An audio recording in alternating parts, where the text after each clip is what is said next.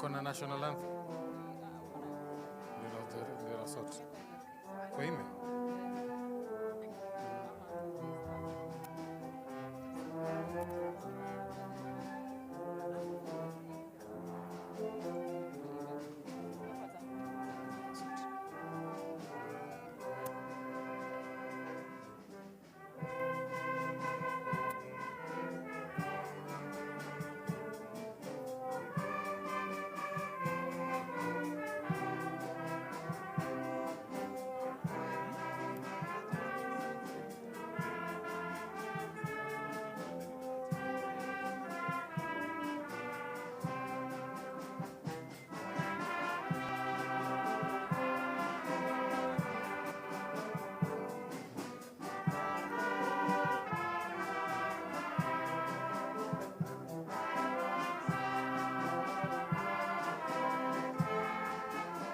Amenipigia by the way. Farai. Ameniambia the afternoon session is very short, so if I can have video.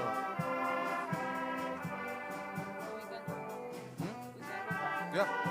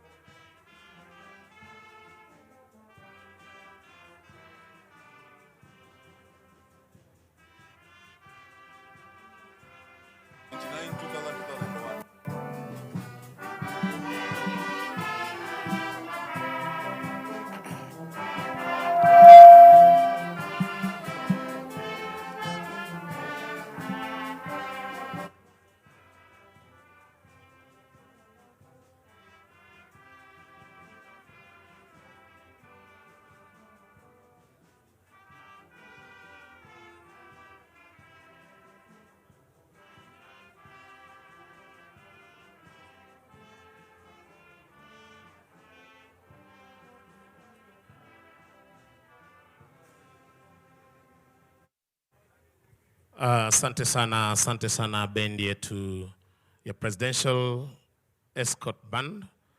Nitaomba hivi sasa turudi studio ili tuweze kuwapa nafasi muwe tayari kwa ajili ya wimbo wa taifa na wimbo wa Jumuiya ya Afrika Mashariki. Pindi tu Mheshimiwa Rais atajiunga nasi upande huu wa pili. Studio tafadhali, nyimbo zetu za kizalendo tunaposubiri kuwasili kwake mgeni wetu rasmi, Rais wa Jamhuri ya Kenya na Amiri Jeshi Mkuu wa Majeshi ya Ulinzi, Mheshimiwa Daktari William Kipchirchir Samoei Ruto kujiunga nasi mahali hapa. Kwa hivyo naomba kwa heshima studio muweze kutupa burudani tunaposubiri mgeni wetu rasmi kujiunga nasi kwa hafla hii ya kumbukumbu ya Katiba miaka 16, kauli mbiu ikiwa Kenya yetu, wajibu wetu, tuwajibike. Na tazidi kuwajibika kama Wakenya kuweza kuhakikisha kwamba tunalinda rasilimali zetu na hali kadhalika kuhakikisha kwamba tunazidi kuzalisha rasilimali za kujitoshelesha kama taifa. Studio, nafasi ni yenu.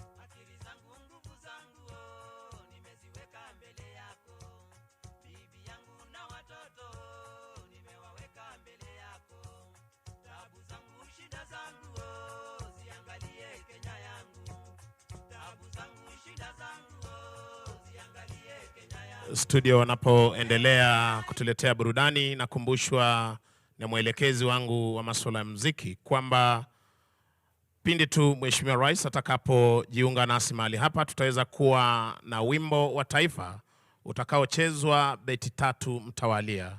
Na tunaomba Wakenya wazalendo tuweze kuimba wimbo wetu wa taifa beti hizo 3, kisha baada ya hapo tutaweza kupata ubeti wa kwanza wa wimbo wa Jumuiya ya Afrika Mashariki. Studio, tuendelee tafadhali.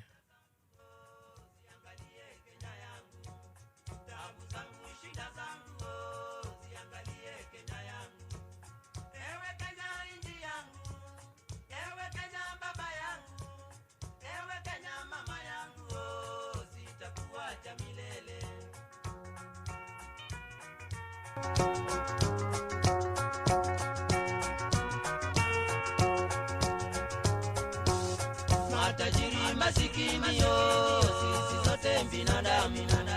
Matajiri masikini yo, sisi zote binadamu.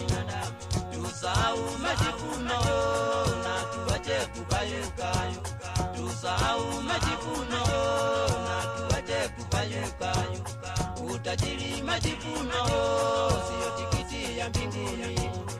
Utajiri majivuno sio tikiti ya mbinguni. Bahati yako ni ya leo, ile ya kesho ndiyo yangu. Bahati yako ni ya leo.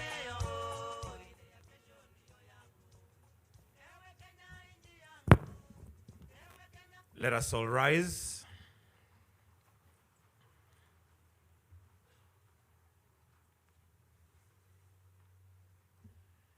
His Excellency the President.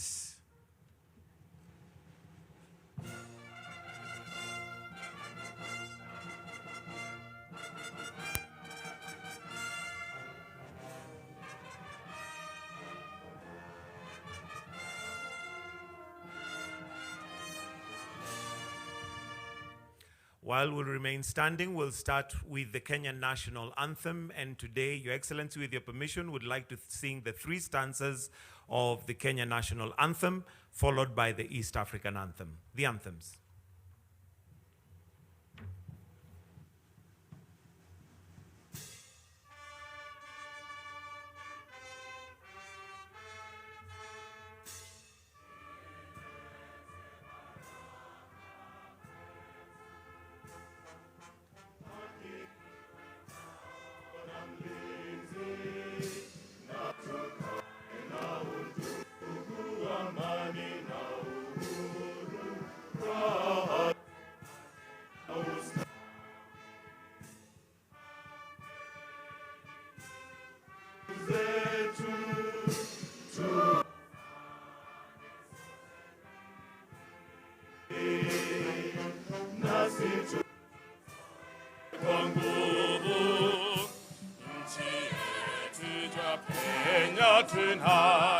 tunayoipenda tuwe tayari kuilinda na tujenge taifa letu.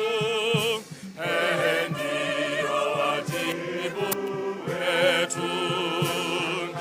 Kenya istahili heshima, tuungane mikono pamoja kazini, kila siku tuwe na shukrani.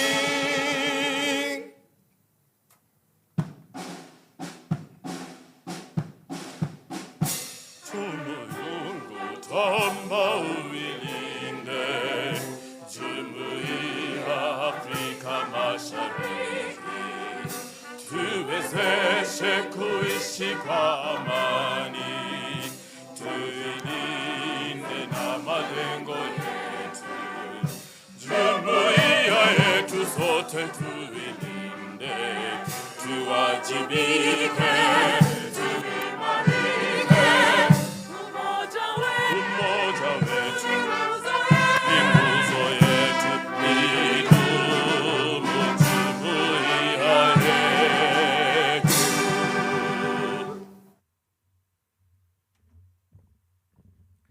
Let us kindly take our seats.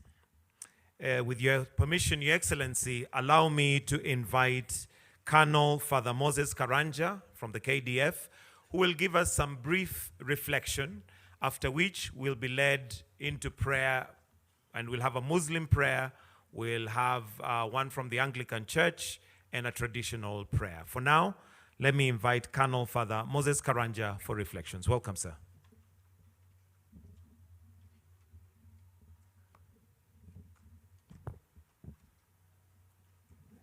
Your Excellency, sir, distinguished guests, allow me to give a sermonette titled Healed There.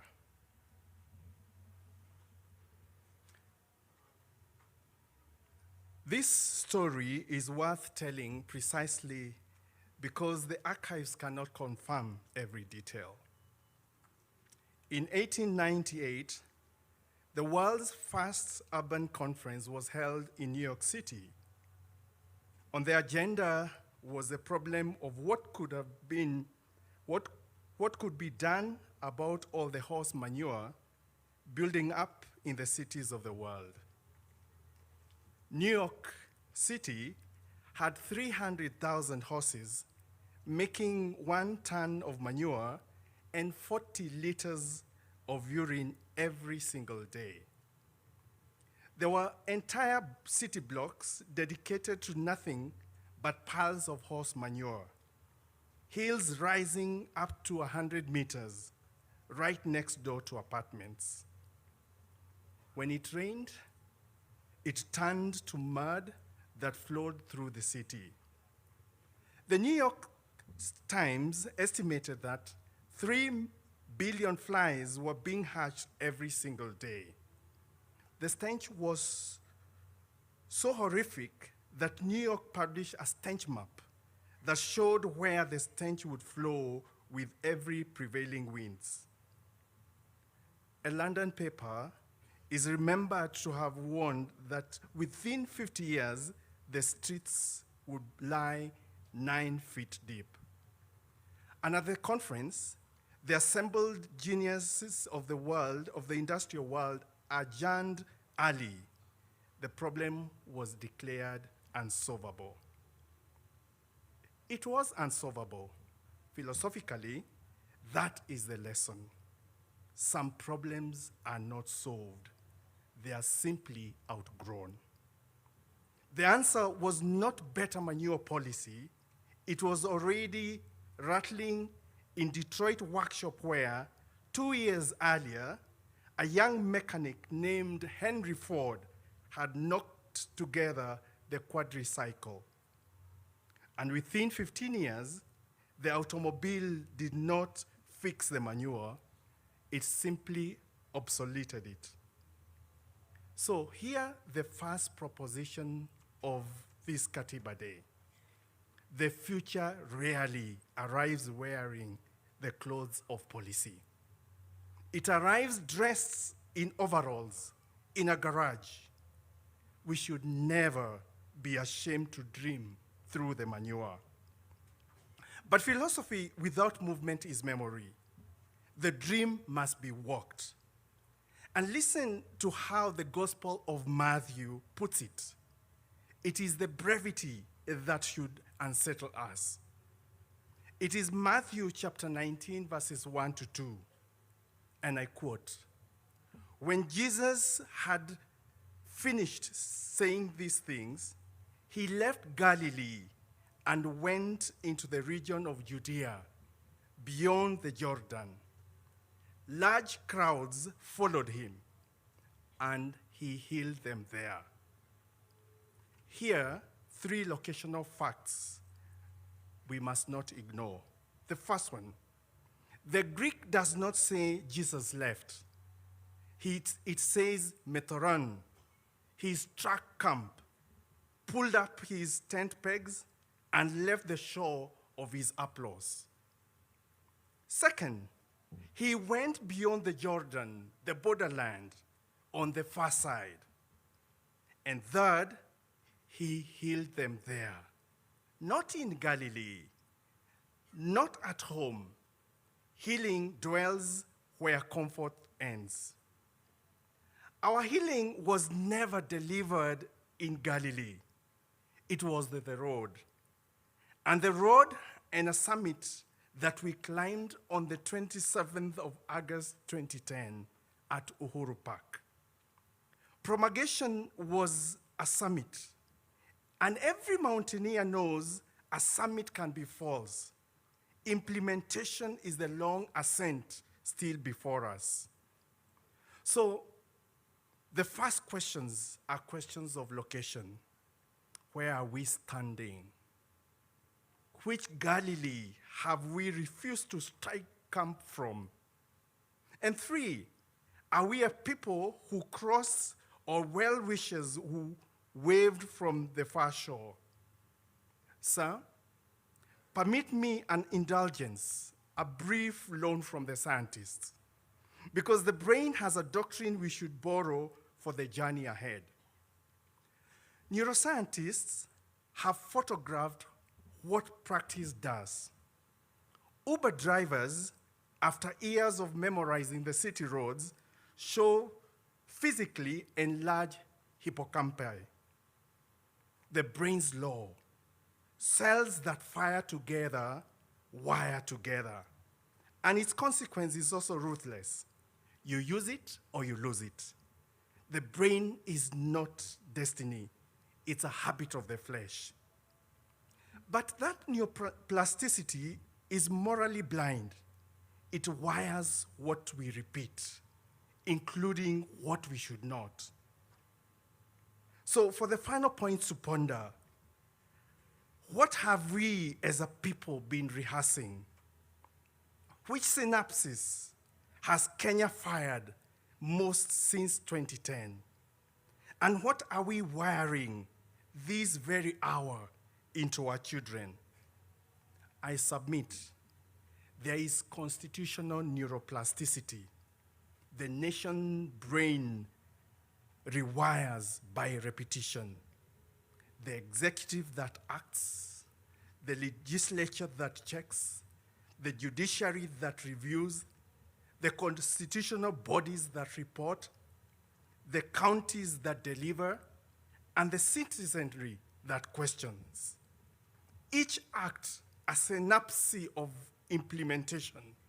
16 years of this amount to constitutionalism becoming a muscle memory.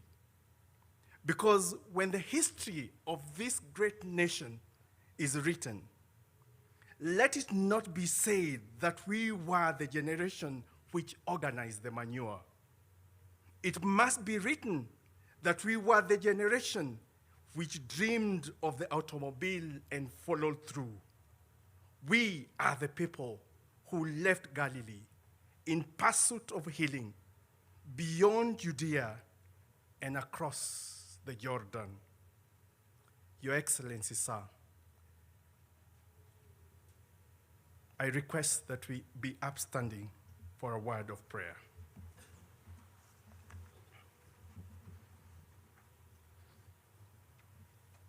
God our Father, who pitched your tent among us, hear our prayer as we dare the workshop of our dreams and refuse to build house on manure. Strike the camp of our easy consent and heal us as we walk the road. Teach our brains that wire what we repeat and repeat the law that pleases you. Remember, O God, the architects of this Constitution and those who birthed it and are now gone. Grant them everlasting rest and perpetual light. Bless this nation, and may justice be our shield and defender. Grant us in all trials the courage to climb and the promises to remember the perfection of your time. Let Kenya be moved into its promise beyond the horizon. We pray in your holy name. Amen.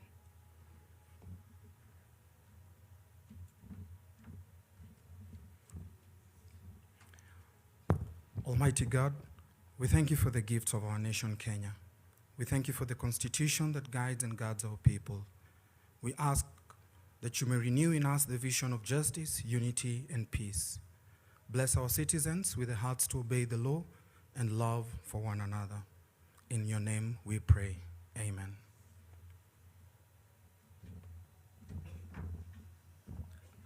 Bismillah, we continue with the prayers.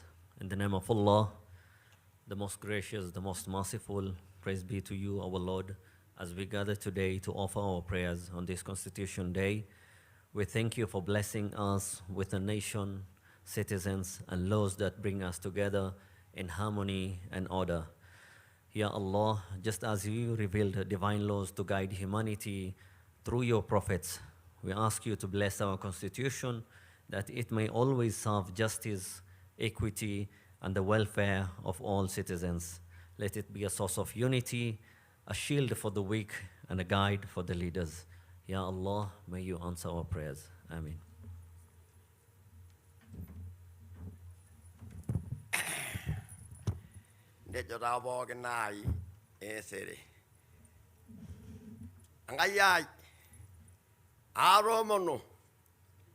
Anaba olosho le Kenya awona rari ginidi kita moile na raba gwa Katiba na ni belegenyi gwenye mo yanda Kenya dara ka samara do olosho no do dara wa do rone ya gwesotua mita shara elanya logonya maranaba lo shal lo kol ermada ngeni megera na reya Arai lairudo.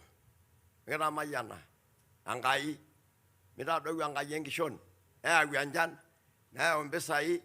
Nara wasena rorbare barani. Yaro loshon ololonga. Hobwa. Handa ba ngara ine. Handa ba loshon mosima. Handa ar ko lala ngala ngai. Helagwa na ngolong. Nemedo yo. Handa ba na do nyo. Nemagilagla. Hando igilo idole maudo. Kawaria dama, ndo robilo no loriele morindar, ndo robilo no songa mao, hande liro no dugai, handa bana dara gwele Lebanon, ashera. Na sote tukasema, may we take our seats, please. Your Excellency, with your permission, allow me to now invite the Head of Public Service, the Chief of Staff and Head of Public Service, Honorable Felix Koskei, for the state invocation and establishment of the protocols. Welcome. Tumpigie makofi tafadhali.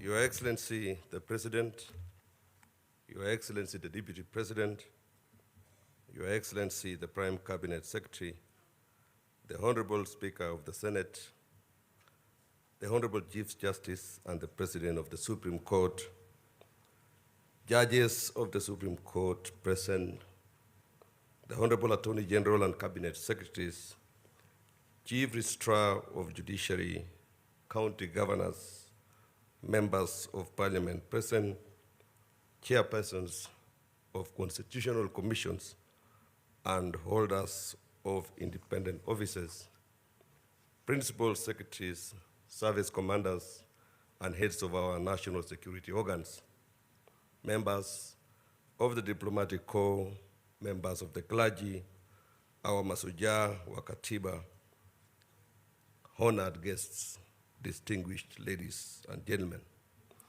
Last year, as the nation prepared to commemorate 15 years since the promulgation of the Constitution, His Excellency the President proclaimed the 27th day of August of every year as Katiba Day. The proclamation established Katiba Day as an annual occasion for the nation to reaffirm its commitment to the Constitution. Although it remains a working day, institutions across the three arms of government, and the two levels of government, together with schools and other learning institutions, are called upon to organize and participate in activities that promote constitutional awareness, civic responsibility, and fidelity to our national values. It is in fulfillment of the national call that we gather today for the second observance of Katiba Day, honoring our 16 years journey since the promulgation of the Constitution. This symposium brings together institutions entrusted with public duty and the people in whose name that authority is exercised. Represented here are the executive, parliament and judiciary, the national and county governments, constitutional commissions, and independent offices, our Masuja, our Katiba, the diplomatic community, faith leaders, civil society, professional bodies, the private sector, academia, young people, persons with disabilities, and community-based organizations from across the Republic. With the constituent parts of our constitutional order duly represented, it is my distinct honor and privilege to call the 2026 Katiba Day Symposium in order. Your Excellency, distinguished ladies and gentlemen, 16 years after the promulgation of the Constitution, this Katiba Day calls upon us to account for the responsibilities it entrusts to each institution of state. It calls upon public authority to serve the people and every office holder to answer for the authority entrusted to them. This responsibility is captured in the theme of this year's commemoration. And I quote, Katiba at 16, Kenya yetu, wajibu wetu, tuwajibike. The theme summons every institution and every office holder to account for how they have discharged the mandate entrusted to them. Ladies and gentlemen, our responsibility to the Constitution extends to honoring the symbols through which our nationhood is expressed. They carry our history, our national dream and prayer, proclaim our sovereignty, and affirm our common identity as one people, one nation. Accordingly, Article 9 of the Constitution identifies the national symbols of the Republic as the national flag, the national anthem, the coat of arms, and the public seal. The Constitution gives these symbols their place within our national order. As the supreme expression of the sovereign will of the Kenyan people, the Constitution is the foundation upon which every institution is established, every public office is held, and every authority of the state is exercised. It is therefore fitting that before the formal proceedings of this commemoration commence, the Constitution and our national symbols are ceremonially presented and installed at the center of this commemoration. Their presence at the heart of this ceremony affirms that the Republic, its institutions, and all who exercise public authority are founded upon the will of the people and remain subject to the Constitution. The presentation will commence with the copy number 1 promulgated on 27th August 2010.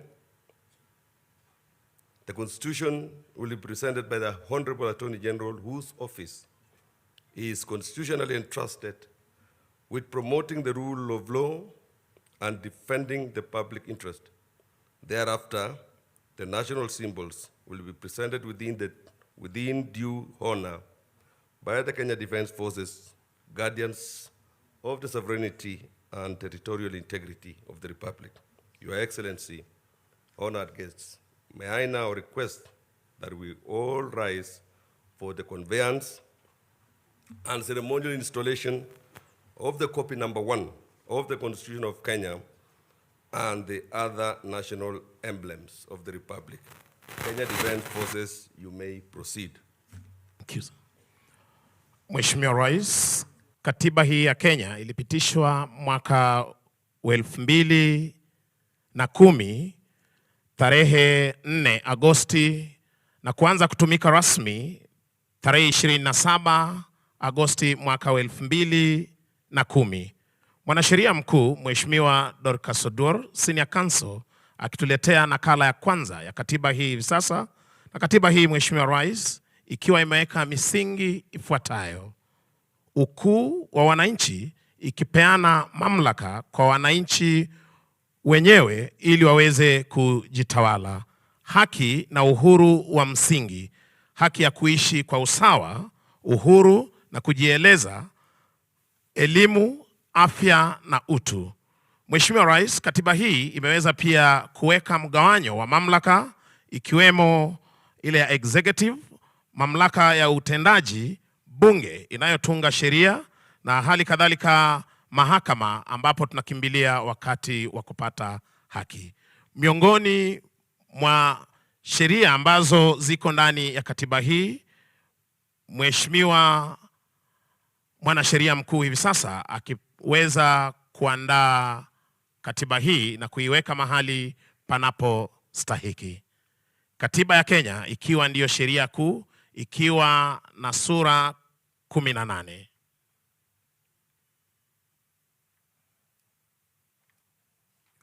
Mheshimiwa Rais, takayofuata hivi sasa ni bendera rasmi ya taifa la Kenya.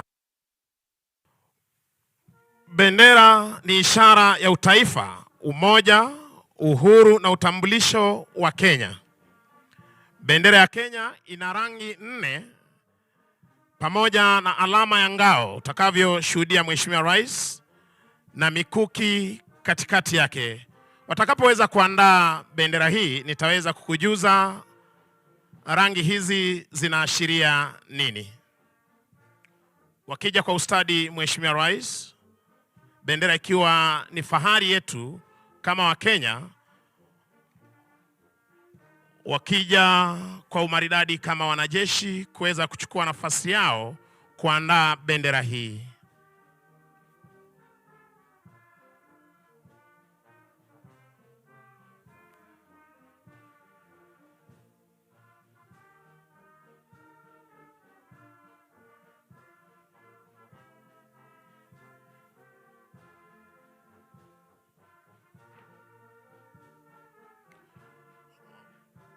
Kwa maridadi kabisa wakiweza kufungua bendera hii Mheshimiwa Rais.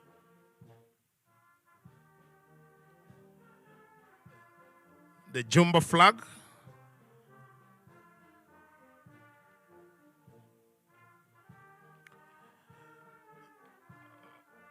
Mheshimiwa Rais wakiweza kuandaa bendera hii hivi sasa, rangi nyeusi ikiashiria watu wa Kenya, rangi nyeupe Mheshimiwa Rais ikiashiria amani tulio nayo na umoja wetu kama wa Kenya, rangi nyekundu ikiashiria damu iliyomwagika wakati wa mapambano ya kuleta uhuru, rangi ya kijani ikionyesha ardhi na utajiri pamoja na mali asili ya taifa letu la Kenya, na Mheshimiwa Rais ngao na mikuki hiyo ikiashiria utayari wetu wa kulinda taifa letu la Kenya. Bendera ya Kenya. Kuweza kuondoa hivi sasa bendera hii Mheshimiwa Rais na kuweza kuiweka mahali maalum, tayari kuweza kuendelea na hafla hii ya kusherekea katiba miaka 16 tangu kuweza kuzinduliwa. Takayofuata Mheshimiwa Rais takuwa ni maneno ya wimbo wa taifa, ukipenda kwa lugha ya Kimombo National Anthem Lyrics.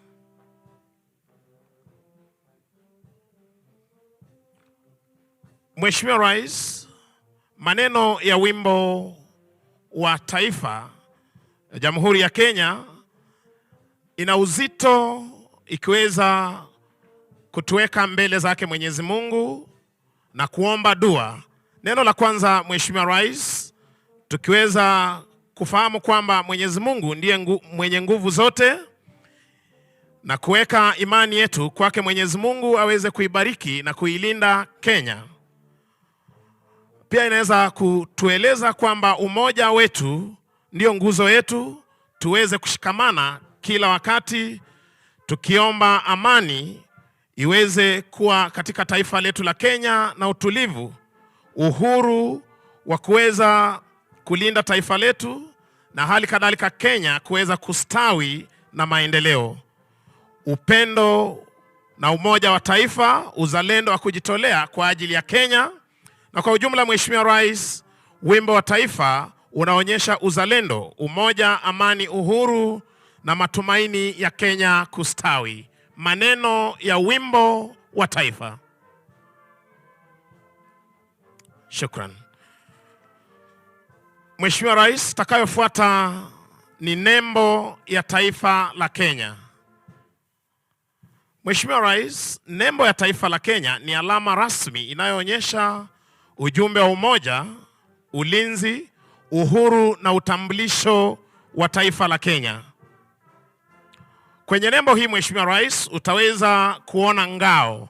Ngao hii inaashiria ulinzi wa taifa letu la Kenya. Simba wawili, Mheshimiwa Rais, wakiashiria nguvu tulio nayo kulinda taifa letu, tukiwa na ujasiri na imara kama simba, ardhini, angani na hata kwenye fuo za bahari zetu. Mikuki miwili, Mheshimiwa Rais, unayoiona ni ya kulinda mipaka yetu na hali kadhalika taifa letu la Kenya. Jogoo inaashiria mamlaka na hali kadhalika mwanzo mpya, kama vile Mheshimiwa Rais, kila asubuhi jogoo anapowika, wasaa wa majogoo, alfajiri, Wakenya huamka kujituma na kuanza kujenga taifa lao. Mimea unayoona, Mheshimiwa Rais, inaashiria kilimo na utajiri wa mali asili tulio nayo kama taifa la Kenya. Unavyotazama Mheshimiwa Rais, tuna pareto, nanasi, mahindi miongoni mwa mimea tunayoipanda na mazao yanayopatikana katika taifa letu la Kenya. Neno harambee, Mheshimiwa Rais, linatukumbusha tushirikiane, tusaidiane kwa pamoja, tuwe na mshikamano mmoja kama wa Kenya. Nembo ya taifa la Kenya. Thank you. Mheshimiwa Rais, kuhitimisha tafrija hizi za kijeshi ni muhuri wa umma, the public seal, Republic of Kenya. Mgeni wetu rasmi, kwa sababu ya uzito wa muhuri huu, wanajeshi hawa wataenda kuuzindua upande ule wa pili na utaweza kutazama, na nitawaalika sote tuweze kuelekeza macho yetu kwenye runinga zetu na hali kadhalika walioko hapa mbele kuweza kutazama wanajeshi hawa wakizindua muhuri huu wa umma, katika lugha ya Kimombo, the public seal, Republic of Kenya. Muhuri wa umma wa Kenya ni alama rasmi, Mheshimiwa Rais, inayotumika kuthibitisha nyaraka rasmi za serikali na hali kadhalika inaashiria mamlaka ya serikali kuleta uhalali na uhalisia wa kuthibitisha kwamba hati hizi ni rasmi na hali kadhalika kuleta ukuu wa jamhuri yetu ya Kenya. Wakienda kuzindua rasmi hivi sasa muhuri huu wa umma.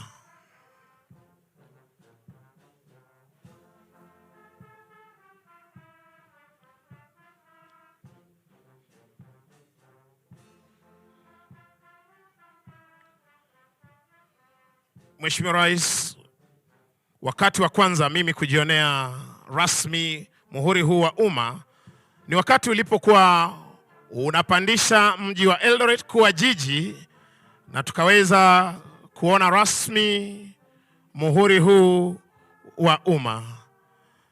Tuwapigie makofi mazuri tafadhali wanapohitimisha tafrija hizi za kijeshi. Kwa heshima tarudisha kwake Hops aweze kuendelea, Mheshimiwa Felix Kosgei. Thank you.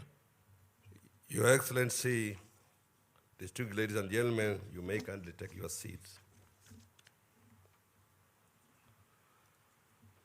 Your Excellency, the Constitution now installed before us opens with a preamble. This preamble is the soul upon which our constitutional order rests. In its words, the people of Kenya honor the generations whose struggle brought freedom and justice to our land, affirm the values by which we seek to live, and declare the nation we resolve to build. It is therefore befitting that these words should be voiced today by a new generation of Kenyans, the inheritors of the constitutional promise and the custodians of its future.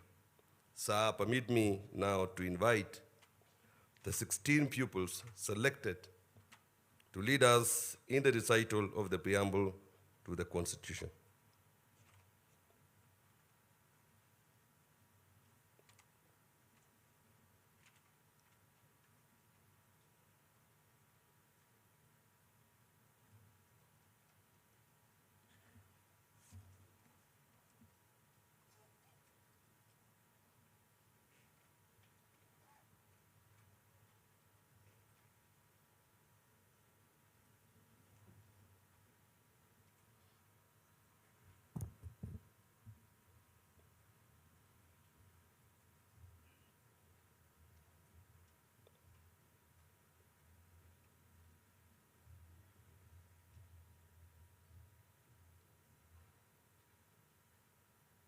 Your Excellency, distinguished ladies and gentlemen, may we all kindly rise for the recital of the preamble to the Constitution set out on page 7 of the program. Page 7 of the program.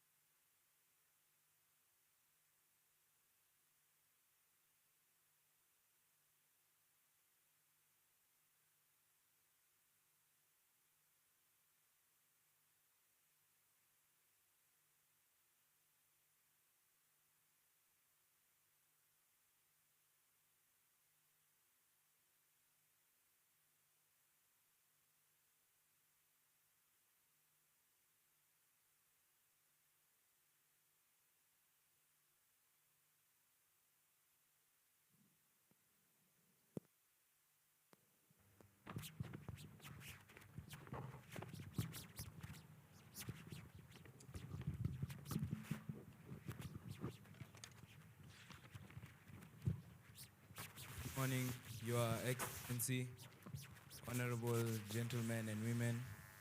Before you is Jamhuri High School and Pangani High School, presenting to you the recital of the preamble of the 2010 Constitution of Kenya.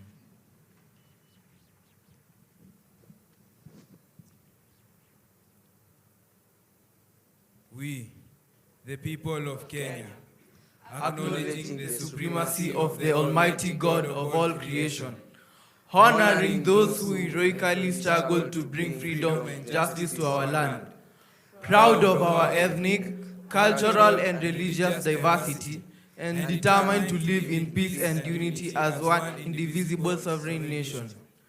Respectful of the environment, which is our heritage, and determined to sustain it for the benefit of future generations, committed to nurturing and protecting the well-being of the individual, the family, communities, and the nation. Recognizing the aspirations of all Kenyans for a government based on the essential values of human rights, equality, freedom, democracy, social justice, and the rule of law. Exercising our sovereign and inalienable right to determine the form of governance of our country, and having participated fully in the making of this constitution, having adopted, enacted, and given this constitution to ourselves and to our future generations, and having promulgated it on the 27th day of August in the year of our Lord 2010, do hereby, on this 16th anniversary of its promulgation, reaffirm our commitment to respect, uphold, and defend this Constitution for the glory of Kenya. God bless Kenya.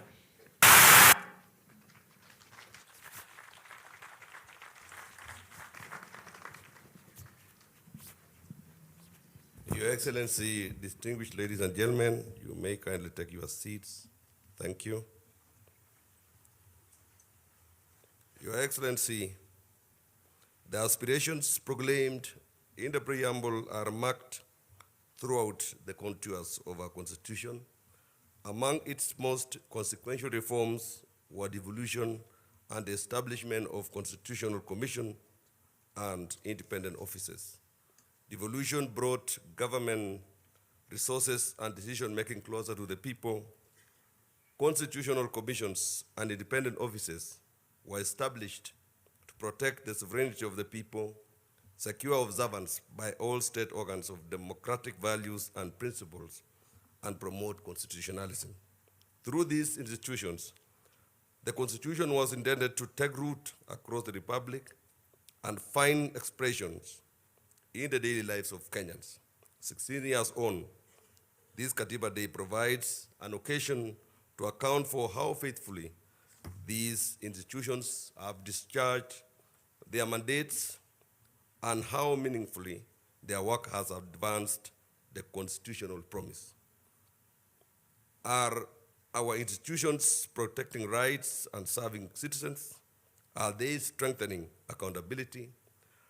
Are their constitutional mandates producing measurable improvements in the lives of the people? These questions lie at the heart of today's symposium. They guide this national examination of the progress made, the obligations that remain, and the work required to give full effect to the Constitution. That work calls for sustained coordination amongst the institutions established under our constitutional order. Within the organization of the national government, the office of the Deputy President is responsible for coordinating relations between the two levels of government and facilitating engagement with constitutional commissions and independent offices.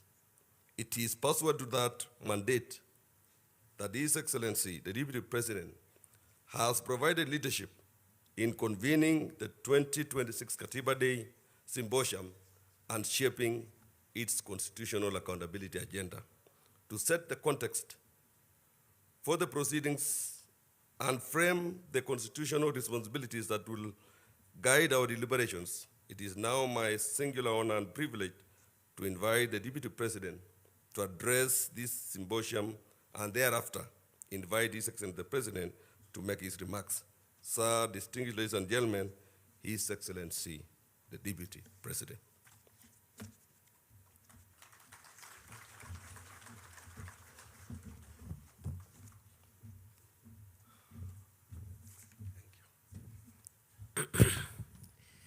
Your Excellency, sir, I ride on all the protocols that have been established already and would like to say the following before I invite you, Your Excellency. That on a moment like this one, 5 things, at least for me, ran through my mind. The first is on the 16th anniversary of celebrating the constitution that we established for ourselves to guide the creation of a modern Kenya. It is an occasion to look at how far we have traveled in the journey of living up to the aspirations of our Constitution as captured in the preamble, which has just been recited for us, but also in the foundational articles of the Constitution that form the bedrock upon which our constitutional architecture is raised. These foundational articles define Kenya as a democratic multi-party state.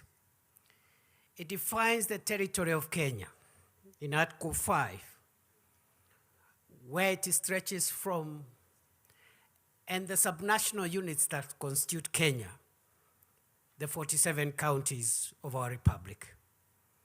It defines us as a multicultural, multi-ethnic, multiracial, multi-religious society determined to live together as one sovereign, indivisible nation. Your Excellency, it is a good time for us to reflect on how far we have advanced our sovereignty and the sovereignty of the people of Kenya, how far we have kept the unity of our nation, and how far we've traveled in forging tolerance and finding strength as a nation in our diversity. The second item, or the second theme that runs through my reflection on a day like this as a citizen of Kenya is how far, again, in those 16 years, Your Excellency, we have been able to perfect our vertical relationships. Looking at the Constitution, a relationship is envisaged between those who act on behalf of the state and the people. The relationship between the legislature, judiciary, and the executive at the national level, and the executive and the legislature at the county level, and also holders of constitutional commissions and independent offices. How the three arms of government and the two arms of government at the county level relate to one another, and especially relate to the citizens of Kenya, the vertical relationship. Number three is the horizontal relationship among the arms of government themselves and the levels of government, and how we have come to perfect devolution, to respect the independence of the judiciary, to respect the independence of the legislature, how far the legislature has been a check on the executive, and how far the judiciary has helped us to interpret the laws of our land. That is the third thing that runs through my mind. But there is a fourth theme that runs through my mind, Your Excellency, and this is the software of our nation. Our Constitution envisages that this nation, other than the development we do for ourselves, will be run on the basis of certain values, national values, and principles of our governance. Article 10, read together with Article 232 of the Constitution, provides the software of our nation. And the question is, to what extent have we been patriotic? To what extent have we advanced the rule of law, human rights, democracy, environmental sustainability, accountability, the values of the public service in Article 232, etc., etc. And I think on a day like this one, we will be listening to one another to find out what journey we have covered and where the gaps are, so that we can perfect our nation's software as we also strengthen its hardware. Finally, Your Excellency, on a day like this one, I and perhaps a few others in this room are curious to reflect on the 16 years that we have taken to advance the requirements of the two legs on which our country and our democracy is founded. These two legs are found in the Bill of Rights, but they are also scattered everywhere else, including the preamble. The first limb is the limb of democracy and the need to advance a nation founded on human dignity and human rights and democratic ideals. But there is a second limb, Your Excellency.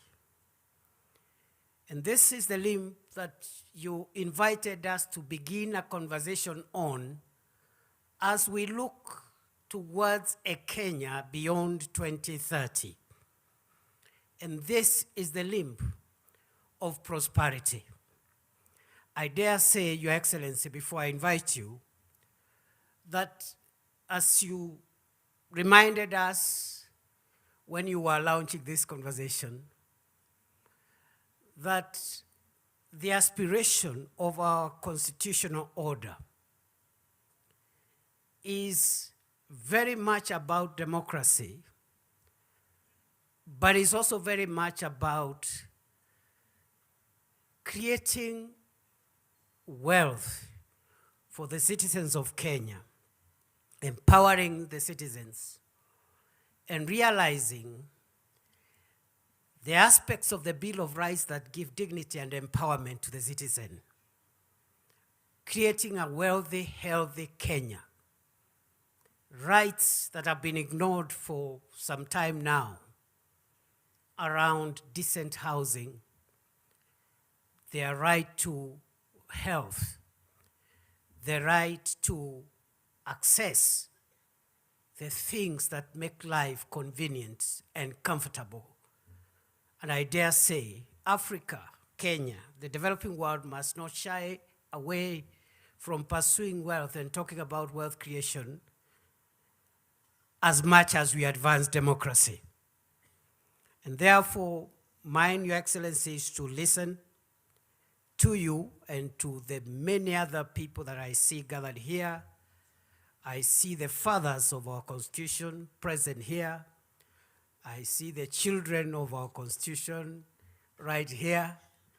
And because we have a long morning ahead of us, and because also I see many people who are much more qualified on the matters of today's discussion than I am, I want to stop there and request that we be upstanding and invite His Excellency the President to set the tone for this meeting. Thank you very much, Mr. President. Speak to the nation.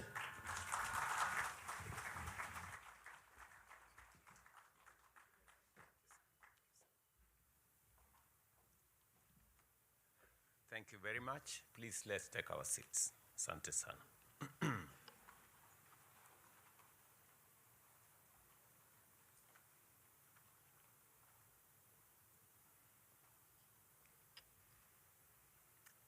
Distinguished guests, fellow citizens, ladies and gentlemen, on this day, 16 years ago, Kenya did not merely promulgate a new supreme law.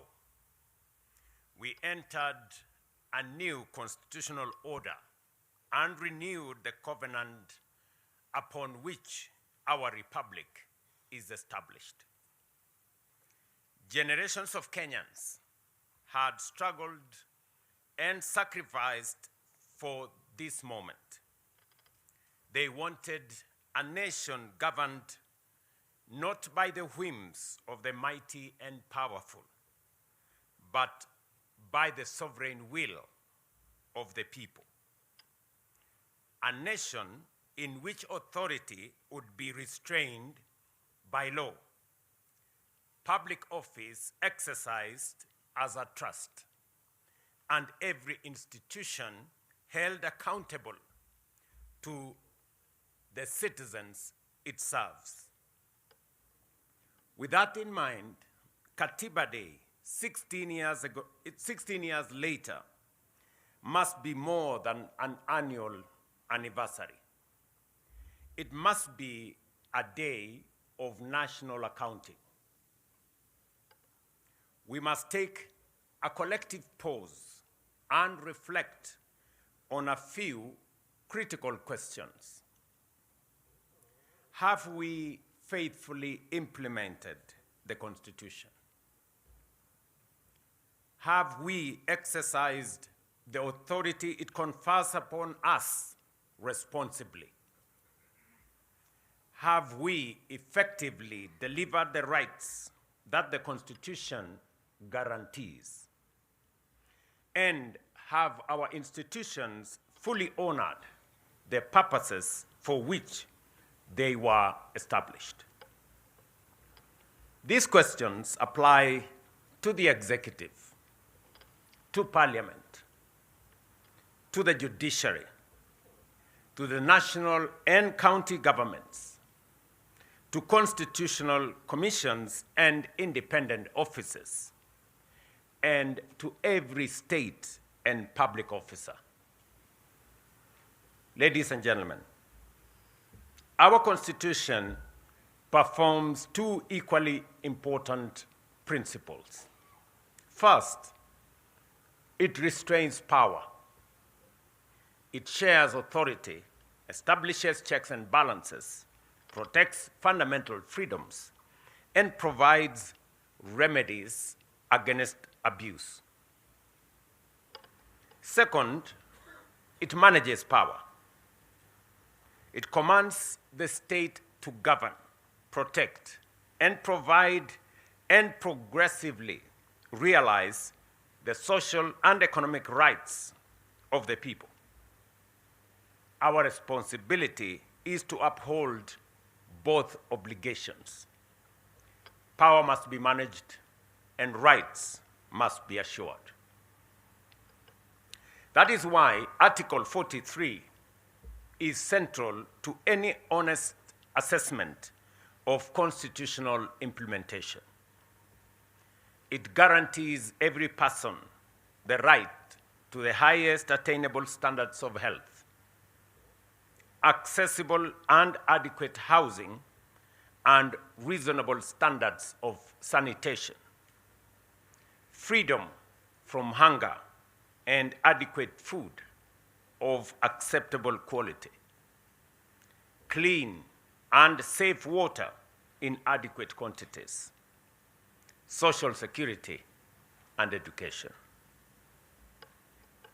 It further declares that no person shall be denied emergency medical treatment and requires the state to provide appropriate social security to persons unable to support themselves and their dependents.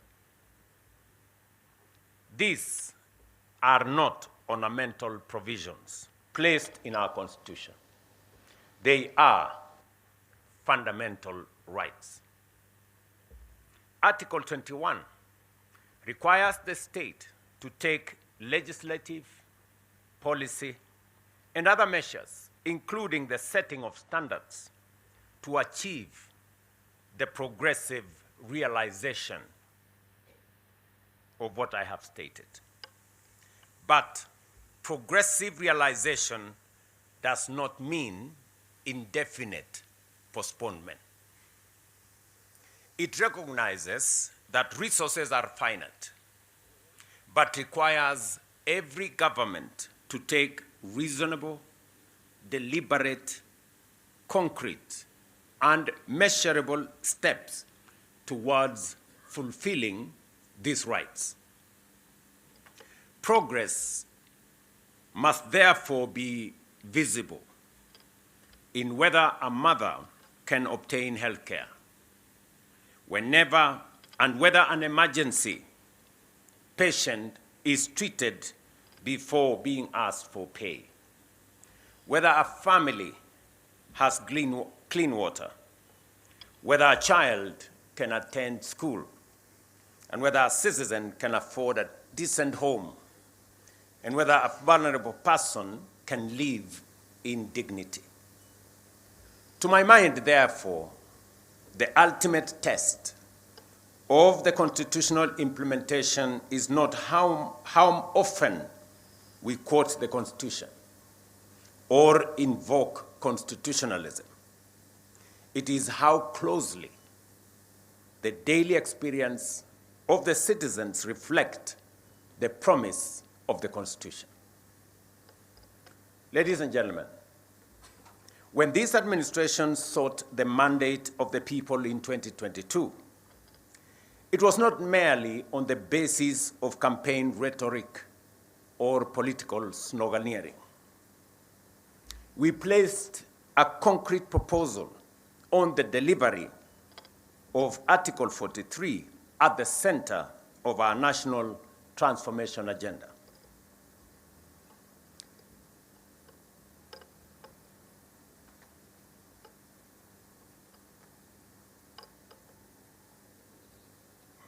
Universal health care, affordable housing, food security, education, and social protection became central pillars of our national transformation plan.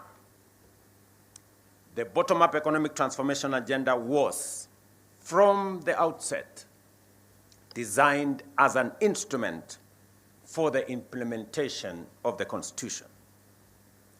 That is why, over the last 4 years, we have been translating constitutional obligations into practical benefits across healthcare, housing, education, agriculture, and devolution. More than 32 million Kenyan citizens are now registered, with 8 million being treated by Social Health Authority. Over 100,000 community health promoters are servicing households, and the 922 Lifeline is strengthening access to emergency care. More than 274,000 affordable homes are under construction, creating 1.1 million jobs. We have also recruited more than 100,000 teachers and constructed 23,000 classrooms to boost education outcomes and rolled out a new funding model for our university education.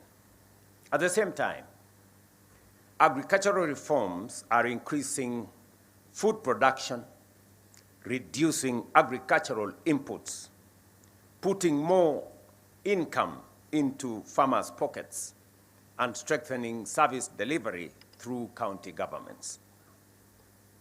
By no means is this work complete. Significant steps remain. Nevertheless, these interventions demonstrate that the promise of our new Constitution is steadily becoming the lived experience of more Kenyans today than was the case before.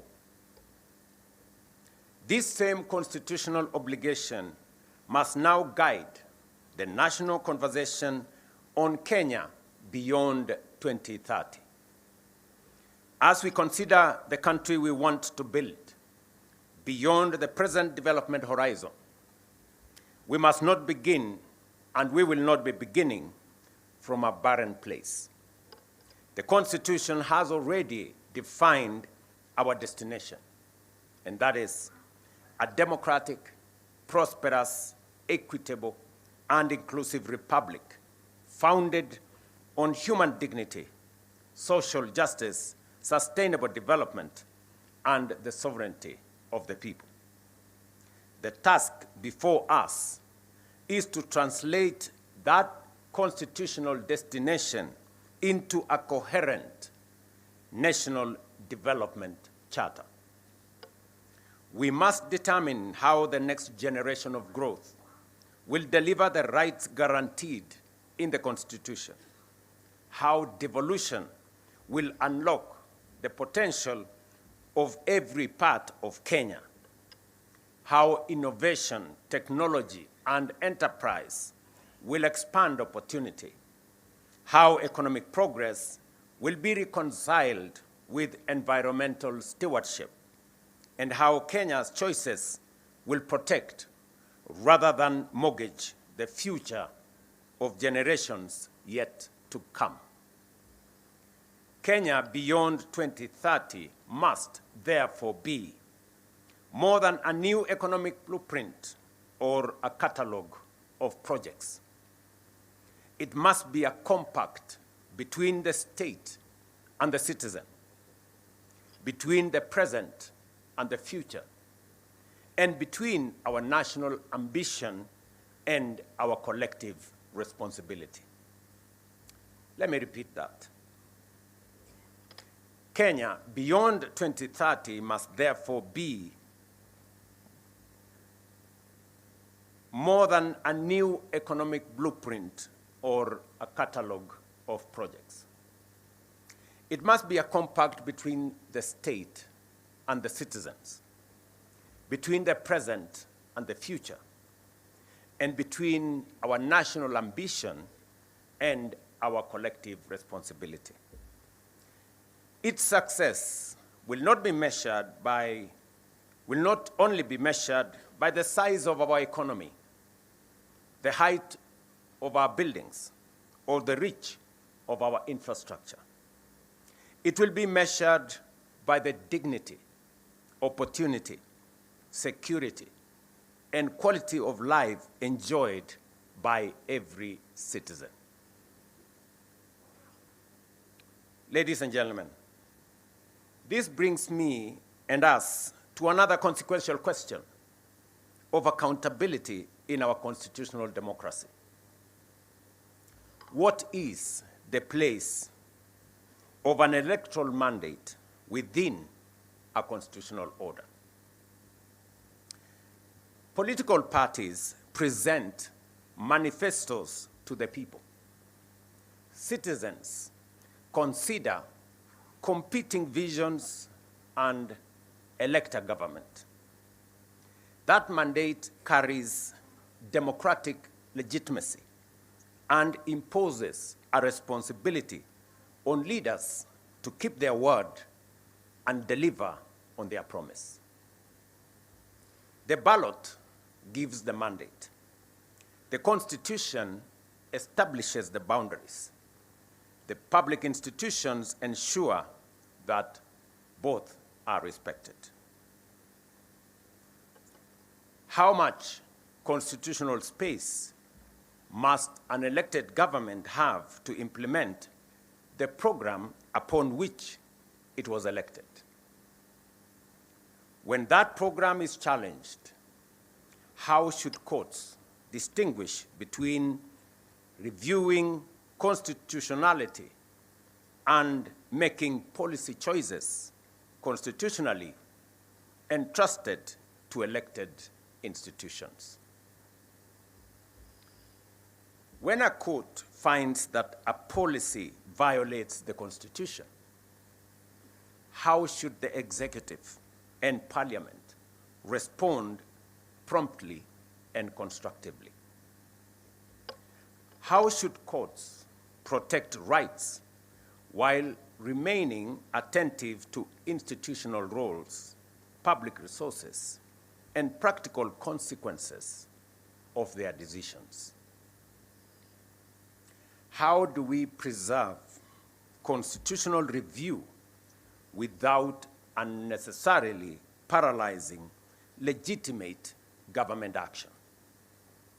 How do we ensure that checks and balances remain instruments of accountability and holding government to account rather than pathways to institutional gridlock? These questions do not constitute any attack on any institution or infringement of any institution. Judicial independence is non-negotiable. Courts must remain free to interpret the Constitution, protect rights, and invalidate unlawful action. Equally, executive, legislative, and judicial authority all derive legitimacy from the people and must be exercised in their service. Where a government acts unlawfully, it must obey the courts and correct its course. Where lawful policy choices fall within the constitutional authority of elected institutions, that democratic space must also be respected. Ladies and gentlemen, accountability also requires us to confront difficult moments in our recent national life. During the protests of 2024 and those that followed, young Kenyans and other citizens exercised their constitutional freedoms to speak, assemble, demonstrate, picket, and petition public authorities. Their message was clear. They wanted to be heard. They demanded greater accountability, better government, and a meaningful place in shaping the future of their nation.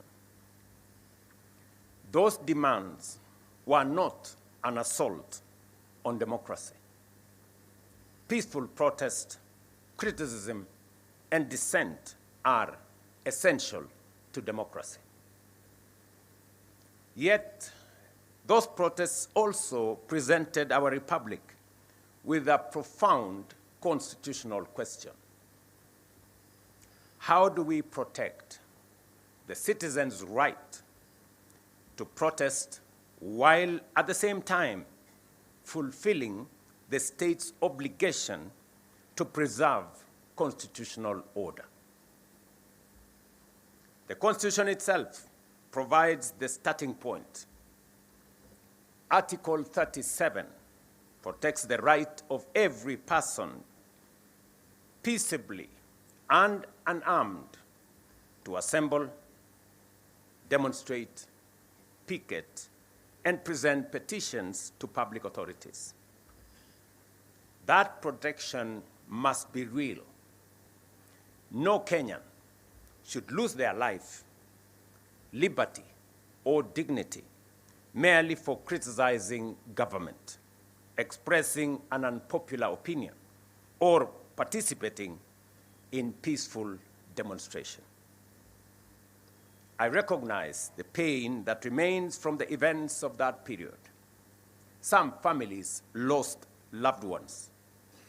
Serious allegations were made concerning unlawful arrests, enforced disappearances, and the excessive use of lethal force.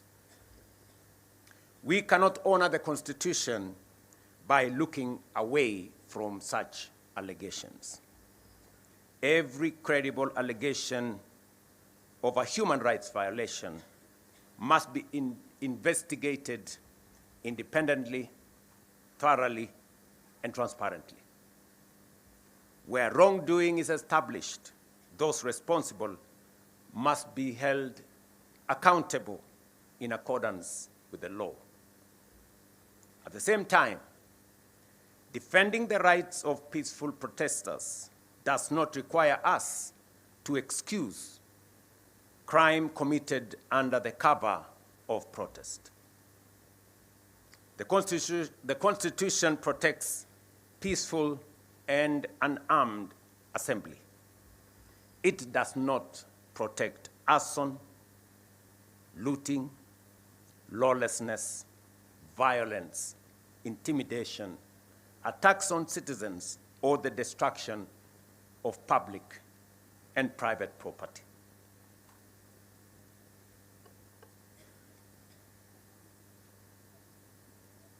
sorry.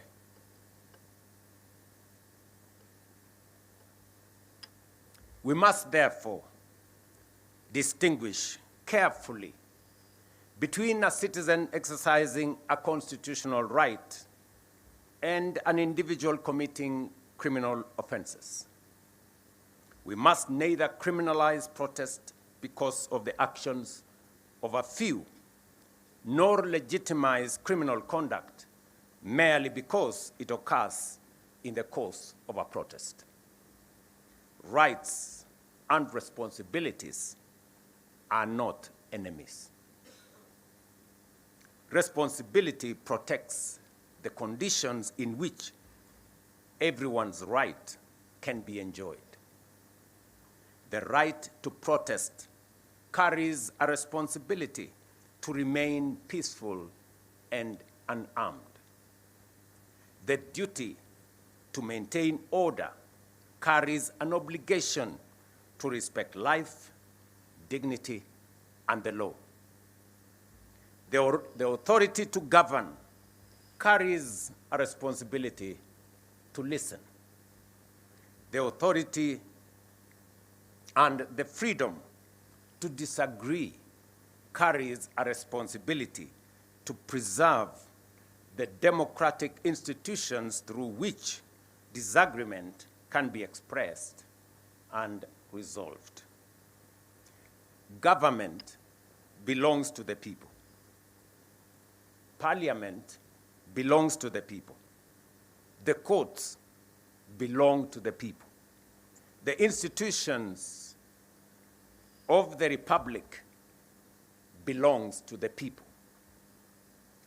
They may be criticized, challenged, and required to account, but they must not be destroyed because they are the instruments through which the people govern themselves. Our national task, therefore, is not to choose between liberty and order. It is to build an order founded on liberty and to exercise liberty in a manner that preserves the constitutional order. Let me repeat that. Our national task, therefore, is not to choose between liberty and order. It is to build an order founded on liberty and to exercise liberty in a manner that preserves the constitutional order. Ladies and gentlemen, the Constitution belongs to all of us. Its authority binds all of us. Its rights protects all of us. Its responsibilities call on all of us to account. Accountability cannot end with defending institutional territory, observing procedures, or publishing reports.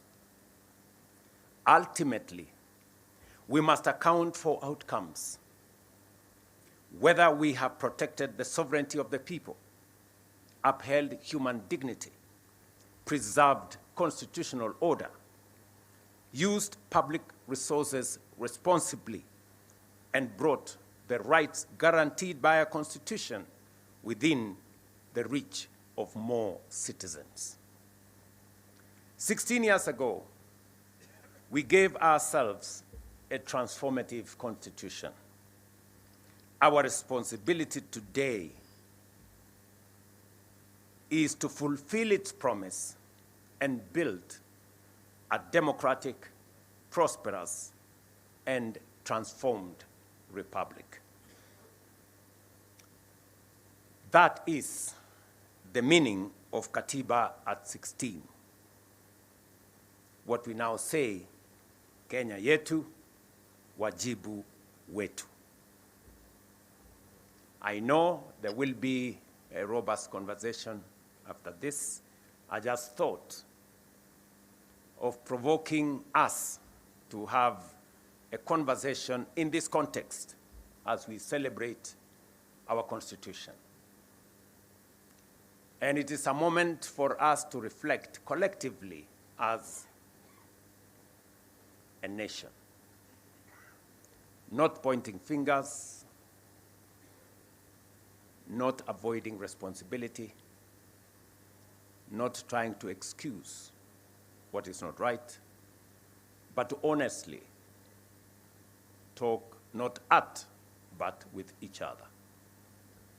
Thank you very much, and God bless you.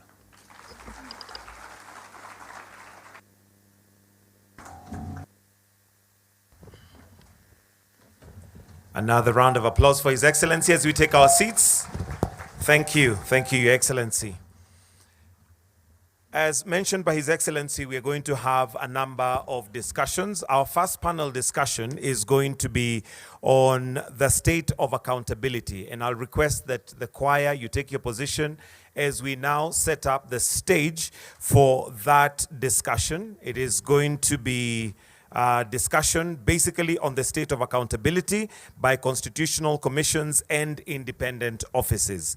But while we set up the stage for that particular discussion, we'll have the All Saints Cathedral Choir together with the Presidential Escort Band that will sing a song. And this particular song is I Vow to Thee, My Country, featuring a specially newly commissioned second and third verse honoring Kenya's Katiba. And if you look up, you'll see we have 16 flags that are flying up there and behind on the backstage, which is just a reminder of the 16 years of our Katiba 2010. So the choir, together with the Presidential Escort Band, are going to give us a wonderful song, I Vow to Thee, My Country, featuring a special newly commissioned second and third verse honoring Kenya's Katiba. Choir, over to you.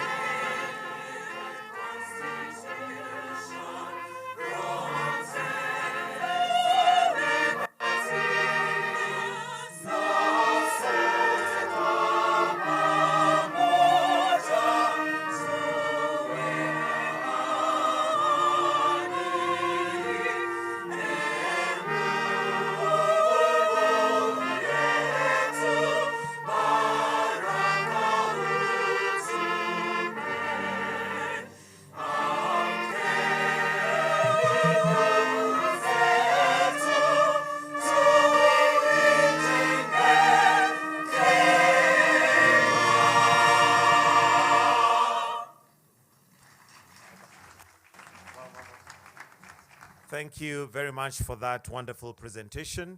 And before we get to the panel discussion, allow me, Your Excellency, to invite Honorable Dorcas Agek Oduor, the Attorney General in the state law, to make some submissions before we then have the panel discussion, which will be looking at the state of accountability. Welcome.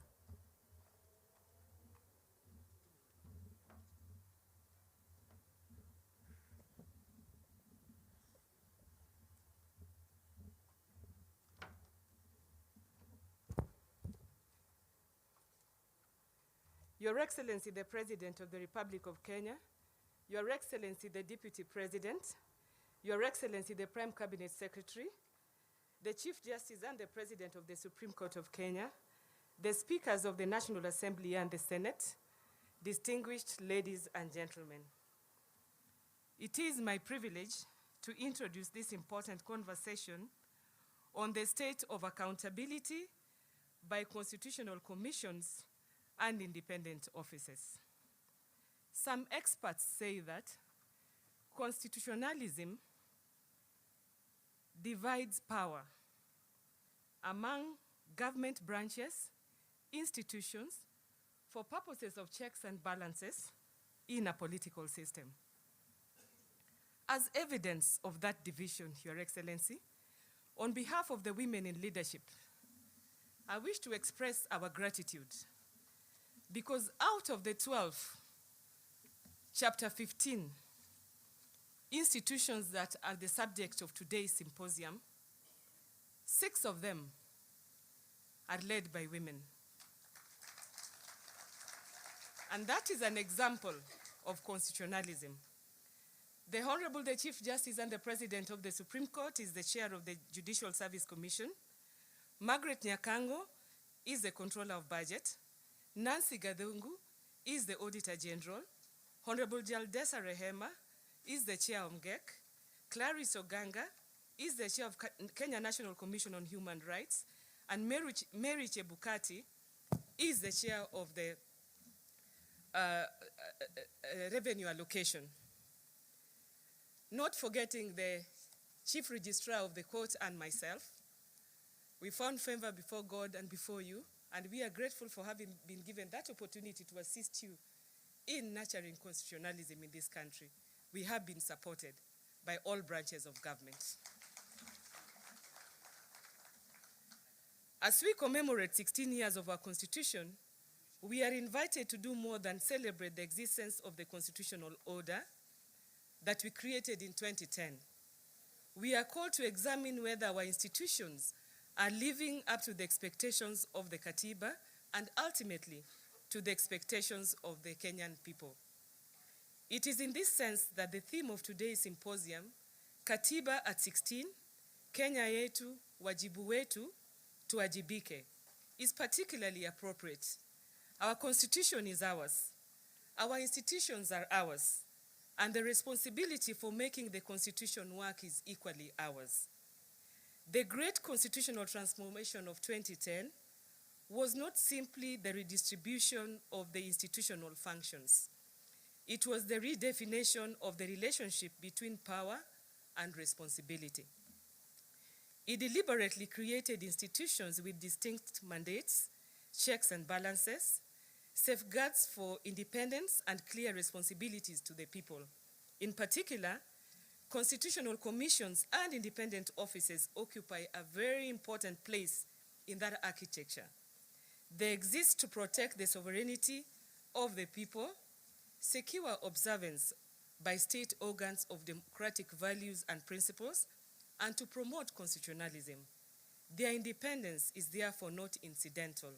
It is fundamental. But there is an important distinction we must continue to appreciate.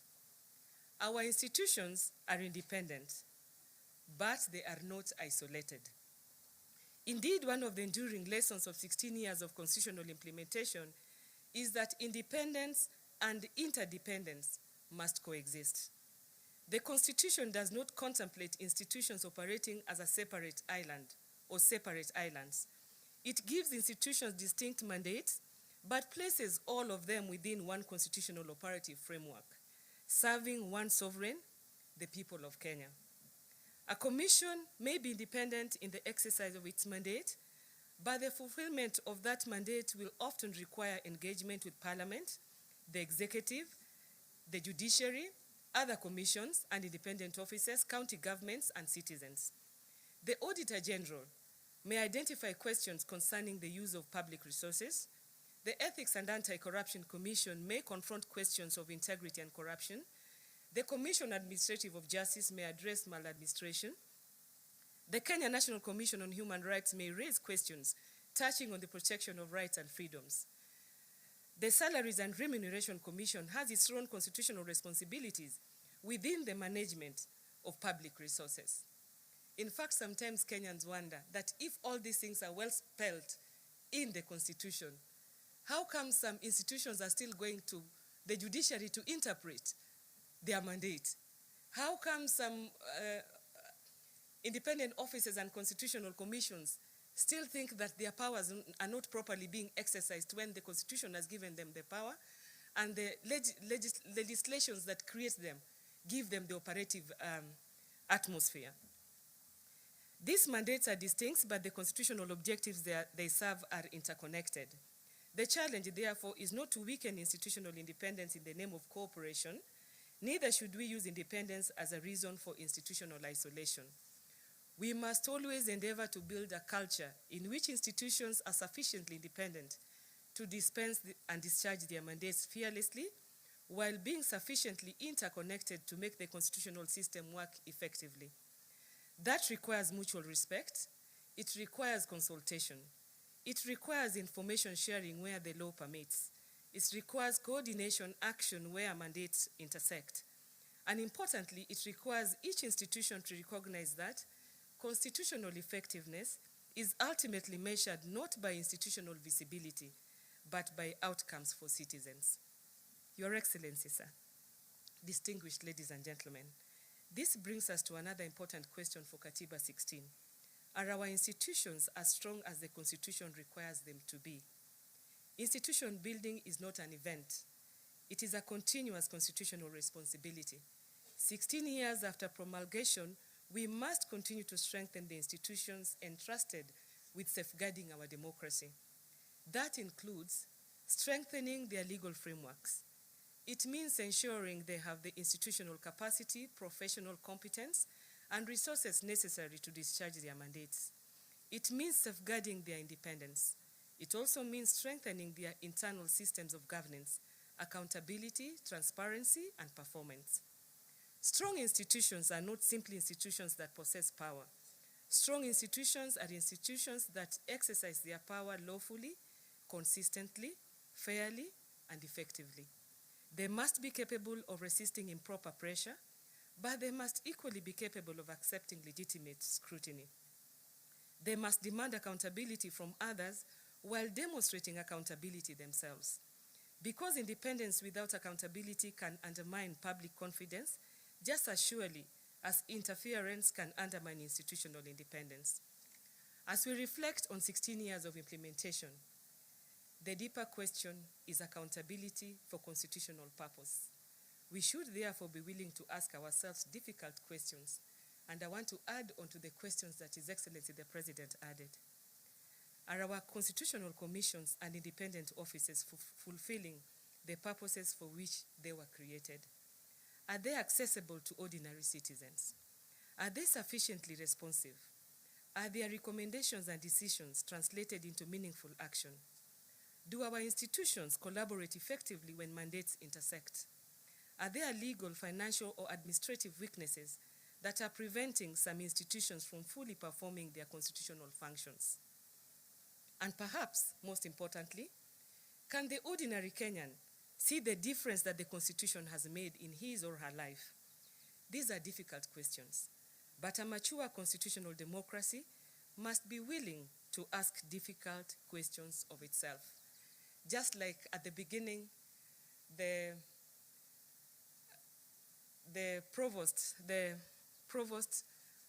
gave us an example of the donkey dung and the difficulty of taking care of it and the shame of acknowledging that is there and dealing with it.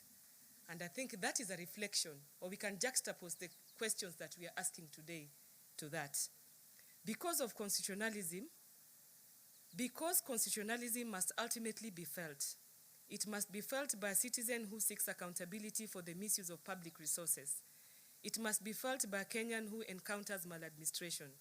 It must be felt by a person whose rights have been violated, and it must be felt by communities seeking fairness, equality, and justice. It must be felt in the integrity of a public service and in the responsible management of public resources. If the Constitution remains impressive on paper but does not translate into the lived experience of citizens, then our constitutional project remains incomplete. At 16, therefore, perhaps the most useful question is no longer simply whether the architecture created in 2010 was sound. The question is whether we are making the architecture work. The Constitution is only as strong as the institutions that implement it, and those institutions are only as strong as the trust they command from the people. The relationship between our institution must therefore never be reduced to competition over mandate or territory. There will naturally be points of tension within our constitutional democracy. Indeed, institutional checks and balances sometimes require tension, but constitutional tension should be productive and not destructive. Our institutions may disagree, they may scrutinize one another, they may challenge each other's decisions through constitutionally established processes, but they must always remain anchored in the recognition that they are components of the same constitutional republic. Independent, yes, but interdependent. Different mandates, but one constitutional mission. Different institution, but one people, and ultimately one constitution. As Attorney General, I approach this conversation conscious of the distinctive place of the Office of the Attorney General within our constitutional architecture. My role includes advising the government, defending the public interest, supporting the rule of law, and contributing to the continual strengthening of Kenya's legal and institutional framework. That responsibility demands that we protect the space necessary for constitutional institutions to perform their mandates, while also encouraging cooperation, accountability, and fidelity to the Constitution across government. It requires us to recognize a principle that is fundamental to the 2010 Constitution. No institution is above the Constitution, but no constitutional institution should be subjected to the improper control of another. This is the principle of constitutional comity.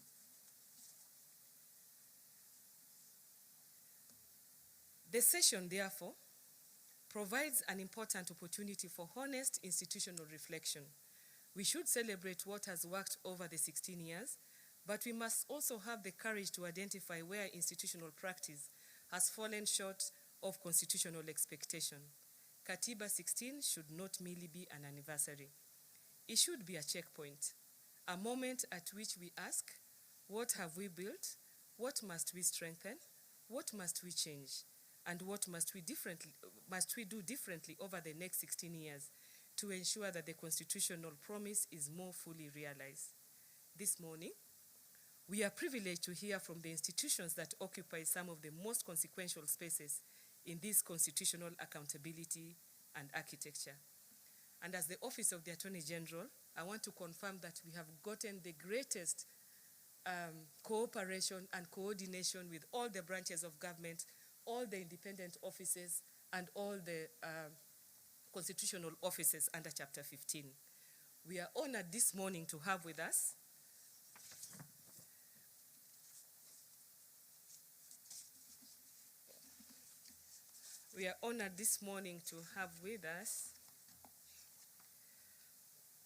the Auditor General, Nancy Gadungu,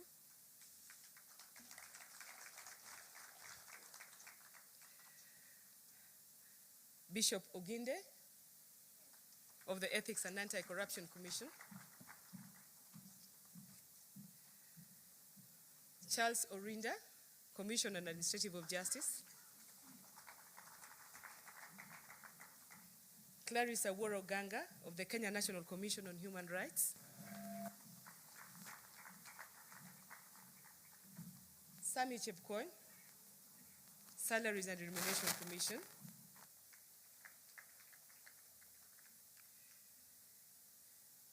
These gentlemen and ladies represent different mandates, but beneath those mandates lies one common constitutional responsibility: to protect the public interest and to ensure that public power remains faithful to the people.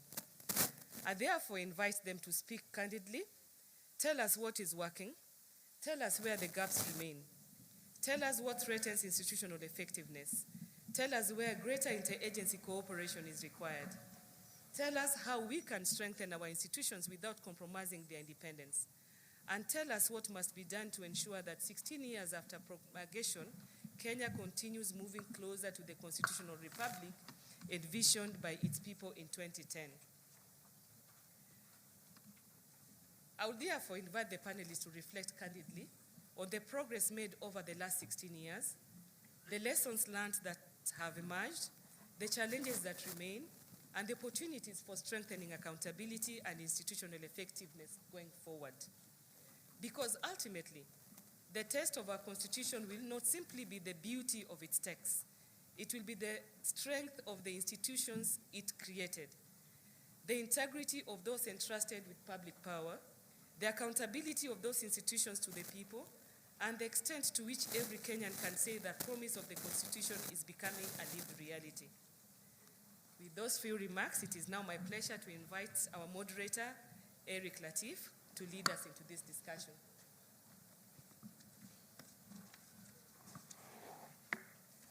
Thank you, and may God bless us all. Thank you.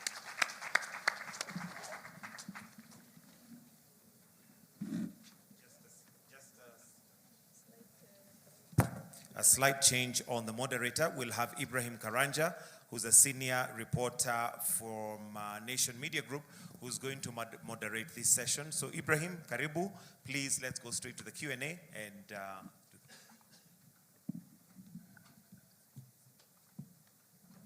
Thank you very much, Your Excellency, the President of the Republic of Kenya, Your Excellency, the Deputy President. Allow me to ride on the protocol that has already been established. And in this particular session, ladies and gentlemen, we're going to honestly have a conversation about your role, the role of constitutional commissions and independent officers, not only limited to the 5 that are represented here, but all the commissions and independent officers in the country. The President has invited us to reflect about questions, important questions, pertinent questions, and so has the Attorney General. And just to set this, ladies and gentlemen, thank you very much. When you hear about where we are as a country, when, as the Auditor General, year on year, you keep pointing out to the same audit issues from institutions, when, as the EACC, the concern about your own report states that 72% of complaints that have been raised by Kenyans from the year 2025 is not addressed. When we hear from the softly talk about issues, but honestly reflect about where we are as a country. Let me start with what you all say in your annual reports. There's one thing that will always come out: we have budgetary constraints. Most of the times, we do not have timely disbursement of monies. And the question to all of you, and I will start with you, Auditor General, is when the person in charge of money flow to your institution is a person you are required to hold to account, then does that affect independence? Thank you very much, Your Excellency, distinguished ladies and gentlemen, a very good morning to you. To answer that question, or series of questions, Moderator, it is important first to put into context the role and responsibilities of the Constitution Commissions, which have been articulated very well by His Excellency the President and the Honorable the Attorney General. And that is to protect the sovereignty of the people, to secure the observance of democratic values and principles by all state organs, and to promote constitutionalism. It would be remiss of us to go straight into the challenges. It is important first to give a report card to the citizens on what have we achieved, how have we worked well with government, what remains to be done, and how do we agree on the way forward collectively. And there are various achievements that have been made across the board. We have looked at our assessment against 7 key pillars under Article 10 of the Constitution on the national values and principles of governance. Very, very key in constitutionalism. One is anchoring constitutionalism and the rule of law, strengthening public finance and fiscal discipline, advancing democratic electoral and security sector governance, combating corruption and enforcing integrity, promoting equity, cohesion and land justice, and equitable access to essential public services. And these have been addressed by His Excellency the President. They've also been addressed as the roles and responsibilities of constitutional commissions and independent offices. And there are achievements that have been made in this country. And we must, of course, recognize that achievements have been made. 16 years down the line, we are not at the same place that we were 16 years in 2010 when Kenyans made the decision that we needed another roadmap in terms of constitutionalism. Now, to the questions you've asked, what affects us in terms of delivery?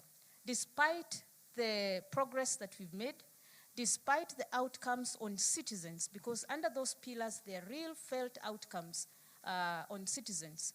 And citizens measure performance and productivity, because now we've moved from performance to productivity. They measure it on their own living, felt experiences, not on what they hear has happened in other areas or for other people or in other towns. They ask themselves, yes, we have had these statistics, we have had these issues being raised at national level. How has it translated into an outcome, into a result in my life?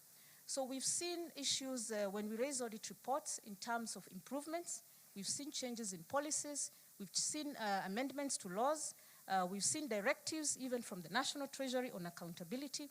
And that is progress, because it means whereas previously funds may have been misused or misallocated or there was outright theft, then the Constitution Commissions, based on their mandate, whether to audit, whether to control the budget, whether to go after the criminal elements who are, where there is corruption or who are stealing, or whether to adjudicate cases of mismanagement of public resources. We have seen results. You have seen results. Nancy, my question to you is, when the person controlling the purse is a person you are required or have mandate over constitutionally, leave alone the allocation of monies by Parliament, there is the disbursement of funds which you keep citing in your reports is delayed. When this happens, how does it affect your independence? Indeed, that is one of the key issues that constitutional commissions are facing, lack of adequate resourcing. But for the Auditor General, the Constitution says that Parliament has the responsibility to allocate adequate funds for all constitutional commissions and independent offices under Article 249. But that's not always the case.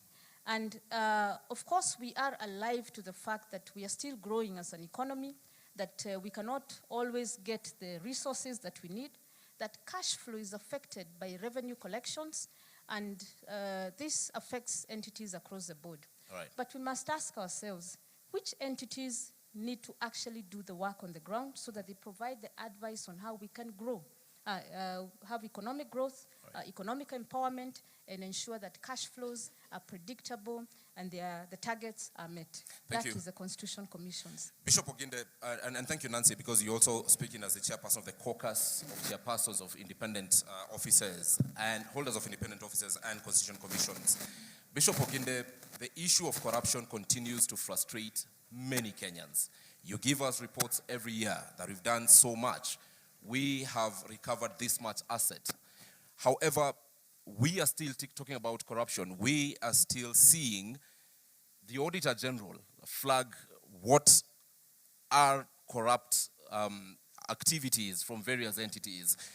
What exactly needs to be done to finally, 16 years down the line, slay this dragon of corruption? Thank you very much. The Constitution provides different, various safeguards against the use of public resources.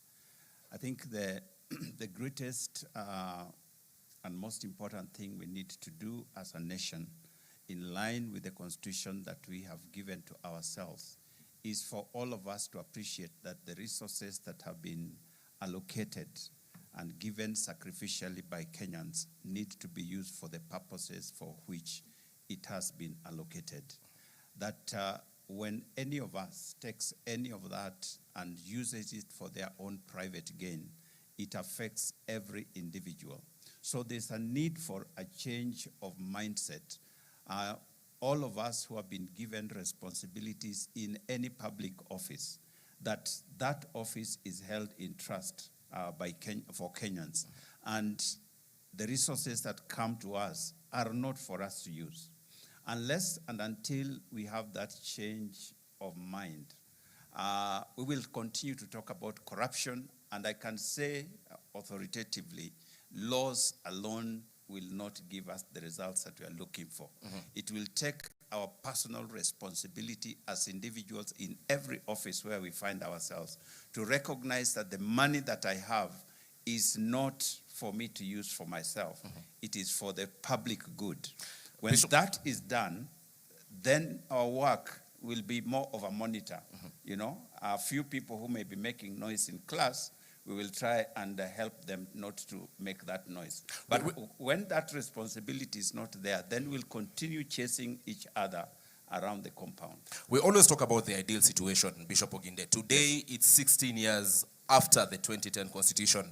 Let us be real. Yes. Let me ask you a very uncomfortable question. Yes. Which category of leaders do you find easy as EACC to investigate, and which category of leaders do you find very difficult to investigate?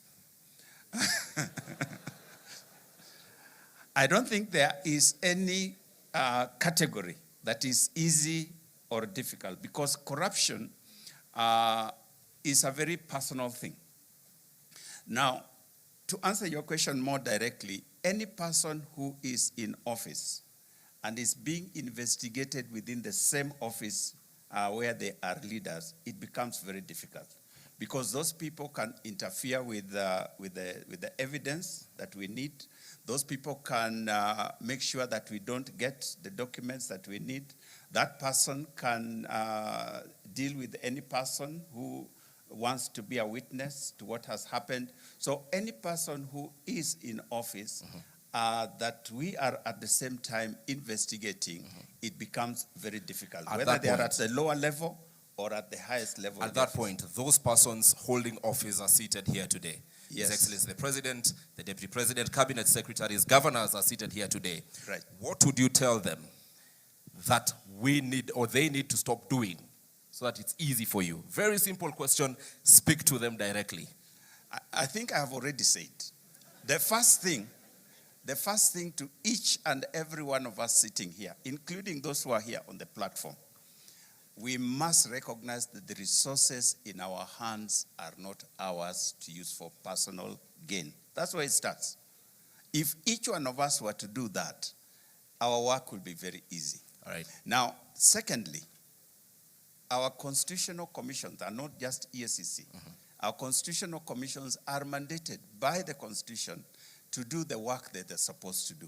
We have seen situations where we are going to investigate or try to find out information from an individual, all of us seated in this room. And some of us, His Excellency has just said, we must honor and respect the Constitution. So if we are called upon to respond to any constitutional commission or independent office, let's take it that the Constitution is the one inviting you. It's not Oginde. It's not Gadungu. It's not, it is the Constitution in calling you. We have seen situations where we are defying the constitutional mandates that have been given to us, and that undermines our work. That undermines your work. We'll be coming back to you, because you will all agree with me that we have seen what I would call public relations from the Ethics and Anti-Corruption Commission. Very grand arrests, media presence. Then after that, many people would ask, then what next? And those are the questions we'll be coming to you to answer. But let me get to the Commission on Administrative Justice. A report you released just 2 days ago says 72% of complaints against institutions from the year 2025 have not been addressed. If I get to the specific numbers, 630 complaints from 2025, then we talk about, rather 813 complaints, 228 only have been solved, and 579 are pending. What does this mean?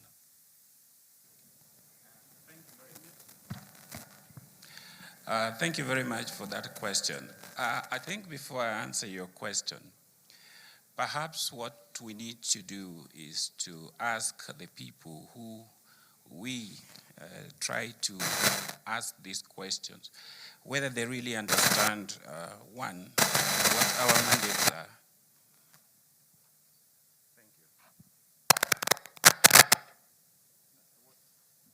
We will change the mic for you.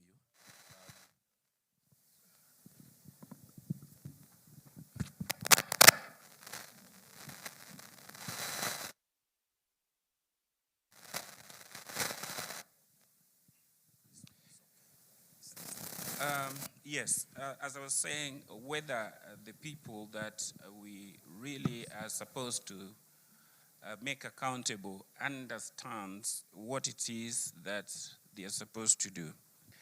A simple question like that is that, do the people sitting in front of us here understand Article 73 of the Constitution, which talks about public trust? Where I sit, I deal mainly with government officials, and there are certain things that are there in these constitutions called public values of public service, and this is captured in Article 232. Accountability, responsiveness, prompt and effective service provision to the people of Kenya. When we write to ask for this information, they will tell you that we are paper pushers. They don't respond in time, and that explains why those complaints remain unresolved. So what have we done? I've been able to engage with the various MDAs. This week, I've been meeting the principal secretaries and MDAs that we had identified has many complaints not being resolved. And we realized that part of the reason is that they don't have a way of understanding when we write a letter to them, what does that mean? So we have been meeting at the Safari Park from the chief, the principal secretaries, the head of parastatals, the DGs, the chairperson, so that we explain to them why it is important when we ask the things that we ask. It means that there's a Kenyan somewhere needing the answers. Another thing is that there's the issue of government operating in silos. We all need to be able to respond to that question quickly, but you find that if you address, say, the pensions department, they will tell you, we have not gotten the information from TAC because maybe that's a delayed pension, or we have not gotten the information from Department X.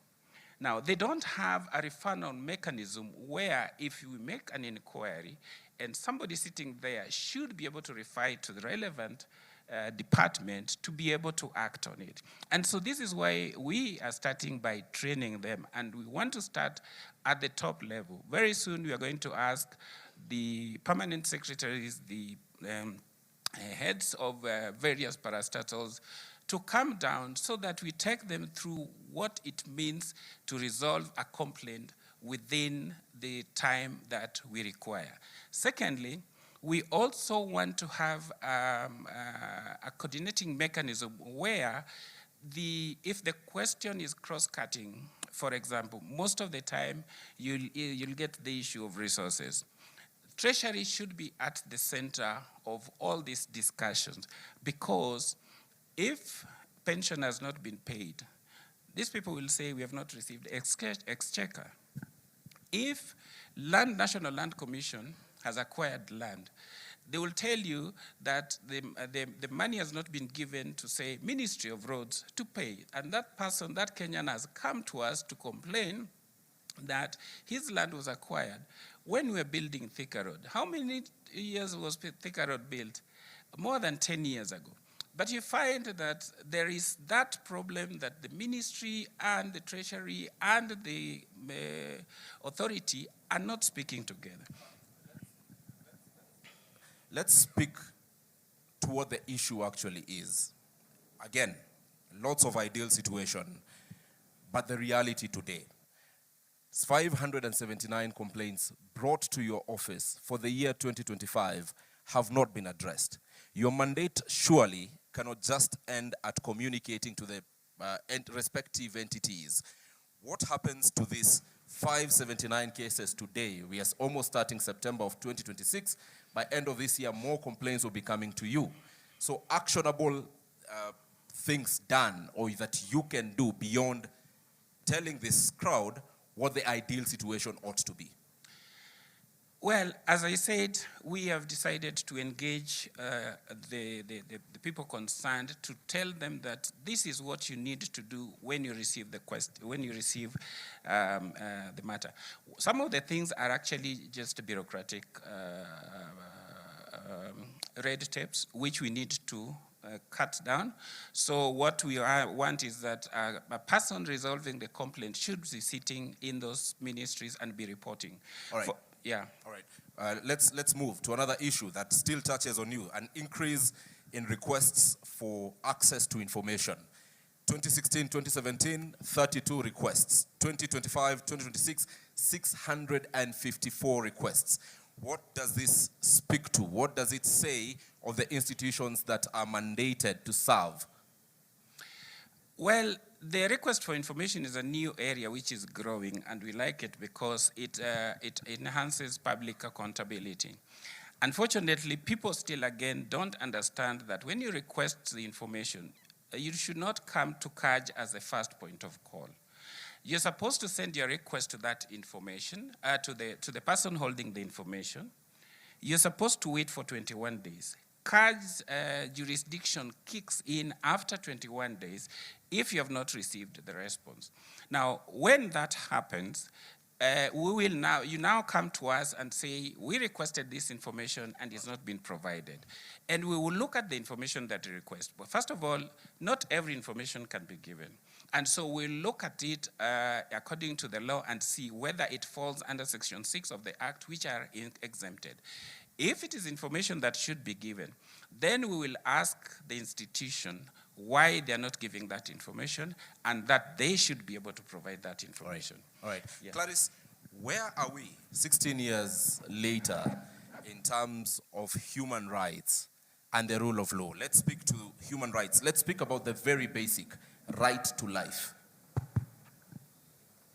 Thank you. Thank you very much for that question. Allow me to, first of all, just speak to one of the biggest achievements of the 2010 Constitution, and to say that the issue of human rights has been the biggest beneficiary of the 2010 Constitution. Why do I say that?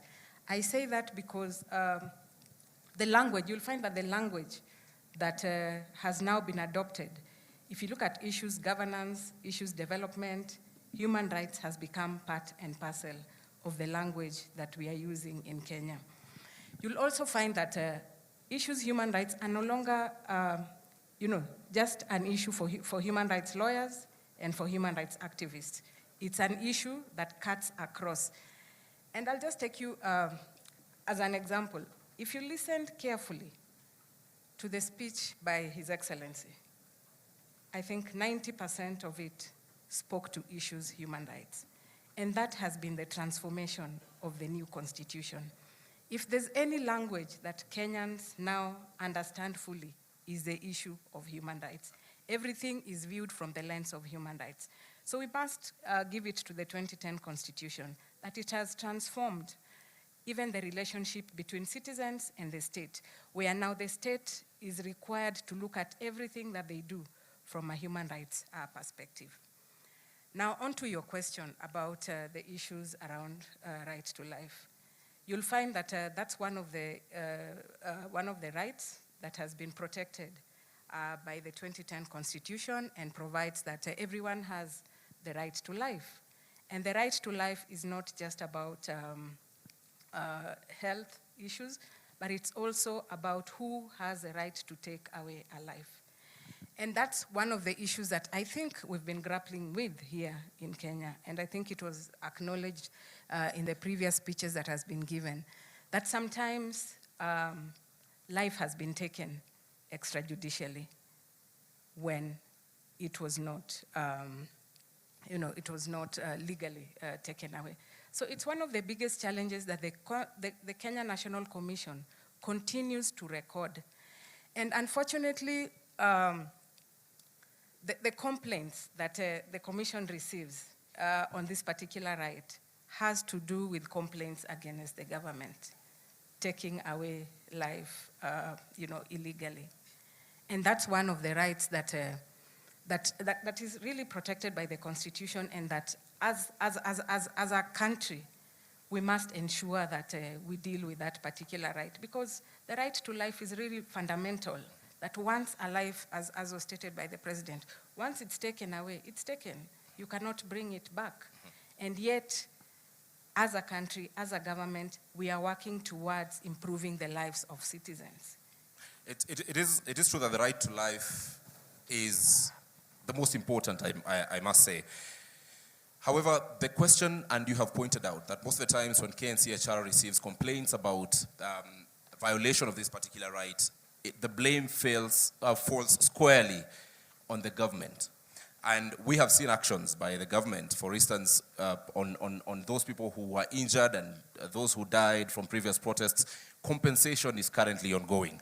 However, there is a question about not just compensation, but justice. If it touches on police officers, there is an officer who pulled the trigger. When families, when civil societies are following up on these issues, the investigative agencies, such as IPOA, would say, there are no people here who have recorded statements and such responses as you've had.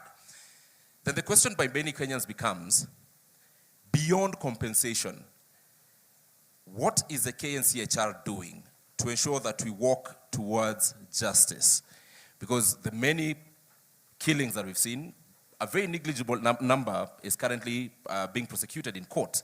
Very many people are free out there. So what is the KNCHR doing?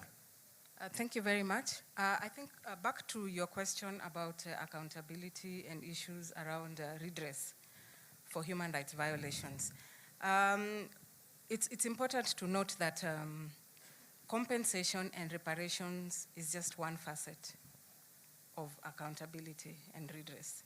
And mainly, if you look at issues around reparations and compensation, they look at cases where the threshold for prosecution is quite low, and hence that direction of compensation and reparations. If you look at the cases that go to court, our courts require a very high threshold to prove a case. And you'll find that sometimes that's where our cases fail. You can only take a case to court that has evidence, that has witnesses, that meets a certain threshold. And that's where many of the cases fail. And that calls for reflection. Let me take this conversation to the Salaries and Remuneration Commission. Today, I'll give you very live examples that many Kenyans perhaps expected during the promulgation of the Constitution are issues we would not be dealing with 16 years later. Some counties are having healthcare workers on strike.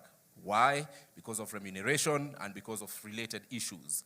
These are issues that many Kenyans thought with the establishment of the Salaries and Remuneration Commission, which advises on remuneration for public officers and actually sets remuneration for state officers, we would see this happening. Where is the gap between the governments, be it the national government or the 47 county governments, in terms of implementing what you as SRC is recommending in terms of salaries, so that we do not see the very many industrial actions that we are seeing in the country?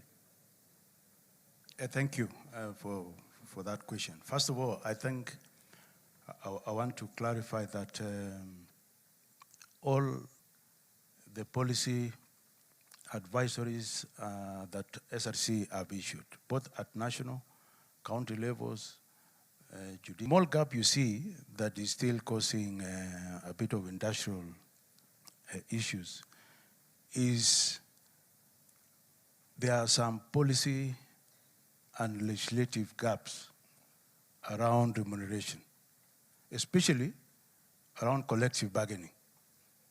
And seeing from the resolutions of the productivity conference that was concluded in June, the way we negotiate CBS right now does not take into account the element of productivity.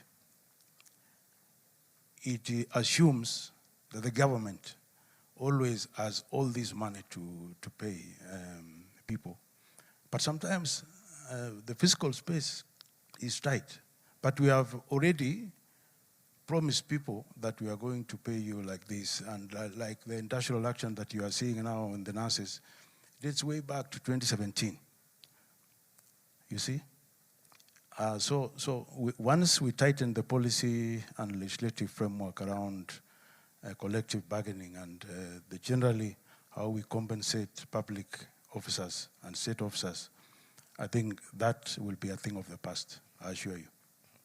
All right, let me take this to the Attorney General, Dorcas Oduor, before I do another round of questions. Then I'll come to you for very few questions, perhaps 4 of them maximum, from any of you, touching on constitutional commissions and independent officers.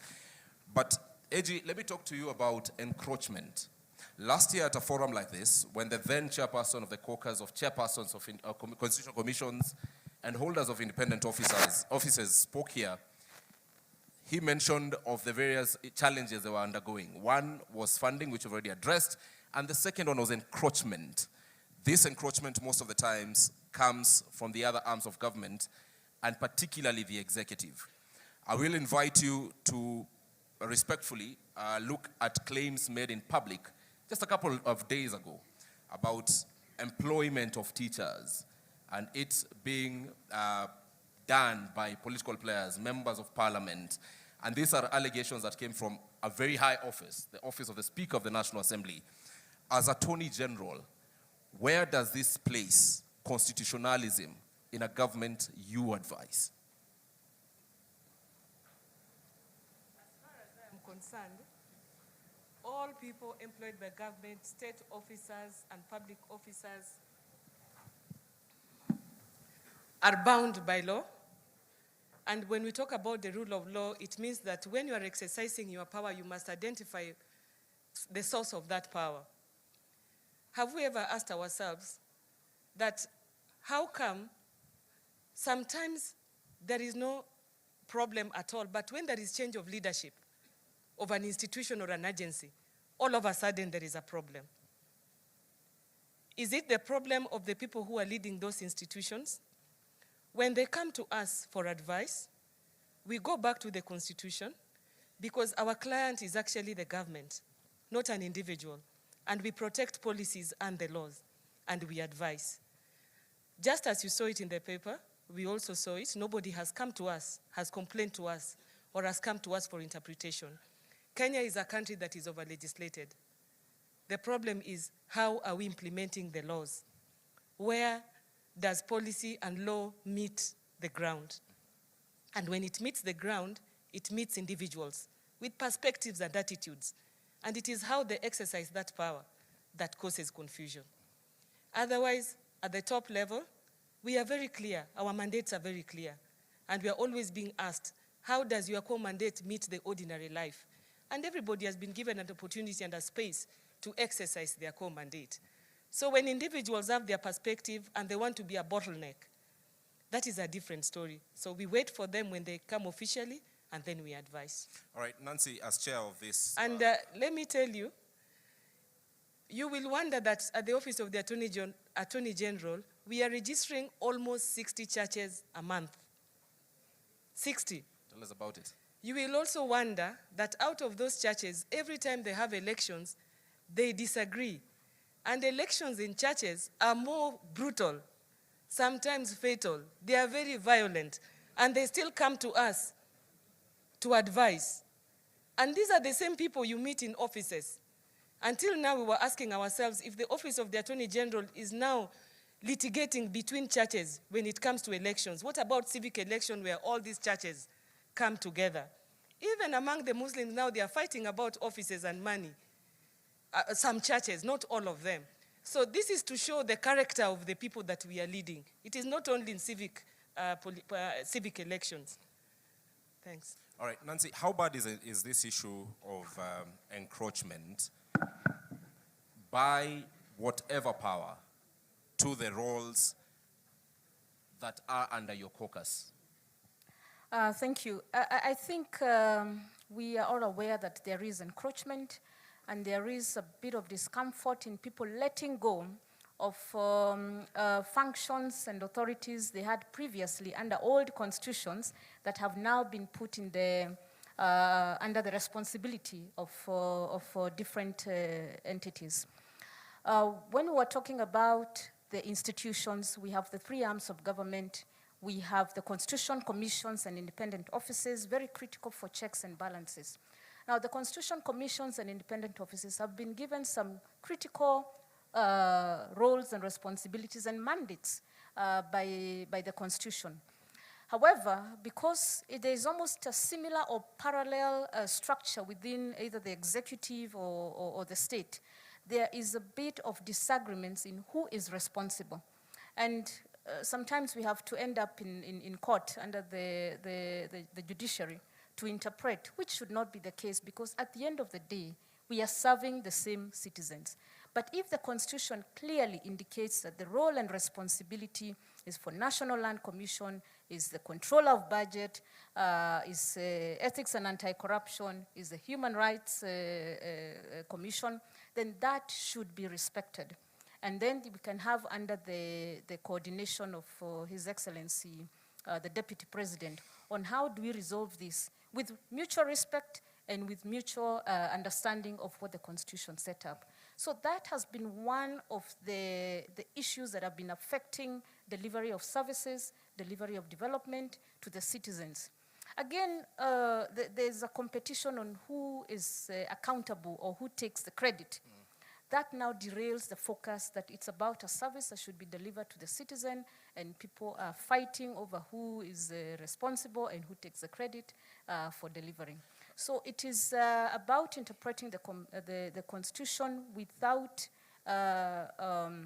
personal initiatives or responsibilities, or trying to, we call it one-man upship. Yes.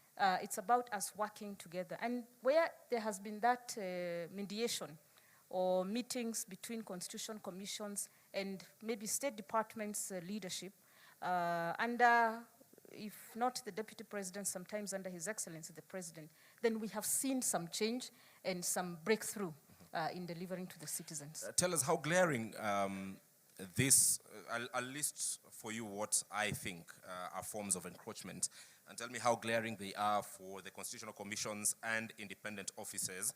There is the point where the executive would expressly tell a commission what decision to make, all right? Then there are other forms which I list as encroachment, either through appointments, political appointments, funding, legislation, administrative directives, public attacks. We've seen constitutional commissions at times being subjected to public attacks by those who have the platform. Delayed implementation of recommendations or institutional restructuring. All of you, or at least most of you, have had your recommendations on various issues and some delayed. So how glaring are the issues I've listed in terms of encroachment? Which would you say is the most serious bottleneck? Thank you. I think as we progress 16 years down the line, it is not as bad as it used to be in 2011, 2012. There was still a bit of storming and norming. Again, we also have to understand that there's an electoral cycle. So when there's new leadership, they have to take stock of what are they responsible for, what can they do within the constitution, and what are the constitution commissions and independent offices responsible for. All right. Legislation, you did give me a Yes. list. And I think for this would depend on constitution commission and independent offices, lived experiences and interactions with the state in terms of the arms of government, whether you are engaging with the executive, because of course, and the president didn't say that he has a mandate that he was given by the people to deliver on the visions of and the aspirations that gave him the leadership role. However, that within that mandate, there's a constitution that guides and the laws of Kenya that guides on how that mandate should be delivered. Then you have the constitution commissions that are oversighting to ensure there are no excesses by the state in the delivery of that mandate. There is equality in delivery of that mandate. There is equity and there is inclusiveness, so to speak. So this depends on constitution commission by constitution commission and the relationship building, which now having a place where we can send our issues and hope, of course, they're escalated and solved, has sort of brought down this kind of disagreements. But they're still there. And sometimes we choose to handle them diplomatically. All right. Thank you. All right, Bishop Oginde, when we speak about EACC and its mandate, we seem to be having an over-focus on corruption. There is a software of the country which His Excellency the Deputy President invited us to speak to: integrity, ethics, which is a very fast E in EACC. We do not see you doing much about this. We've seen people act in conduct that brings disrepute to offices they hold, be it members of parliament, be it governors, be it public principal secretaries, various people. Yet the EACC is increasingly silent about such. Is this no longer your mandate? Thank you very much. Ethics is one of our mandates, and we have a whole department, directorate that is dealing with matters of ethics. Under that mandate, we ensure the adherence to Chapter 6 of the Constitution. So there are several activities, programs that we undertake in that. One of them is education, to ensure that members of the public and various individuals are aware of what these concerns and our mandate concerns. So we are quite active in this, but the reason that the enforcement seems to get more publicity because many Kenyans view EACC's mandate primarily as enforcement. So they want to see arrests and so on. But we do issue advisories, we do issue cautions to various government entities or individuals who are acting outside of of what is expected of them. And many times this sometimes does not get into the news. And so it may appear like this is an area that we are not quite engaged in. The other thing that we do in that particular area, we help various institutions in terms of helping them to adhere to the ethical practices within the institution themselves. We carry out systems reviews of different entities to find out if there are areas that are potentially liable to breaches of ethics or even corruption. This again would come out in our reports, but as you know, the media picks more on the other side of enforcement. So if you look at the work that we do, especially in the area of prevention, in the area of ethics, we are acting in helping particularly the younger people. We are focused now in helping the younger people in schools, in colleges, in various institutions to instill this issue of ethical conduct and behavior. Now, when it comes to leaders, you talked about I wouldn't call it encroachment, but sometimes there are overlapping mandates. Say, for example, and a leader conducts themselves or says something that we consider that is unethical. There's NCIC that is supposed to deal with that situation, but on the other hand, EACC also has that mandate. So we work collaboratively to see where does this really fall, and we allow the relevant institution to pursue that. But we have several times invited individuals who we feel have breached the ethical codes, especially on Chapter 6, so that they could answer to the practices or the things that they have done. The other thing that we also are mandated under that is the whole issue of declaration of wealth and so on. And we pursue this if there is a breach again in that particular area. And if there are any declared or unexplained wealth, we go after them because we believe that this is a way in which they may have crossed the bar.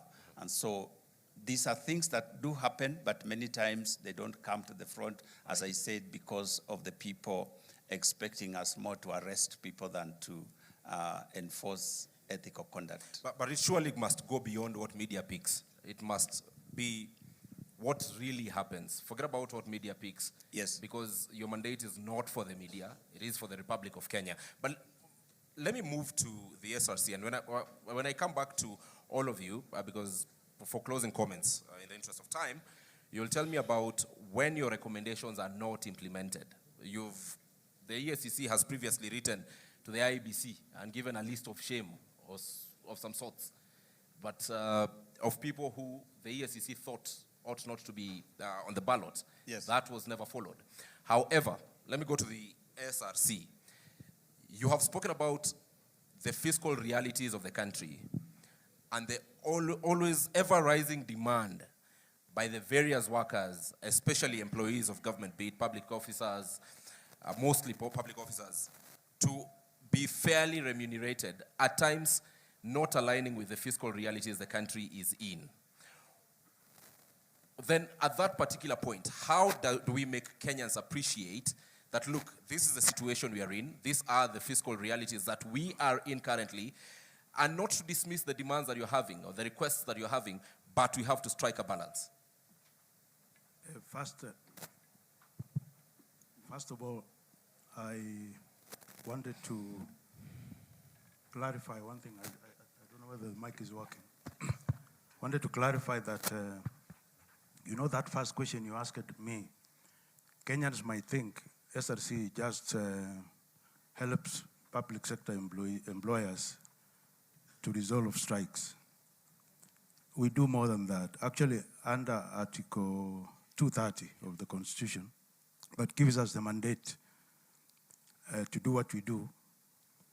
Perhaps it is useful, even before I tackle that question, just to tell the country that in the last, since SRC was established, we've been able to manage the balance between that tight fiscal space with what is released to do other things for the country, like development. We found that from 55%, where the payroll was taking 55% of all the revenue that is collected at national and county levels, we've managed to reduce it now to 40%.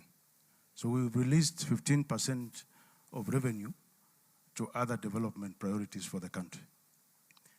But the PFM Act of 2012 still requires us to bring it to below 35%. And therefore, that question you asked, I think, is very, very relevant to say, as we bring this figure from 40 to 35%, how do we engage the country to appreciate that we are still below the threshold where salary should be kept within? And it is because of that realization that we saw and said, we've reached 40% wage bill to revenue ratio, mainly by controlling the growth of the wage bill. But if you see, SRC now has been there for actually 15 years, because it took some time to establish it. If you look at that, you can do an average and see these guys have been reducing this thing by 1% every year. And somebody can say you are not doing very well. So what we have done is to relook at the strategy of reaching there. And we found that just controlling the wage bill is not sufficient. It will take us longer. That is why we requested His Excellency the President and the government to enable us to do a national productivity conference. Okay. The gist of this is to unlock the potential of the public servants and state officers, to ask them and say, this salary we are paying you, what is the return on it? What is the return on it in terms of service delivery to the people of Kenya? And we had a good conversation, and I think we have a solution. All right. That we are going to engage at all levels of, actually we are calling it a whole of the nation rollout, okay, which not only includes government officers, but also the public, because as employees of government are doing their work, doing service delivery, improving revenue collection, making sure the citizen experience good service from productivity of public servants. We are also saying the people of Kenya will need to reciprocate by paying their taxes, by paying more taxes. And therefore, when we have that conversation around productivity, not just controlling the wage bill, I think we will not only nail that threshold by the year 2028, I think we are anticipating that it will be achieved by June 2028. But the spin-off will be improved service delivery to the people of Kenya that might lead to more citizen satisfaction and trust of the people of Kenya in their government. Thank you. Thank you. We really need to wind up and keep our thoughts short. I'll come to you, Clarice. And one thing that His Excellency the President has mentioned here, and has been mentioned by you and other officials previously, is the issue to do with the right to picket, assemble, demonstrate.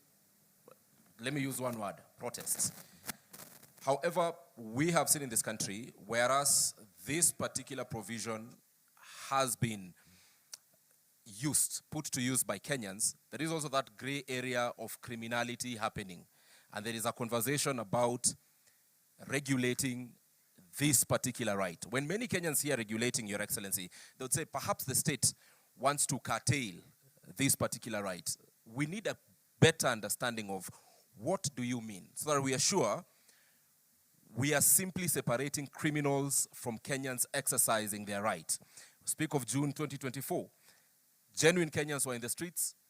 We saw Parliament being torched. That was not genuine Kenyans. Anyone who touched Parliament, as anyone would say, was a criminal. So how do you separate this? How do we not read malice from that motive of regularizing the right to picket? Thank you very much for that question. The issue about, and that's Article 37 of the Constitution, that speaks to issues around demonstrations, picketing, and even presenting petitions to various institutions when there's a grievance. Historically, if you look at the issue of demonstrations, Kenyans have used demonstrations to achieve results, especially in terms of realization of human rights. However, it's important to note that a lot of these protests have been infiltrated by criminals. How do we cure this? Regulations. Article 37 provides a very broad, definition and the rights espoused under that particular article. But having seen how demonstrations are done in Kenya, it's very important that we go ahead and regulate and provide, legislation to provide the parameters within which people can demonstrate. And Kenya will not be the first country to do this. It's done globally, where if you look at other jurisdictions, they provide parameters of where you can demonstrate, which buildings you can never, approach if you have demonstrations, the timings in terms of demonstrations, the period within which you can demonstrate. So it's very important, especially now that we know that many times our demonstrations turn violent. It's important to regulate so that on the side of the citizens, they understand that these are my responsibilities as far as my right to demonstrate is. When you say that there are places you shouldn't not approach, examples? I think if you look at it globally, a place like Parliament, a place like the judiciary, a place like State House, if you look at international best practices, those are buildings that are considered of national security, and citizens are not allowed to protest around those areas. But this is a conversation that we can have as Kenya, because we are developing legislation that is context specific to Kenya, and we can agree on where should people demonstrate and which buildings are so important that we cannot allow demonstrators, especially where we are not very clear that a demonstration may turn violent. We need to define the parameters of where demonstrators need to be and where they should not be allowed to go to. But ideally, this is a right that should not be curtailed. So the whole essence of providing parameters is never to curtail this particular right, but to provide clear parameters of where citizens, but also the state organs need to, converge in terms of implementation of this particular right. I want to invite us to give closing thoughts, and I want us to reflect in these closing thoughts. Tell us, 16 years down the line, there must be a gap that still needs to be met from constitutional commissions and independent officers. What must be done to meet this gap? I look at the glass 3/4 full, 75%. However, 25% must be met. What is it that must be done? And if it's someone who's here who needs to be told you need to stop this for us to meet the 25%, let us do so openly, respectfully, and honestly. Let me start with the Commission on Administrative Justice. Thank you very much. First of all, in terms of clawing back, I think we need to understand that nature hates a vacuum. So as a constitutional commissioner, you must occupy that space so that you don't allow anybody to come and take that space. That's the first starting point. The gap we are talking about here is in terms of funding.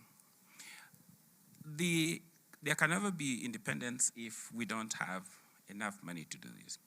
And if we are able to give a certain percentage of the revenue to the counties, I think it is important that we also give a certain percentage of that revenue to constitutional commissions. And we have CRA here who will now distribute that percentage to various constitutional commissions based on their mandate.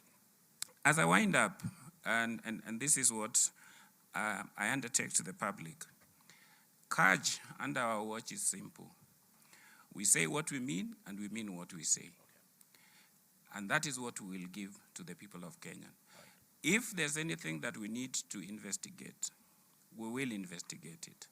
If there's something that we need to do to improve the lived experience for the people of Kenya, we will be able to do it firmly, fairly, and without fear. Again, we will also give you your right of Article 47, which means we will hear you before we take any action. We will make sure that we use the diplomatic means that are provided for in our act, like mediation, arbitration.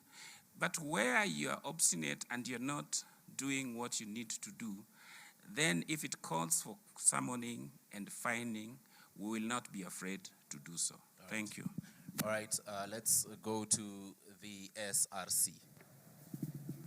Any gap that needs to be filled, what needs to be done for that gap to be filled, and if there is any party, be it here or watching us from home, that needs to act on something for these gaps to be filled, please name them, respectfully so. I think we are all agreed, I think in my view, that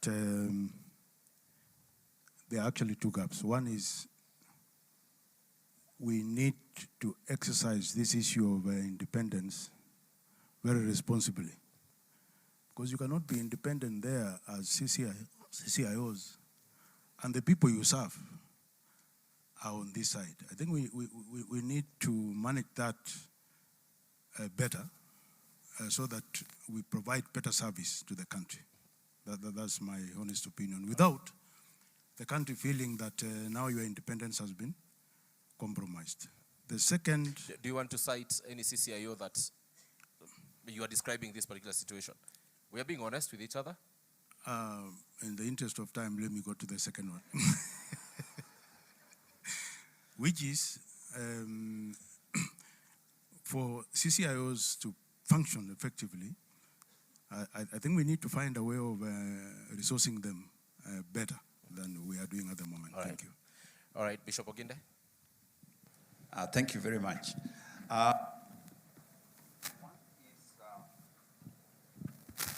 The enforcement of Chapter 6 issues.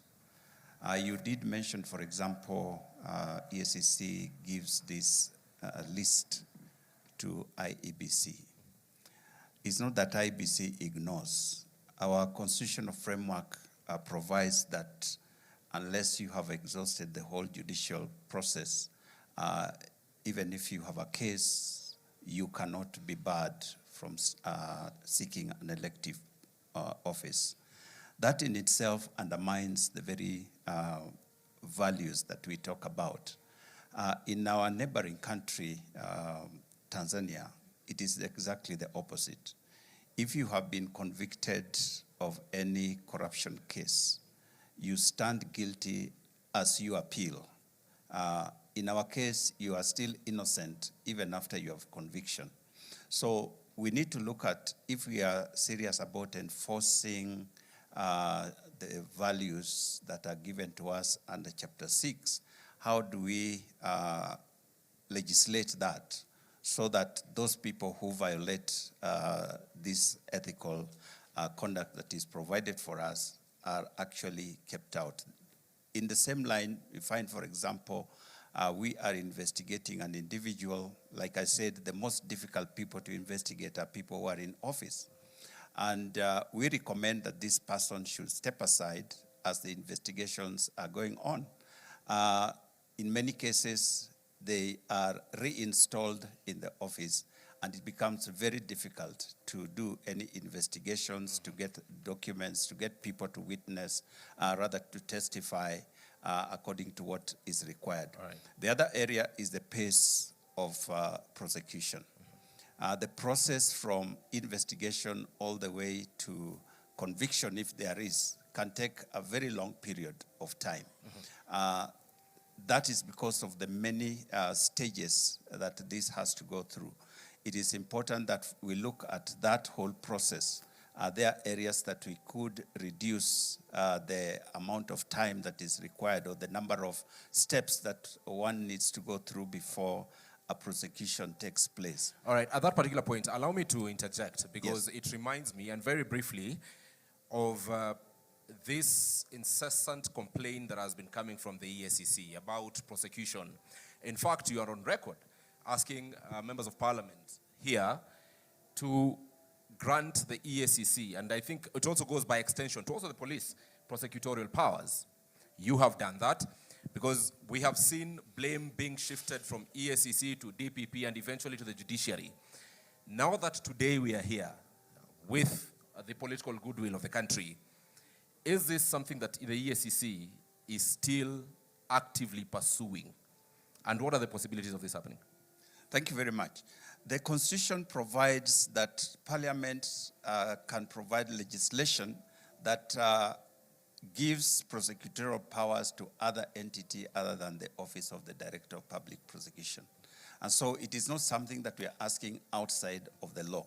But this would shorten that process because, for example, the civic cases that we investigate, we take them directly to court. And we find that, for example, asset recovery, EACC right now is recognized globally as very successful in matters of asset recovery. In Africa, there are many nations that are coming to benchmark with us because of that. So it is a matter of efficiency that would help us to get these cases out of the way faster. But I hasten to add that in recent past, in fact, just a few weeks ago, we have had a very robust conversation with the Office of the Director of Public Prosecution, and we have come up with a framework through which we hope we can work together towards ensuring that things move faster. But ultimately, I believe that would be a very helpful move. Asante sana. Clarice, less than 30 seconds, closing remarks, gap, and what needs to be done. Okay, thank you. Oh, thank you. I think for me, three things. Number one, if you look at the current context in Kenya, we've over-focused on rights without looking at corresponding responsibilities. So for me, that's one message that I would want to pass. That Article 3.1 of the Constitution emphasizes that we have rights, but we also have responsibilities. And I think when we start recognizing that rights come with responsibilities, I think we may be able to achieve, get to at least 80% of implementation of the Constitution. All right. I think the second thing for me, and was alluded to by the Ombudsman, is about funding to constitutional commissions. Probably it's about time we thought about ring fencing funding to constitutional commissions, similar to what we have with other arms of government. Then lastly, just to mention that constitutional commissions are the bridge between the citizenry and the government and the state. And we should not be seen as enemies of either of the two. We must be seen as that bridge that brings the two together towards finding sustainable solutions to the issues that affect us as a country. Thank you very much. Last but not least, Nancy, the reason I've given you the last opportunity is because, one, you're the chair of the caucus for chairpersons of constitutional commissions and independent officers, but I also want you to turn the mirror inwards and tell us, what have these commissions done or failed to do that have led us to where we are today? It surely cannot be all external pressure. Internally, what needs to be done? Thank you. And I'll respond to that in the context of the gaps. The thread of your questioning has been on what needs to be done, what is remaining, and this speaks directly to the citizens. It is important that we really do self-reflection because the Constitution established an accountability architecture that is designed as an ecosystem, that whether you are this arm of government, whether it's the executive, whether it's the judiciary, whether it's parliament, whether it's the two arms of government at county level, the county assemblies and the county executives, and the constitution commissions and independent offices, we all have a role to play in the accountability architecture. And we must look at 16 years down the line, because we are saying Katiba at 16, what remains to be done? Because there were expectations. What promises are pending? Real promises that speak to human lives and livelihoods in this country. What has been eroded and what has been outrightly denied of the citizens in terms of development or in terms of service delivery. And every player in that architecture has a role to play, because Kenya stands to lose if we don't close the gap or significantly ensure that the promises in the Constitution are met. And speaking to each one of them, the executive must implement accountability recommendations. I have had conversations that these constitutional commissions only report. But the Constitution established the constitutional commissions as the key advisors and consultants to the other arms of government. So the reports that they do are the advisories that the other arms of government and other players in the ecosystem need to take note of and need to implement so that the promises in the Constitution are delivered to the people and the gaps are closed systematically. It is a journey, but it's a journey that must be taken. All right. The executive must implement accountability recommendations, strengthen financial controls, accelerate digitization, and that is one thing we are all very, very proud of. Your Excellency, you took the bull by the horns. You said we digitize. Of course, we have to digitize by ensuring that there is also security of the systems and security of the data, and that the services are enhanced through the digitization. Thank you. And Parliament, every player has a role to play. Parliament must ensure that accountability findings attract consequences and sanctions. And here I am a proponent for personal responsibility. Some time back we had a conversation with the head of public service. And the question I asked is, the CS Treasury is the one who appoints the accounting officers. Accounting officers are PSs or CEOs of state corporations. But before they are appointed as accounting officer, they have been appointed by the presidency to play a role in delivering for the people of Kenya. So the ultimate responsibility, first and foremost, is on the authority that appointed them. Right. And hence we move to the zero fault audit. Everyone has a role. Judiciary must guarantee timely and predictable justice. County governments must strengthen budgeting and planning. Constitutional commissions must deepen. And this is now, the onus is on us. Collaboration, strengthen follow-up mechanisms, push accountability scorecards based on citizens' personal experiences. It's not about us. It's not about the three arms of government. It's how does the citizen on the ground perceive the services they're receiving and the trajectory of development in terms of their future livelihoods. All right. And of course, the citizens have a role. Very briefly, 10 seconds. The citizens must continue to demand accountability and from all public institutions. Thank you very much, Nancy Gathungu, Auditor General. Asante sana. Dorcas, 10 seconds maximum. We are living in a country where people like going to court. The government has this project. Person A has gone to court.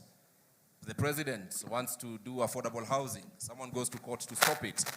And there is a lot of what the political players have termed as, even on the side of the judiciary, judicial activism. We have had that term, that particular term, and I wish we had representatives of the judiciary in this particular panel. However, that move by Kenyans to challenge literally everything, for whatever reason, as Attorney General, what are your thoughts about this? I'm calling upon Kenyans that now we have outside there the law on public participation. The rule of law requires that we rule by the law, which includes the constitution, legislation, policies, regulations. Kenya is the only country where, through our representatives, Parliament and Senate, we pass a law, we do public participation. Then an individual goes to court to say that that law is unconstitutional. And sometimes they have their way. We have an opportunity now, the public participation bill is out. Tell us how you want to participate in constitutionalism, how you want to participate in decision-making, how you want to participate in law-making, so that once you have told us how you want to participate, and we adhere to that process of public participation, the issue of you not being included in public participation will not appear, and therefore judiciary will have to know that the laws that are made by the people. Thank you. So one of the gaps that we must bridge is the law on public participation. Please speak, let us have a law. Secondly, the law on picketing. It is also out for public participation. Immediately we finish with it, somebody will go to court, it will be found unconstitutional. Yet it is your representatives. Sometimes it is your MP who passed it, and it is the constituent again who goes to court to say that it is unconstitutional. Kenya is a beautiful country. We have beautiful leaders. Right. Let us just support our leaders and support ourselves. Each one of us must start leadership from our houses. Asante Thank sana. you. Let's appreciate all of them. Dorcas Oduor, the Attorney General of the Republic of Kenya, the Auditor General, Nancy Gadhungu, from the Ethics and Anti-Corruption Commission, Bishop Dr. David Oginde, from the Commission on Administrative Justice, Charles Orinda Dulo, from the Kenya National Commission on Human Rights, Clarice Oganga, and from the Salaries and Remuneration Commission, Mr. Sami Chepkwonyi. Ladies and gentlemen, thank you very much for this conversation. Let's appreciate them as you take your seats. Asanteni sana. Mike.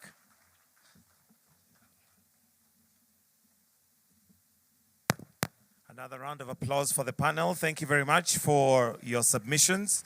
We'd now like to progress to another panel. But before that, we'll have the Principal Secretary, State Department for Justice and Human Rights and Constitutional Affairs, Honorable Judith Pareno, to come and give some reflections. The session we're going for now is reflections on the people. Remember, the first one that we had, we were looking at accountability, but now in regards to the Constitution, we'll be looking at reflections of the people. So why don't we put our hands together as we welcome the Principal Secretary, State Department of Justice, Human Rights and Constitutional Affairs, Honorable Judith Pareno, to make some very brief submissions. Then we move to our second panel. We'll have one more panel, which will be the last one after this. Welcome.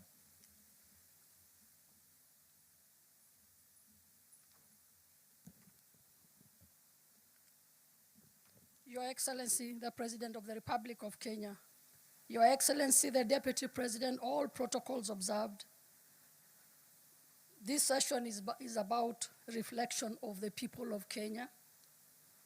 Our people, the Kenyan people, in our ethnic, religious, and cultural diversity. I am greatly honored to join you this morning to commemorate the 16 years since the promulgation of the Constitution of 2010. The occasion is not merely a celebration of our constitutional journey. It is a moment to reflect on the milestone we have achieved, acknowledge the unfinished business of implementation, and renew our collective commitment to the Constitution and the people of Kenya. The theme, Kenya yetu wajibu wetu tuwajibike, is both timely and compelling. It reminds us that the Kenya belongs to all of us, that the responsibility of implementing and protecting the Constitution is shared, and that every person entrusted with public authority must be accountable.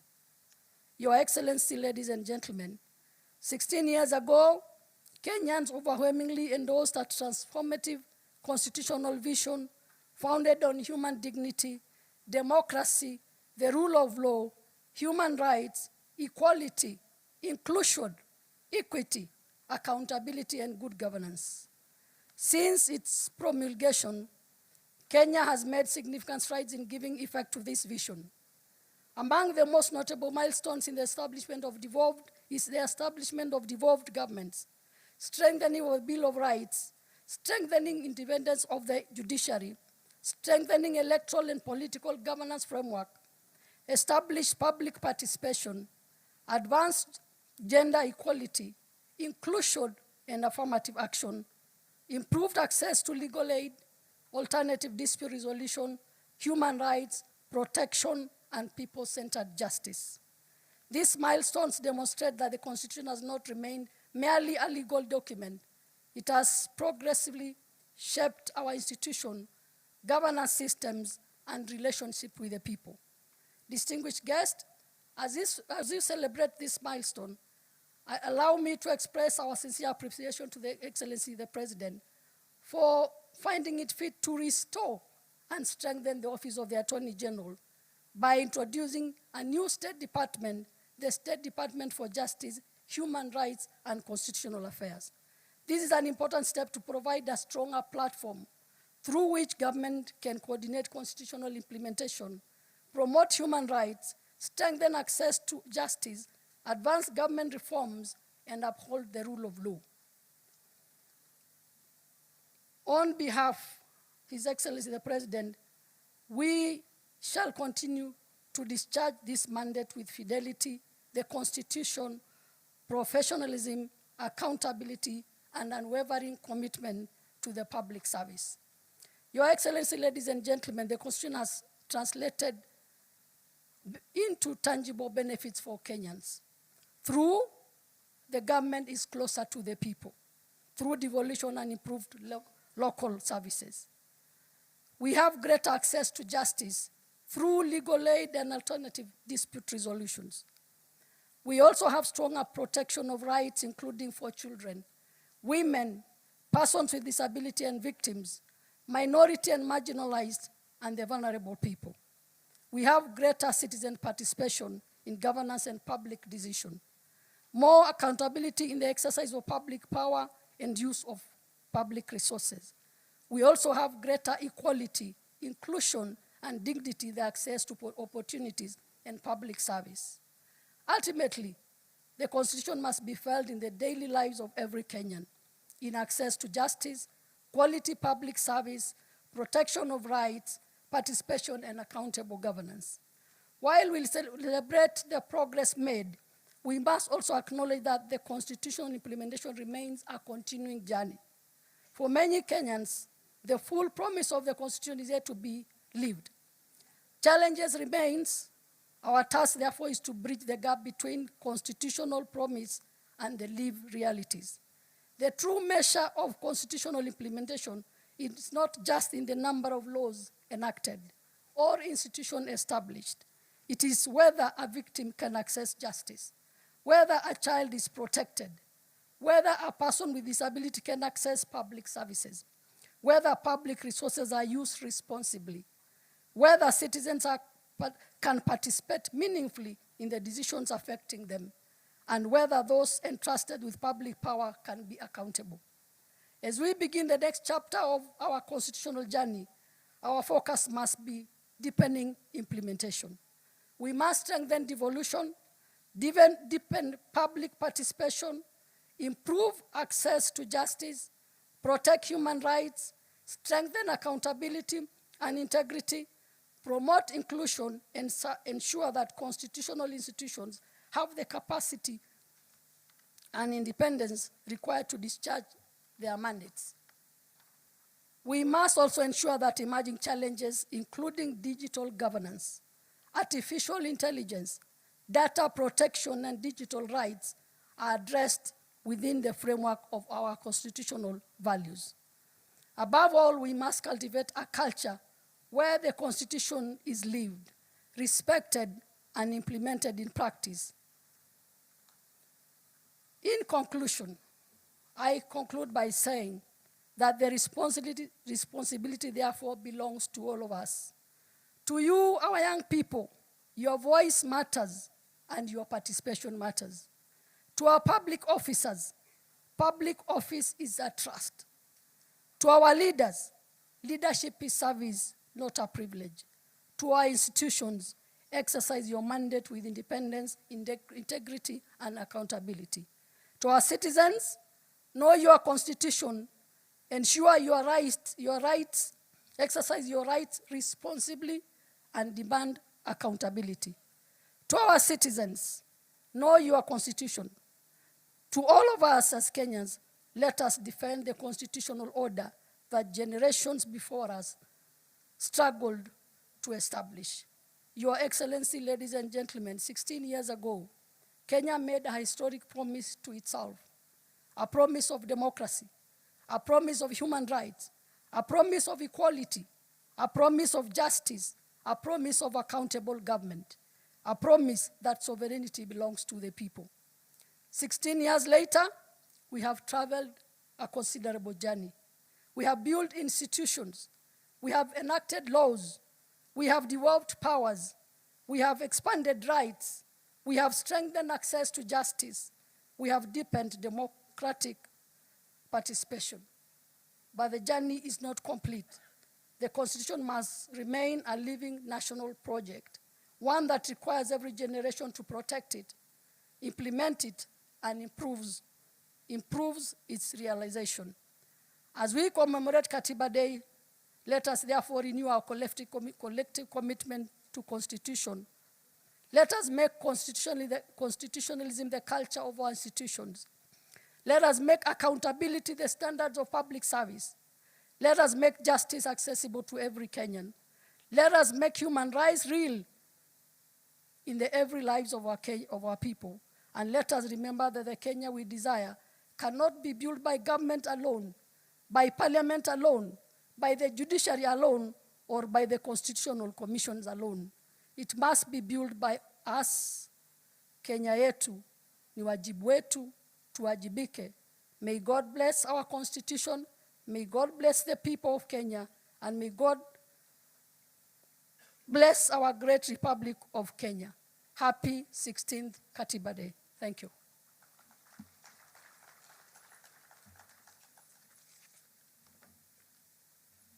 Thank you very much, Madam PS. Another round of applause for her, please.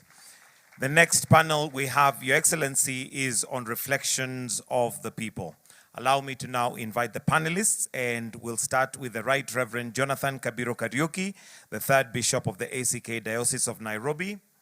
We also have Professor Githu Muigai, Honorable Abdikadir Mohammed, and Honorable Mutava Musimi, and Christine Kongo, CEO FIDA, to kindly take their seats where they are going to be the panelists reflecting on the people. Let me also invite Ibrahim Karanja, who is going to be moderating this segment. Tuwapigie makofi tafadhali wakija as they come to make their submissions and to also reflect. Karibuni.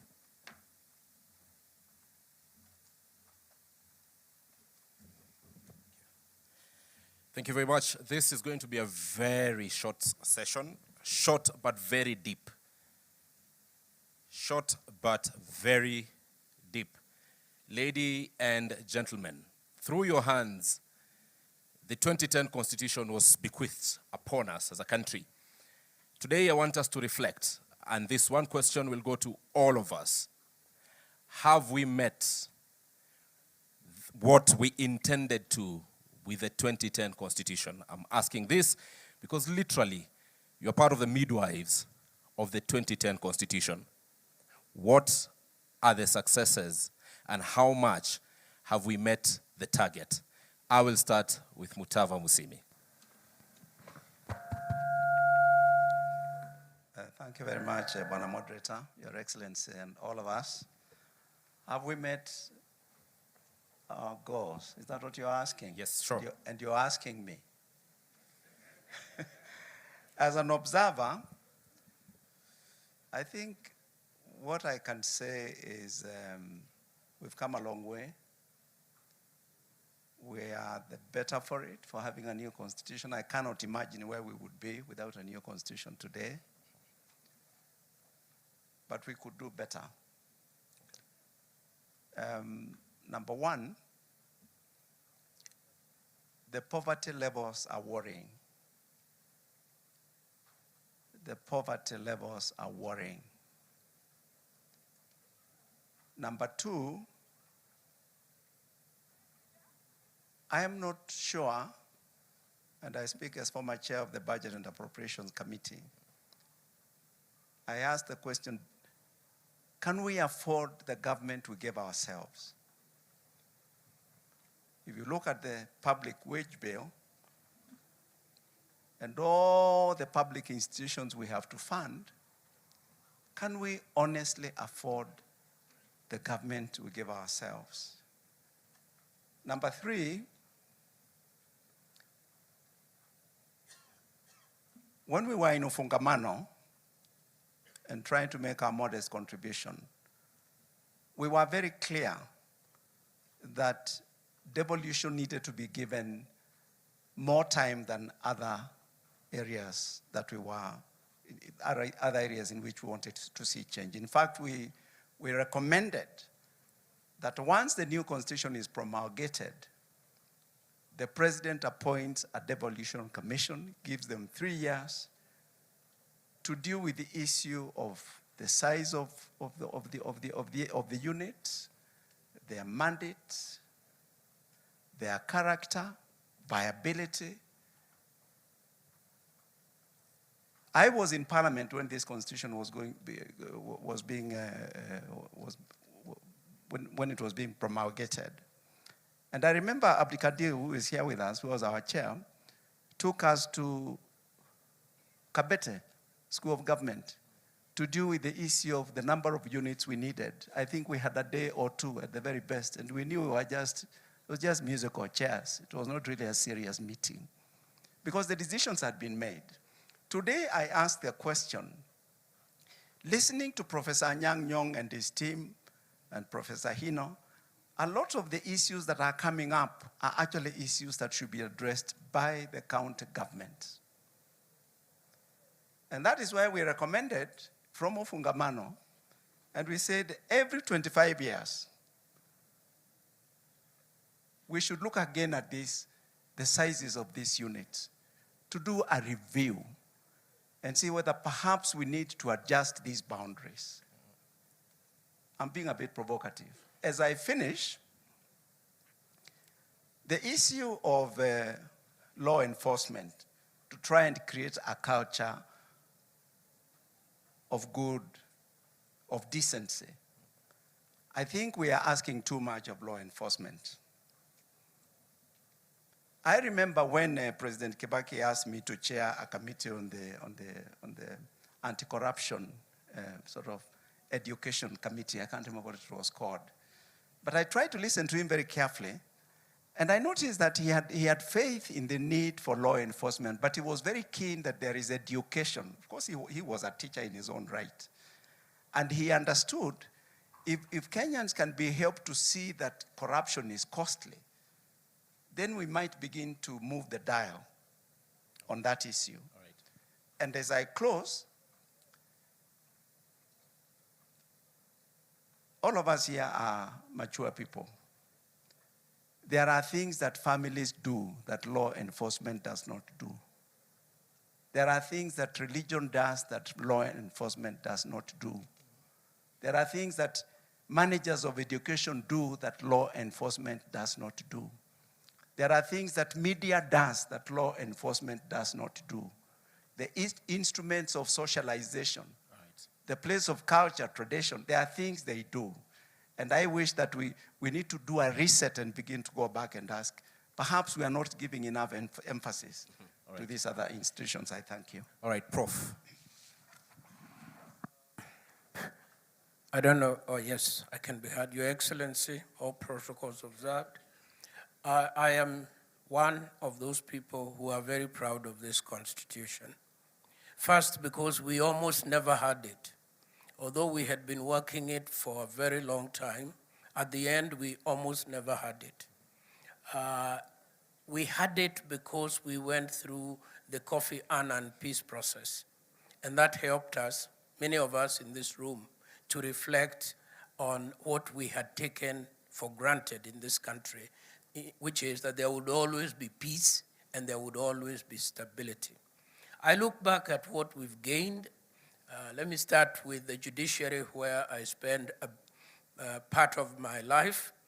I think there we have made concrete and serious progress. When I interact with jurists from across our continent, they look up to Kenya for the seriousness of the jurisprudence that is emerging here. We have small problems. We have some rotten apples. And I think if we do not act fast, that problem can grow bigger, but it is not an unsustainable problem. I look at Parliament, and one of the most enjoyable parts of my career were the 2 years I spent in Parliament. There are still ideas there. There are still people debating seriously, honestly. There are laws being reviewed by people who have a genuine interest in what is going on. I look at the executive, I look at the minds that are serving in the various, and I think we shouldn't be too harsh on ourselves. We've made critical progress.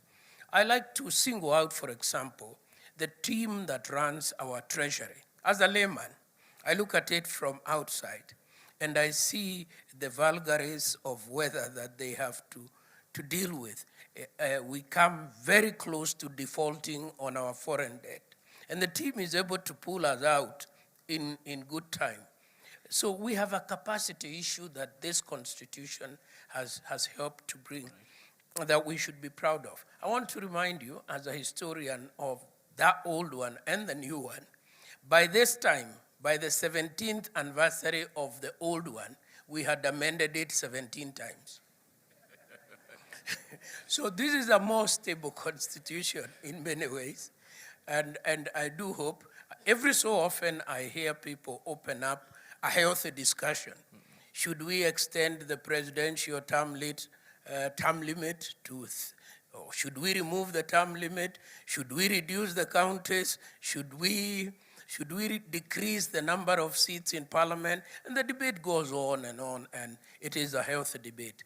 But the form of mechanism we put for amendment means that we are unable to amend this constitution in the foreseeable future. I think that's a problem. All right.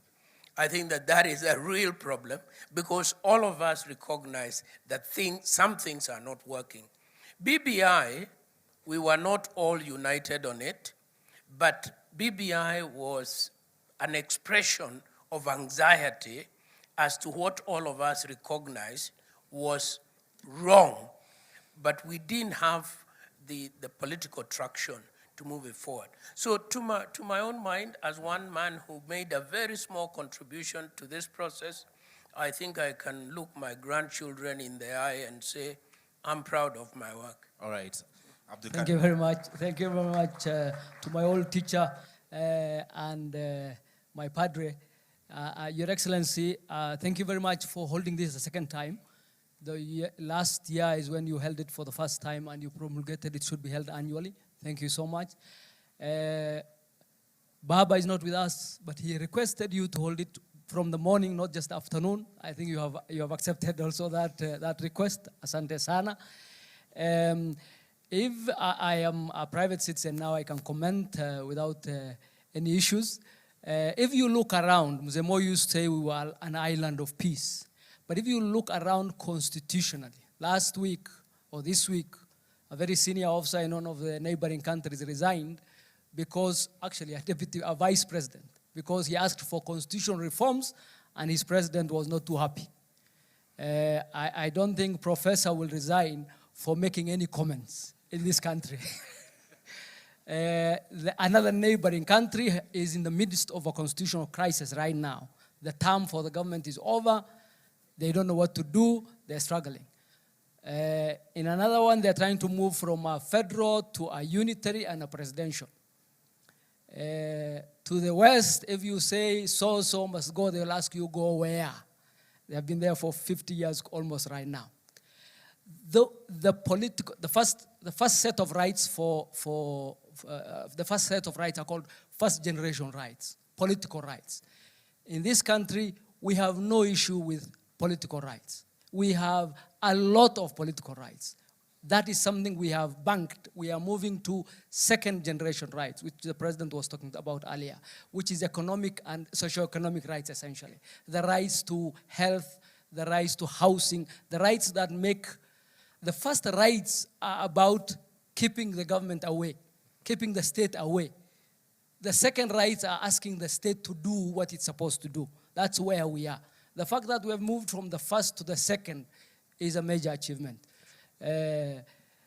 Those of us who are alive when Mzee Moi was there, or when these other rights were not there, it was a completely different environment. And so things that many people take for granted right now, it took a lot of effort. If you listened, and I agree with the chair of the Human Rights Commission, if you listen to the president's speech today, I don't think Mwalimu can imagine Mzee Kenyatta one giving that speech, or Mzee Moi giving that speech, or many, many places that speech being given by a head of state. The language of that speech is the language of human rights. That is not possible in many, many places. And those are things we should not take for granted. And as we move to the second generation rights, I think we should be very proud as a country of what we have achieved and where we're heading to. In terms of the challenges, we have very many challenges. The Constitution has accountability devices that were put there to hold high state officials accountable. Impeachment was one of them. We did the impeachment of a deputy president, and we had a lot of problems with the judiciary because the judiciary failed to understand that that's not their role. That's a political accountability function where the judiciary has no role, in my opinion. And they injected themselves into that process and messed things, if you ask me. The second is recall of MPs. Recall of MPs. MPs, the public has a right to call the MPs. Not one MP has been recalled because Parliament made it so difficult for members of Parliament to be recalled that it's not happened in 16 years. Sure. It's highly unlikely to happen with the setup that act has given. In terms of the JSC, I don't think the JSC has worked because our judiciary is supposed to be accountable. The executive can't hold it accountable. Parliament can't hold it accountable. There's a mechanism that was set to allow the JSC to hold it accountable. The JSC has abdicated that role. And the JSC needs to come back to that function because they have made it very easy for a judicial officer to say, we're putting an injunction, you're not going to do your work. That really is not how the Katiba is supposed to work. Right. And in terms of vetting, I said, we hold vetting every time there's a new state officer, but rarely do we see that vetting being useful. So there are quite a number of challenges, but I'm very proud of where we are, and I'm very proud on the second generation journey that the president has put us on, and I think it's not a finished project. It is a project we should be proud of. When we were doing this Katiba, the last bit, we were coming from a very difficult place as a country. And just delivering it as a national project alone was very important. And the difficulty with which all the surrounding countries are finding delivering a constitutional foundation like we did should really tell us that we should be very proud as a country. Right. Thank you very much. Thank you very much, Honorable Abdikadir. Reverend Kabiru. Thank you, Your Excellency, and all protocols observed. We must appreciate that indeed, as a country, we have come a long way. The 16 years from where I sit as a church leader, of course, we must appreciate the effect of devolution within our country and how that has really changed the local appearance within our counties. The public participation is a great thing that must be celebrated and basically strengthened. How do you ensure that the public feel each one of them is part and parcel of the progress and basically the decisions that are made at whatever level, that becomes critical. Now, when we come to the establishment of the commissions that are actually established by the Constitution 2010, again, we see there is a lot of connection where the public are able to connect depending with the needs that probably are coming up. But I must say that it is very clear the commissions that are very well known by Kenyans at this particular time are the ones that actually carries, especially the political agenda. They are the ones that are actually very well known. They are those that many Kenyans will not tell, will not actually associate with. And I think it is important then for us to ask ourselves, this being work in progress, because the Constitution is basically work in progress. There is a lot that continues to be done. There are commissions that continues to be formed as to help in terms of implementation. We also need then to go further and say the much the Constitution is work in progress, the civic education about that Constitution also need to be a continuous work so that the Kenyans can be able to build that trust. They can also be able to relate. We are talking of 16 years, so a person who was born can now be able to relate with that actual Constitution at 16 years. So that becomes critical, basically for us even going forward to think how do we move towards that direction. Thank you. Thank you very much. And Christine. Thank you very much, Your Excellency, all protocol observed. I must say, I want to say thank you for giving civil society a space in this conversation today, and particularly Federation of Women Lawyers, FIDA. Speaking as an advocate, I want to say this constitution, for me, I can describe it in 3 ways. It's progressive, it's transformative, and it's pro-people. The women and girls in Kenya, I must say we've achieved notable milestones under the last 16 years in the constitution, under 3 areas which I want to just discuss very briefly. One, under leadership, the second one under social rights, and the third one under legal protection. Under legal protection, I want to say there have been very many statutes that have been developed and eventually have been passed by Parliament under the Article 27 of the Constitution. One of them is the Prohibition of Female Genital Mutilation Act. Christine, allow us to check your mic, please. Thank you.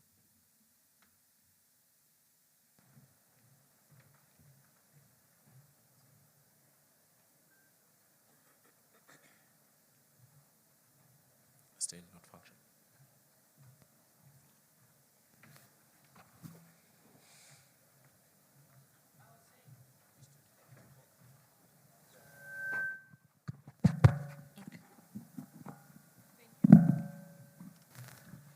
The point I was trying to make was the issue of legal. I was trying to bring out the number of statutes that have been passed in the last 16 years in terms of women and girls in Kenya. And there have been many. The Prohibition of Female Genital Mutilation Act, the Matrimonial Property Act, the Marriage Act, the Protection Against Domestic Violence Act. Those are achieved notable milestones in terms of legal protection for women and girls. However, there have been various challenges in terms of legal protection. One of them, Your Excellency, is the issue of femicide. No woman or girl in this country feels safe anymore.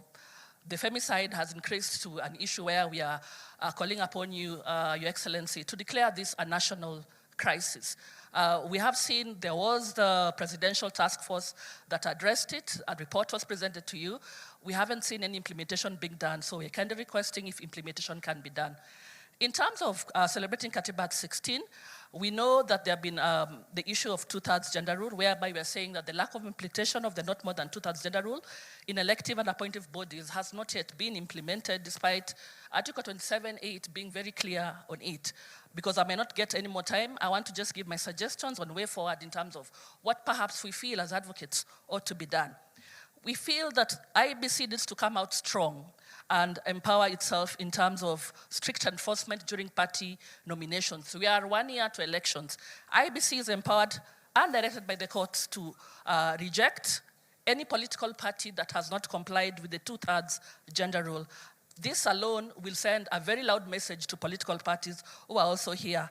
We also want to say that political party funding needs to be restructured, and the Office of the Registrar of Political Parties also needs to make sure that these political parties also are very deliberate on the 2/3 gender rule and can constrict the funding, because this has to happen. So I want to say, in terms of Katiba Act 16, a lot has been done, but there's a lot of unfinished business and gaps. We want to say that there has been a lot of resource constraints addressing issues of gender-based violence, and then inadequate funding towards this thematic area. That also needs to be looked into thoroughly. We want to say that in terms of the 3 arms of government that are here, I'm very happy the judiciary is the only arm of government that has complied with the 2/3 gender rule in terms of the issues. And I'm very happy that Chief Justice herself has been very deliberate in terms of appointing magistrates and judges. So I want to ask the other 2 arms of government, kindly do your part. Right. Thank you very much. All right, Christine, and you have preempted the direction I was to head next, which are recommendations from the panelists. So thank you very much for doing your part. But what Christine has given as part of the things that need to be done, let's honestly look at, without putting aside our political affiliations, look at this document that is guiding us and honestly tell each other this part needs to be either corrected through an amendment or whichever other way. For instance, Christine has spoken about the 2/3 gender rule. The practicability of it, especially in elective positions, is something that may need to be discussed. But let me start with you, Reverend Kabiru. What part of this constitution, if you were given a chance to relook at, would you relook at? Well, I think looking at the constitution as it were, as I mentioned, it is a work in progress. And I think we must see it as such, that there is what must be done to further the work that was done. But further to that, what we have at the moment, when we look at the implementation, when we talk about the respect for the Constitution, then that carries the whole weight. The respect of it as it is, whether good or how good it is, whatever percentage, the taking it and implementing it as it were, that becomes critical for the entire country, and each one of us with the responsibility, whichever that actually we take. When we look at the issue to do with the Bill of Rights, that actually His Excellency the President talked about, the efforts toward that, I think these are the areas that we must look at. How do we ensure that there is the basic, that at this level, this must actually be taken at a very high level at the end of the day. The issue to do with the ethics, the leadership and all that, I think this needs even further strengthening and ensuring that at the end of the day, what the Constitution has actually provided, it is actually followed all the way through to the very end. Remember, this is where we have the national values. And the Constitution must be embraced by the entire country, so that it is not about looking at the leadership, looking at the parliament, looking at the executive as the implementers. It is our value, all of us across the country. Thank you. So in that, we need to employ and ensure that we follow towards that direction. Abdikadir, what part of this constitution, 16 years later, do you genuinely feel needs to be relooked at so that we better achieve the objective we had at the start? Thank you. So other than be relooked at, it's one of the, I think the least successful chapter of the Constitution is chapter 6. That is on graft, on ethics. And I'm really worried whether it's possible to legislate good behavior, as Reverend Mutava said. I think that really requires cultural shift. I don't think, let me not say I don't think, but I'm not too sure I'm as confident as I used to be that writing a very good legislative prescription for that would help. I think we really need to have a cultural shift. So for example, we are going to elections in less than a year. If you are a Kenyan and you elect a thief, and you expect that thief not to steal your resources, you are not a very serious Kenyan. And I'm just giving that example. But genuinely speaking, if you elect an MCA, if you elect an MP, if you elect people into office who are incompetent, who are lazy, who are guilty of a lot of stuff, genuinely speaking, I mean, you don't expect better service. So that's really one issue I have grappled with. The other is, so for example, the gender issue, I just want to say, the gender issue is only in the National Assembly. The gender quota issue is only in the National Assembly. In the county assemblies, we resolve it by constitution. In the Senate, we did. In the National Assembly, we already had a National Assembly that was made up of geographical seats. So you could not legislate and say the Goreti South will elect only a woman, or Wajir South will elect only a woman. That is the problem we are grappling with. How do you ensure that these already vested geographical seats would elect enough women to ensure, because the gender that suffers is the female gender, enough women to hit that quota. And that's why we introduced the county women representative tool to up those numbers. And then hopefully get, and those incentives, by the way, don't work across the world. If you look at many parliaments, rarely, other than Rwanda that is by fiat, many parliaments don't hit 20% of female gender. At least ours, I think the National Assembly hovers around there. The Senate and the county assemblies have no such problem because you must, by law, nominate the extras. So I would really push for, our biggest problem is graft. I would really push for cultural change. I would push for education on that side. All right. Just to, on a lighter note, it is the female gender that is currently suffering, but from how things are going, perhaps men will also suffer, so that needs to be implemented. very, very soon, because more women are getting elected. More and more women are getting elected. So, yeah, so that really needs to be done. Prof, you said the difficulty in amending this constitution is a problem, because indeed it's very difficult. You've reminded us during BBI and what those of us who are not lawyers had then a basic structured doctrine, and how some parts of the constitution are, so to speak, untouchable. So if you are given an opportunity to relook at this document 16 years later, so that to better meet the objectives we had by the time we were passing this document, what would you go for? Well, first, I think that we need a national consensus, and I think that debate has already started. The president kicked it off the other day, not only about where do we go as an economy, but where do we go as a society. And I think that therein we will be able to return to this question. Is this document still serving us correctly? And I think the answer is no. It has its own internal inconsistencies that does not allow our full energies to flow. For example, I personally, as a student of the Constitution, I studied the old one and I'm now studying this new one. We work best as a country, believe it or not, whether you call it nusumkate or you call it handshake. It is the model that works in our constitutional formation. And we need to confront that reality and write it into the Constitution, which is exactly what we did in Bomas. Then the politicians came in, including my own distinguished student here, and removed it. The Bomas Constitution was a power-sharing constitution.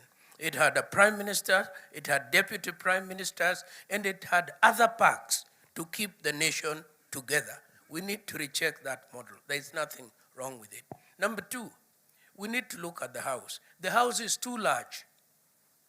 The House is too large. I don't know how my friend John Bundy is ever able to pay those wages. The House is too large. We need to look at it. We need to rethink something else. Again, we had thought through it very well in Bomas. Then the politicians interfered with it. The Senate is the upper chamber, providing elderly supervision over the National Assembly. That's how we wanted it. That's how we structured it. The politicians removed that, and now the Senate literally spends all its time looking for work to do. And the people who have suffered are the governors as a result. I think we need to look at that. And finally, on this women question, I have agonized on it myself over and over and over. Duale and I did a bill that almost got us over the finishing line. Then we lost it. I think we should revisit it. I think when we talk in absolute numbers, we lose the meaning. The meaning is that we don't want equality, because equality is another business. We want equity. And we need ways of reaching equity. And there are many tools in the toolbox that we can have. Finally, I would say that we need to keep this conversation civil, because it's a very important conversation. And when we are having it like we are having it today, it is very useful. When it is hijacked by radical elements on both sides of the divide, then we lose it. We lose the conversation. The name calling begins, and so on. And that's not good for our country. Thank you very much, Prof. And finally, the Honorable Mutava Musimi, please speak it from where Prof has left, that we need to have a very sober conversation. We live in a country where everything is politicized. A very noble recommendation will come on amending the Constitution, for instance. Then political players will take the extremes. One side in support, the other side not in support. Not looking at the value that this particular proposal would bring to the country. So how, again, even as you tell us what needs to be relooked at, how do we navigate it and shield it from political interference in case we ever get to have that conversation as a country. So that as a country, we can soberly say, look, this needs to be done, it's good for all of us, and political posturing should not be allowed. First of all, I want to thank the President. I think you're a very brave man. And you are also very humble. It takes both to bring us here today, courage and humility. And I say that because I followed the conversations, and there was a lot of kite flying. We were all over the place, and I think that's how you wanted it. Now we are where we should be. We are finally dealing with the Constitution, the mother law. Many, many congratulations, Your Excellency. Now, you ask what are the areas that need to be changed? Justice Chesoni made a remark before he left us many years ago that I've never forgotten. He said, I did the best with what I had. That was Justice Chesoni. If we want to do our work as public servants, there is a lot of latitude to do good for the Kenyan people. With this constitution as it is, I remember when I became chairman of the budget committee, I was in the first lot with the new constitution. It was very clear that the responsibilities of that committee are heavy. And we looked at the budget policy statement soon after you and your former boss came into power. And the numbers were not adding up. The public debt was crazy. Public wage bill was even worse, and so on and so forth. So I asked my committee, why don't we do a socio-economic audit of the implementation of this constitution for the last 4 or 5 years? Now, I know that Parliament is independent, but I still felt it is important for the executive to know. So we went to Nanyuki, and we met President Uhuru Kenyatta and Dr. William Ruto, his deputy then. And we went through all the terms of the reference of the socio-economic audit that we wanted. And basically, the work was taken over. We gave the work. We made a resolution in the National Assembly.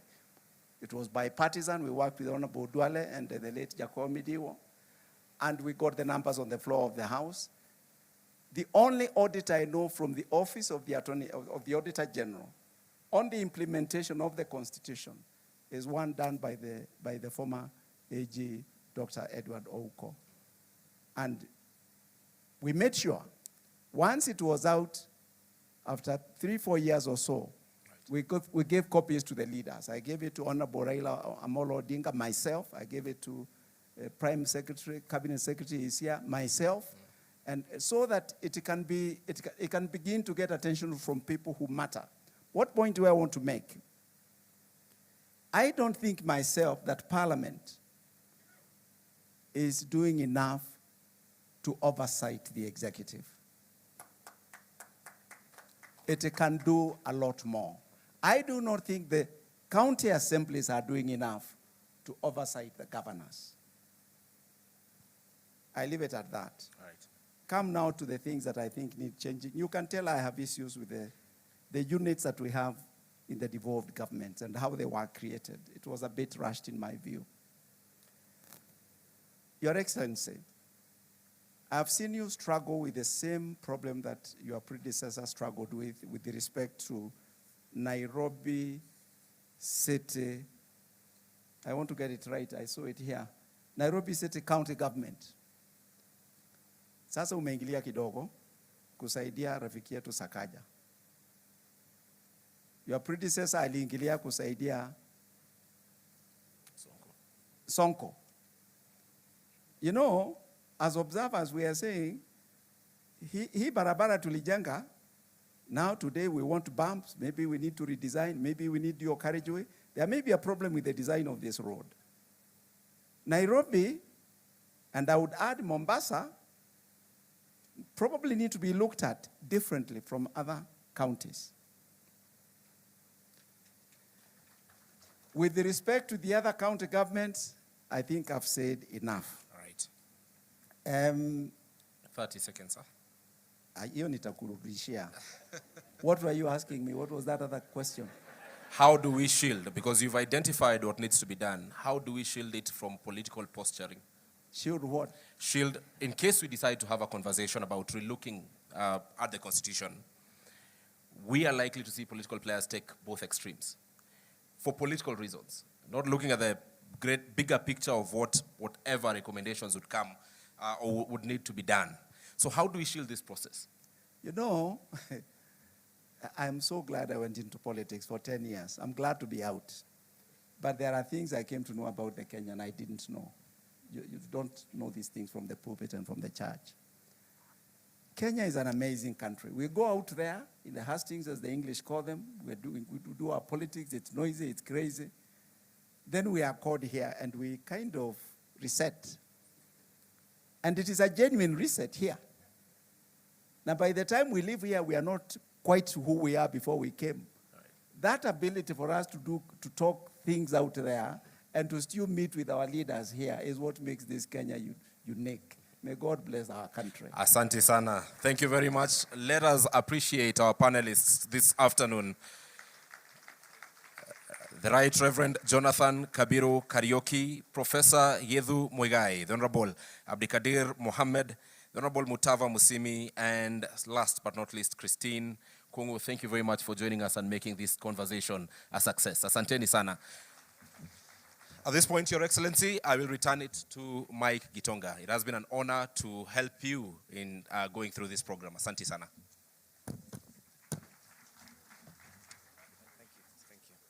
All right, thank you very much to our panelists and also to our moderator, Ibrahim Karanja, and we are moving on swiftly. We have one more panel, which is going to be looking and reflecting on the state of the Republic. But as we change also just a few things on the setup here, I'd want us to watch a montage that gives us an overview of where we have come from, and it is titled, My Land is Kenya. Let's have the montage, please.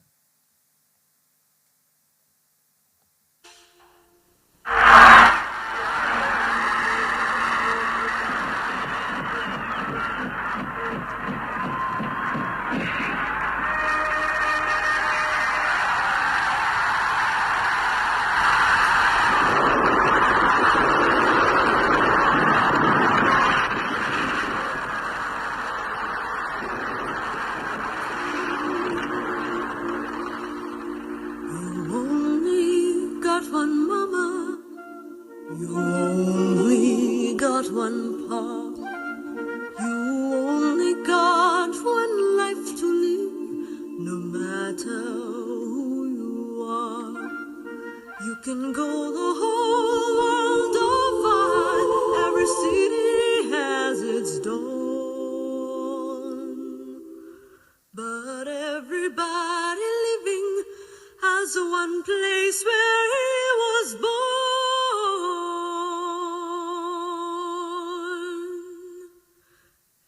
Mine is Kenya, so warm and wild and free. You will always stay with me here in my heart. My land is Kenya, from the highlands to the sea. You will always stay with me.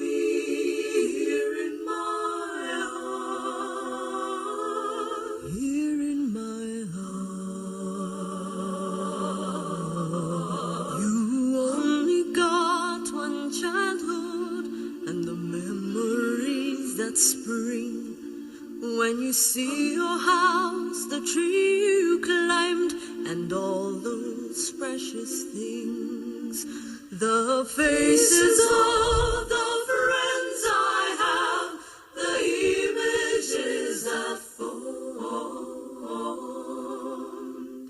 When I close my eyes in the land I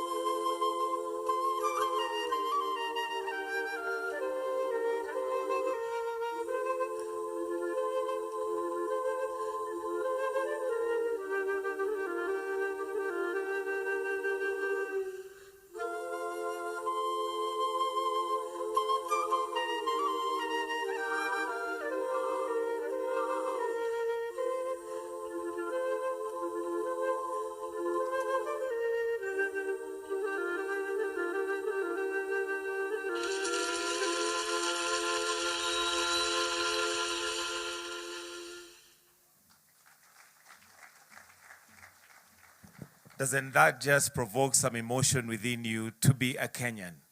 Usiambiwa na mtu we are going in the wrong direction. Your Excellency, we are headed in the right direction. Another round of applause, please.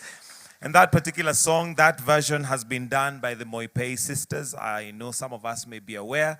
They are triplets who are unique and have put Kenya on the map of singing.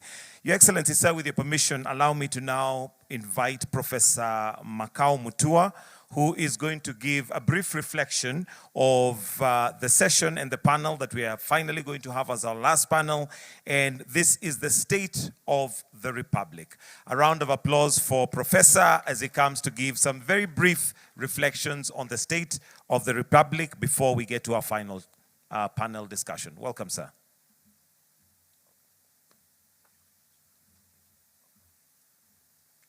Thank you so much. Your Excellency, the President of the Republic of Kenya, Your Excellency, the Deputy President, all protocols observed. I just want to say, first of all, that this has been a very illuminating conversation. It's a reflection and also a celebration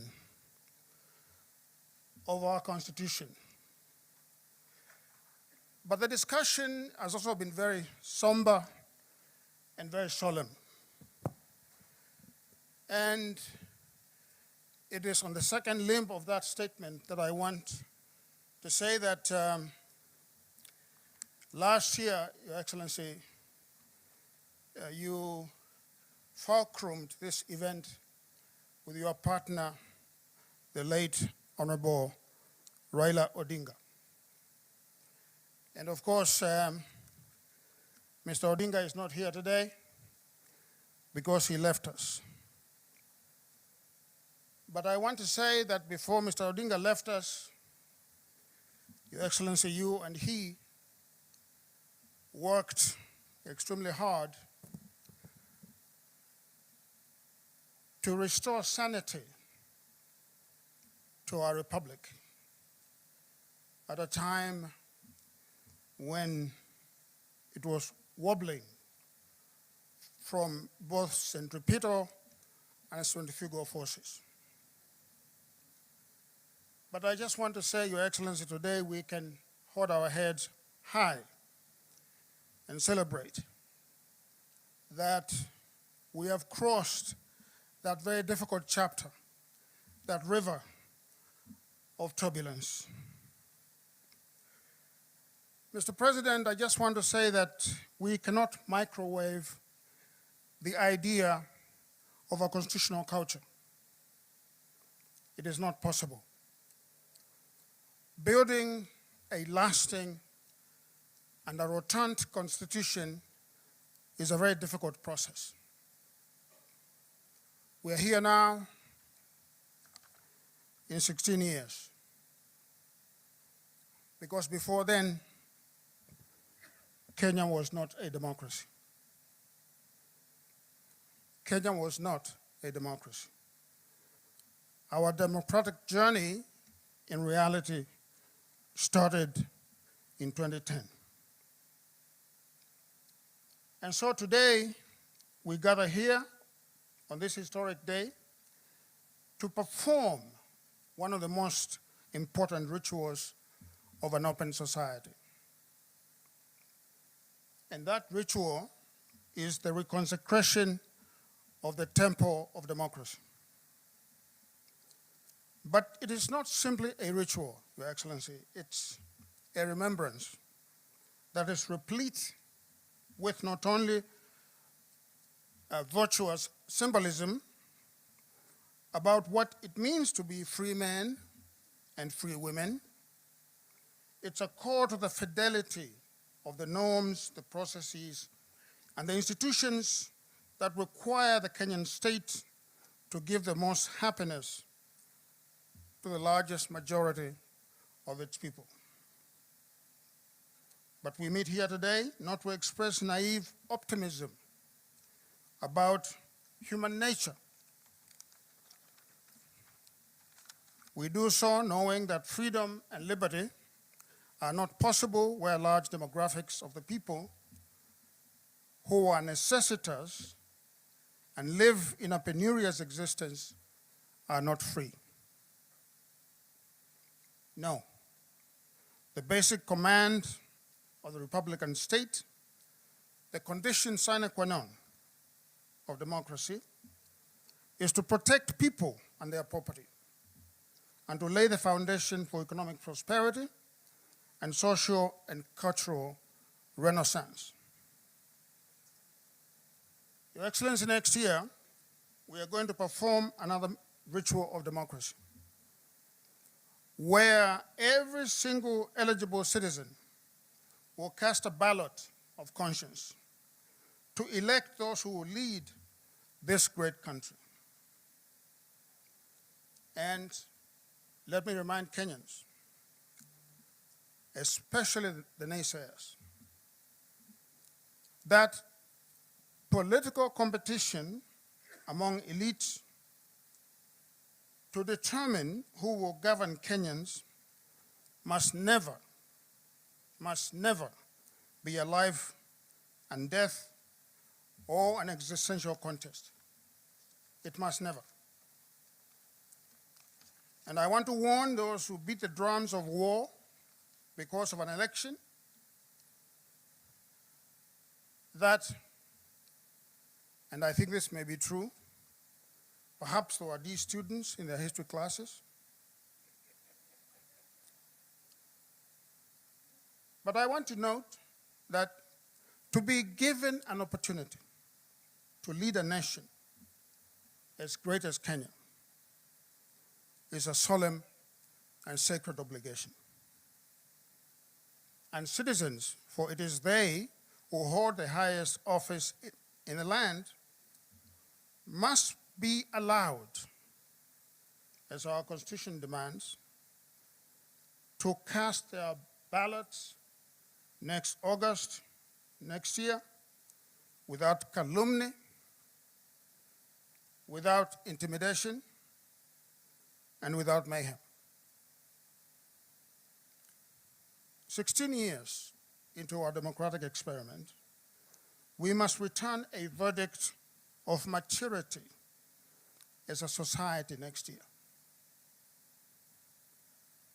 I have said before that democracy is an experiment in living together through thick and thin.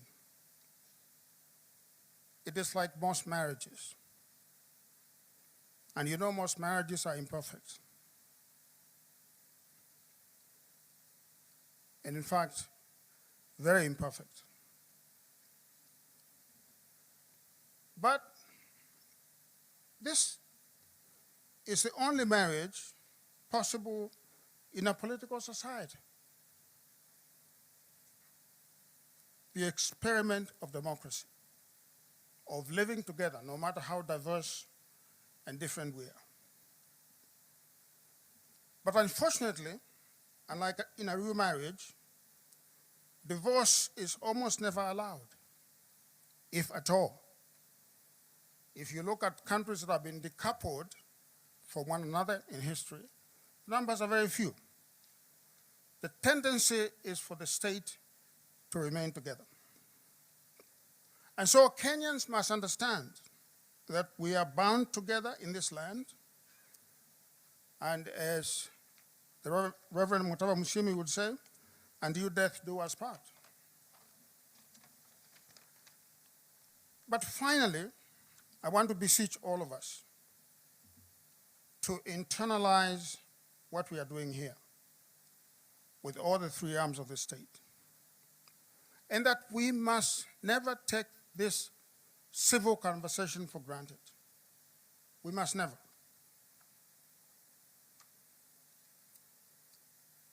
And we must lower the political temperatures. Let me finish by lauding the presidency, the President, His Excellency the President, because, Mr. President, you took an economy that, as we all know, was in free fall, an economy that was expected to default. and a society that was at each other's throats. And you not only stabilized the economy, you sewed together the fibers of our republic. Today, if you travel as much as I do, both in Africa and outside Africa, you know that the star of Kenya is shining brightly again internationally.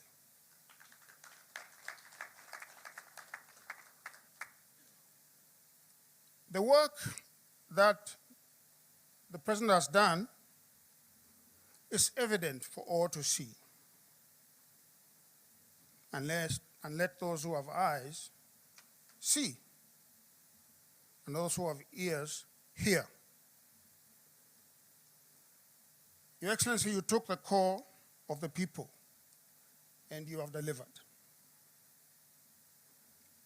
Our country and our democracy today are stronger and better than they were 4 years ago.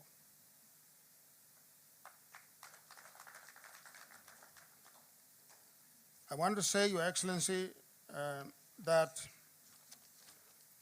this ritual of Katiba Day, and may it continue in perpetuity, perhaps in different iterations. It's a ritual that must always be there. It is a ritual that reminds us that democracy is a project. It is not a destination. It's a ritual that tells us that ahead we have work to do, a lot of work to do.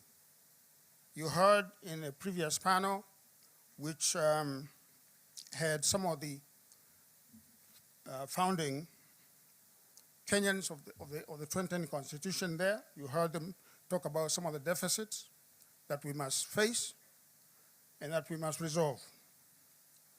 But let me say that the work of building democracy is not easy. It is not easy. And it is not to excuse our deficits in this area. But I want to remind you, look around the globe, in our neighborhood. Look to North America and look to Europe. And you are going to see some very established democracies that are having conniptions. You know what conniptions are? Okay, epileptic fits. Some of them are 600 years old, some of them are 300 years old. So if ours is only 16 years old, we have nothing to worry about. Let us keep the faith, let us do the work, and let us make Kenya the greatest country that it can be. I thank you. Thank you so much.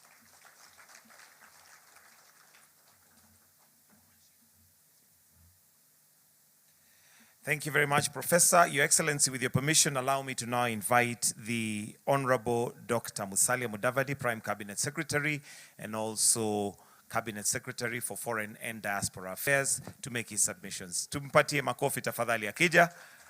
Welcome, sir.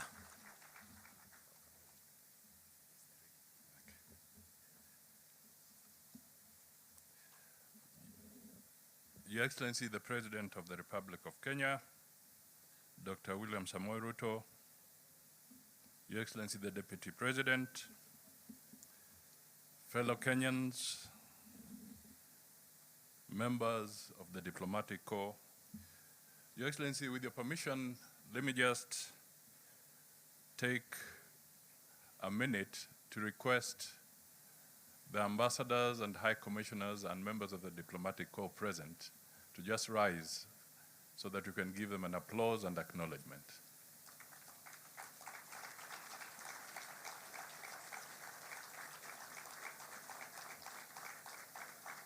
Thank you so much for joining us on this very, very important occasion.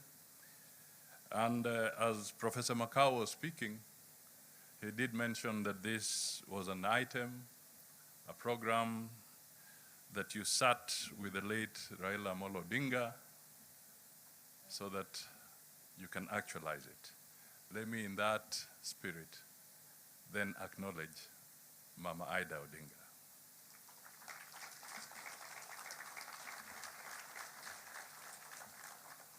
Thank you. Your Excellency, I will not speak for too long, but I just want to try and recap the panelists and a lot of the issues that you captured in your speech.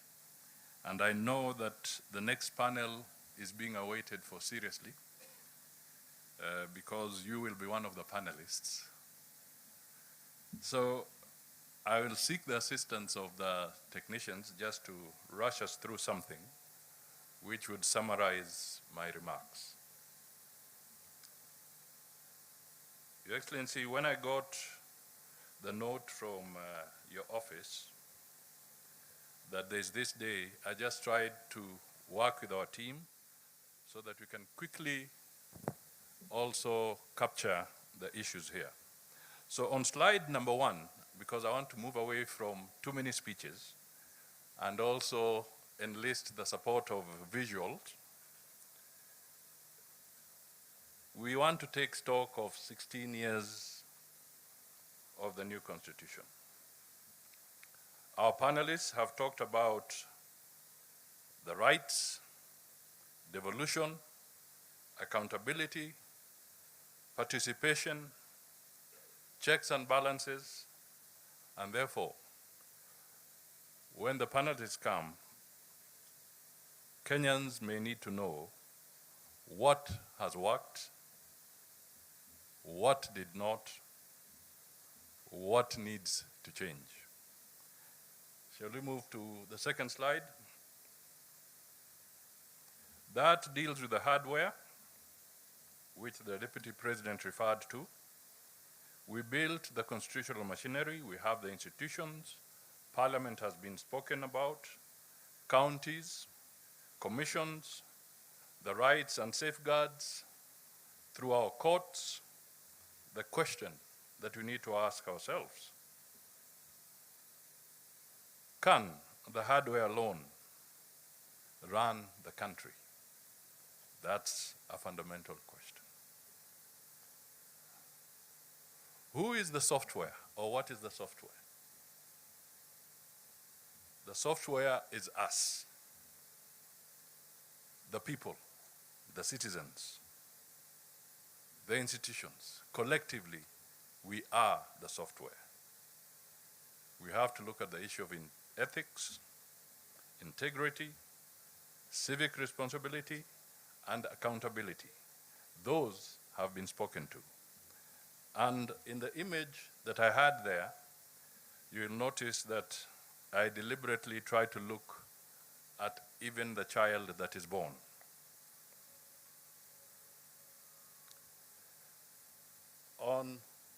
Now we can move to the next one. Values. Rules matter, but values make them work. What does the law require? What is the law trying to protect? What value is it trying to preserve? Ladies and gentlemen, constitutionalism is more than compliance. Let me move to the 5th slide. At the corner, you will notice something about litigation. These are the constitutional safeguards. We want to protect citizens. We want to restrain power. We want to strengthen accountability. But process must serve purpose. We need to ask ourselves, the processes that we have inbuilt, do they serve purpose. Let's move to the next one, participation. This is a fundamental principle. We must keep the principle. However, we must improve the mechanism of achieving this principle. When we engage, do we engage meaningfully? Is it representative enough?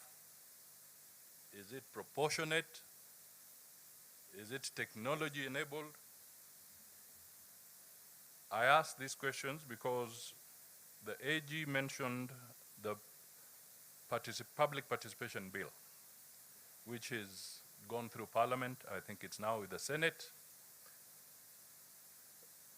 It may be of interest to note that we did cost what is outstanding for the government of Kenya during this 5-year period in terms of either legislation or policy. And if we go through public participation in the way that it is currently formatted, we came to a figure of 20 billion Kenya shillings to go through the process of participation. Is that proportionate when compared to the need to strengthen SHA, to the need to do affordable housing, to the need to improve our education? Is that proportionate? However, there's a rider there. Participation must not become a box-ticking exercise. It must be meaningful. Ownership, we have all talked about ownership. Our good friend, the late Kajwang, Honorable Kajwang, would always start his public rally by saying, "We the people." Can we stand here and say that this constitution belongs to us? Can citizens read it, understand it, debate it, apply it? A constitution should not belong only to the lawyers. Have we to have this constitution in our vernacular languages to make it easier for our people to read and understand? Those are questions that we need to ask ourselves. What are the gains? Some have been highlighted. Devolution. Power is closer to the people, to the citizens. Rights and dignity. Institutional checks. Active citizenship. These gains must be defended. What are the misses? What have we built or what have we not built? Below that question, I underline corruption. Have we dealt with it? Impunity. Has it diminished or has it scaled? Weak institutional culture. Procedure over public interest. Is it enough to say, is it legal? And is legal the issue that should be the only benchmark? Or should we ask ourselves, is it right for Kenya? Whatever we do, is it right for Kenya? Slide number 10. We are now talking 16 years later. Kenya has changed. 2010 to 2026. There's a new creature, AI. It is now with us. Technology, the economy, demographics, work, information, all now in this new environment of AI. Ladies and gentlemen, the Constitution must keep speaking to a changing Kenya. Let's just for a moment conceptualize the word sovereignty. How do we define sovereignty in this context? It's not just about the traditional borders. We have to look at sovereignty afresh. Reform. We should not be afraid to improve it, and I think the panelists came out very strongly on this. Let us refine what needs to be refined. Let us strengthen what needs to be strengthened, and let us simplify what needs to be simplified. Not for personalities, not for parties, but for Kenya. The law must serve people. We make laws to create safer communities, fairer institutions, better government, more prosperous citizens. Process must serve purpose. Let's move to the 13th slide. Is this constitution perfect? It may not be perfect, it is not. Is it defective? Some aspects of it may be. Is it capable of improvement? Yes. You all are familiar with the phrase, even a good tool becomes blunt with use. You do not, however, throw away a good tool. You sharpen it. So we have an opportunity in this debate to sharpen our tool. The 14th slide. Have we built the hardware? The answer is yes. Have we built the software? That is work in progress and ahead of us. Ladies and gentlemen, institutions matter, laws matter, courts matter, but above all, it is character that makes the system work. So, what is our national character? What defines us? Professor Hino, on the launch of the President's Day of Beyond Vision 2030,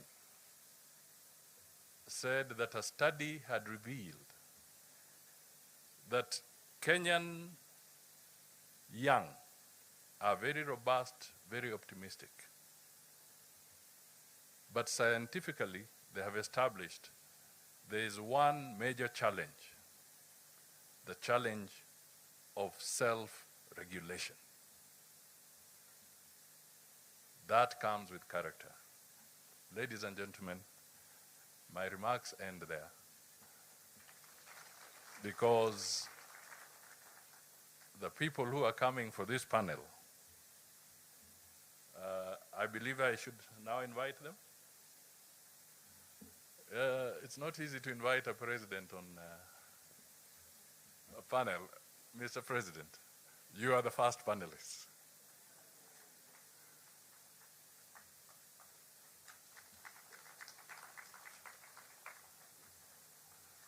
I now also wish to invite the Chief Justice and President of the Supreme Court, the Honorable Justice Martha Koome. Let me invite the Speaker of the Senate, the Honorable Kingi. Let me invite the Chairperson of the Council of Governors, the Honorable Ahmed Abdullahi.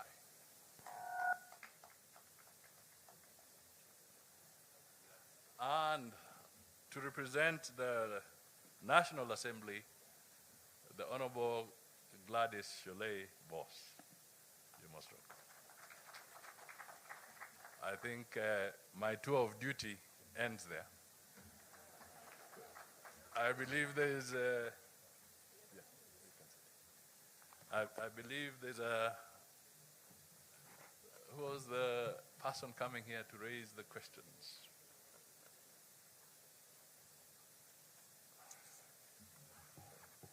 Our moderator, please. Ah, Latif. This man harasses us when he gets hold of us.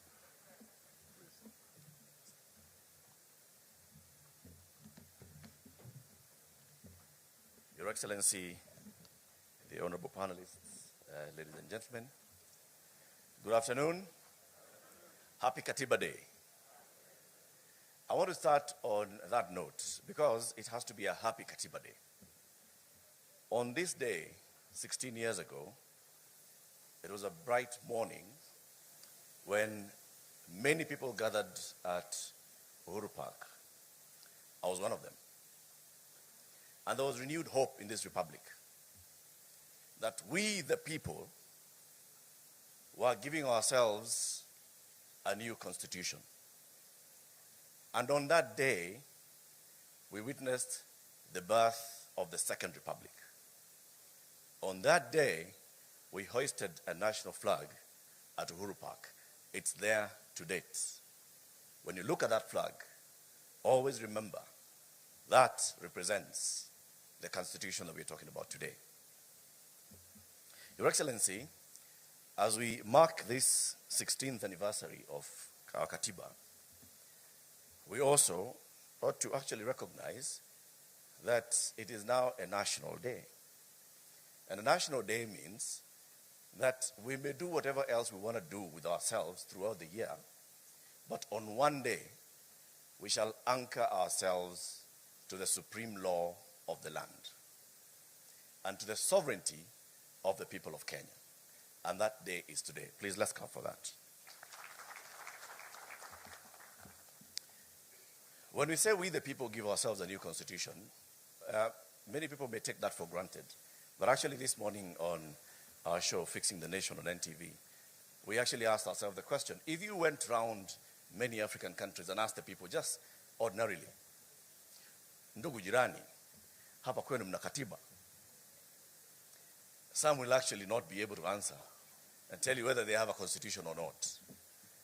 Go to any part of this republic today and mention the word Katiba, and people know that we have a constitution. That anchors the fact that we, the people, are the owners of this constitution. We are the sovereign in this constitution. We delegate our sovereignty to institutions and to public offices. And for that reason, we had the various institutions speaking earlier today, and we also have the very top of our arms of government on this panel. Let's clap for them as we start this conversation. I want to start by just acknowledging some of the words that you said, Your Excellency, in your remarks to set the scene for today. You said accountability cannot end with defending institutional territory, observing procedure, or publishing reports. Ultimately, we must account for outcomes, whether we have protected the sovereignty of the people, upheld human dignity, preserved constitutional order, used public resources responsibly, and brought the rights guaranteed by our Constitution within the reach of more citizens. There's no greater responsibility than that's given to the people in our panel today. And I want to start with you, Your Excellency. When you took the oath of office, the first oath of office that you took was the oath of affirmation of allegiance, in which you said, I may remind you, and I'll use the names. Please allow me to use your name. I, William Samoei Ruto, in full realization of the high calling I assume as President of the Republic of Kenya, do swear that I'll be faithful and bear true allegiance to the Republic of Kenya, that I'll obey, preserve, protect, and defend this Constitution of Kenya as by law established, and all other laws of the Republic, and that I'll protect and uphold the sovereignty, integrity, and dignity of the people of Kenya. Our conversation this afternoon, Your Excellency, with the permission with the honorable panelists, I just wanted to make it very short. It's not accountability. Accountability for these high officers. At the end of this, the program has you coming to make your closing remarks. So we'll not even do the closing remarks. We'll just do quick accountability for the person and the office that you hold. What have you done to uphold the Constitution? Your Excellency, you swore to obey, preserve, protect, and defend this Constitution of Kenya. Are you aware, sir, that your cabinet is unconstitutional?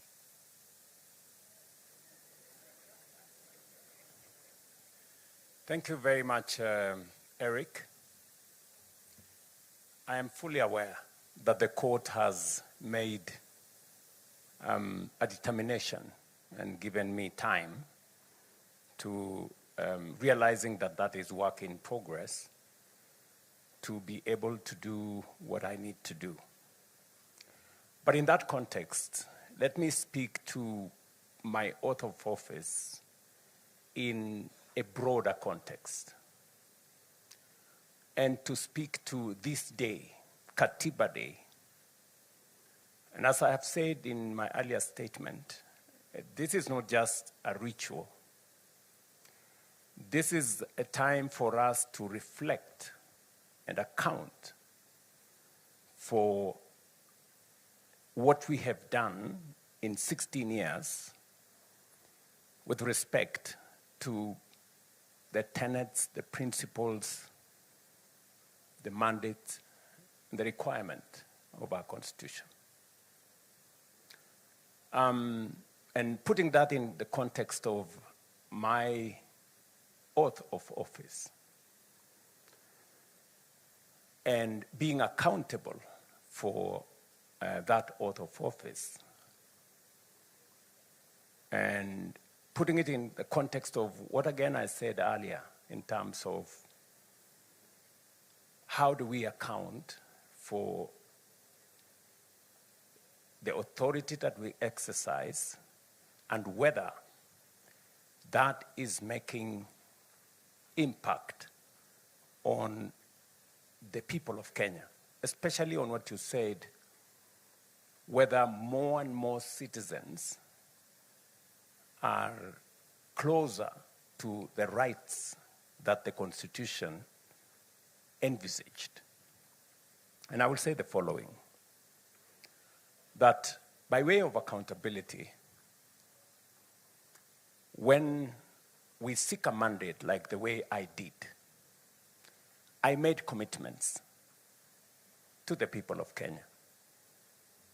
And those commitments were not just statements. They were not just slogans. They were commitments that ultimately I must be held account, because that is what the Constitution demands of me as president. And I would want to put it in this context. Number one, I made commitments about how to transform the nation and what I need to do. And I made proposals to the people of Kenya that this is how I intend to stabilize the economy. This is how I intend to make sure that we have access to health getting to the majority of citizens. This is how I intend to work on making sure that there is decent housing as it's required by the Constitution. This is how education that is provided for as an obligation to government in the Constitution, this is what we are going to do. This is how we are going to work on access to water and all the other requirements of the Constitution.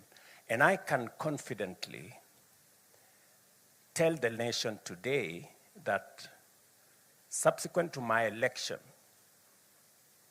and my commitment that I will be faithful to the Constitution, we have done whatever we needed to do, difficult as it may have been, to stabilize our economy. Today, our economy is the 6th largest economy in Africa. Our interest rates have come down. Our exchange rates have come down and stabilized. Our inflation has come down and stabilized. And our sovereign debt position is way different from what it was. We did not only,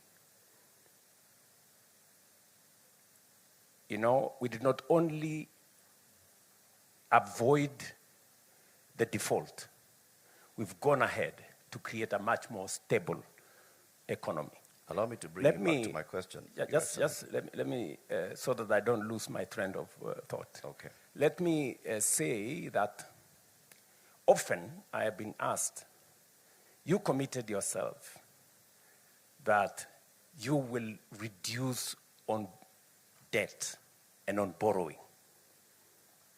And I want to answer that question in this forum because prudent management of public resources is part of accountability, is part of accounting by leaders.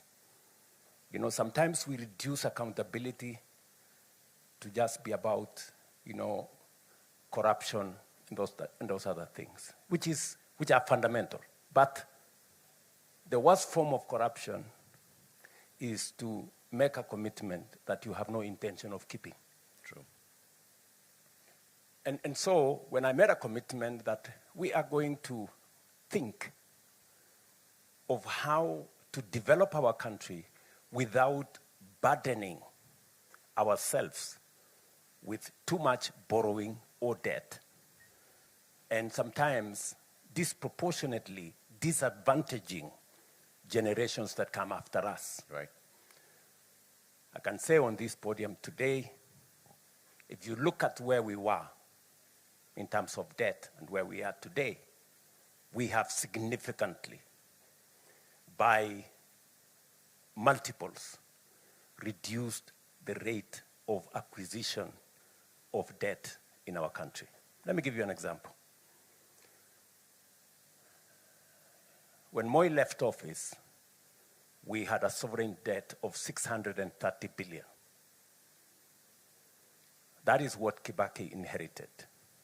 In 10 years, Kibaki took that sovereign debt to 1.8 trillion. That is 3 times, by a multiple of 3, roughly. When my brother, President Uhuru, left office in 2022, he left behind a debt of 10.3 trillion.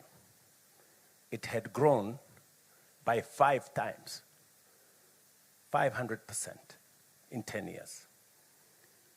In my 5 years, that debt has grown from 10.3 trillion to 13 trillion. In 5 years, that debt has not grown by multiples. It has grown by 27%. And therefore, the commitment I made that while we will continue to invest and develop our country, we will do it in such a manner that we reduce on borrowing, we reduce on debt, and we grow our economy sustainably. So I'm just giving an example of how accountable one must be. So back to my question, sir. I will come to your question. Just allow me to set the context. I just want to phrase it again. Yes. So that we don't lose track of what we are saying. And you've used the words that I do not want to repeat, but let me just use them. Worst form of commitment, of corruption, is making commitments that you do not keep. Yes. you made a commitment in your gender charter to have a 50% representation of each gender in your cabinet. Today, your cabinet is unconstitutionally composed of the requirement not more than 2/3 of the same gender. I just want to seek, because the issue here is constitutional accountability, Your Excellency. Correct. So in that regard, because this sends a strong signal to the rest of the Republic, what is your answer to that? Why is the cabinet unconstitutional? What are you going to do about it? There is a court order that has not been vacated by any other court that has given you until the 28th of October to reconstitute your cabinet. Correct. Precisely what I'm telling you is, in the context of commitments that you make, you may not necessarily get 100%, but you can get 80%. In your estimation, have you passed that exam or did you not pass? If the commitments you made, you have achieved 80%. There are some commitments that are work in progress.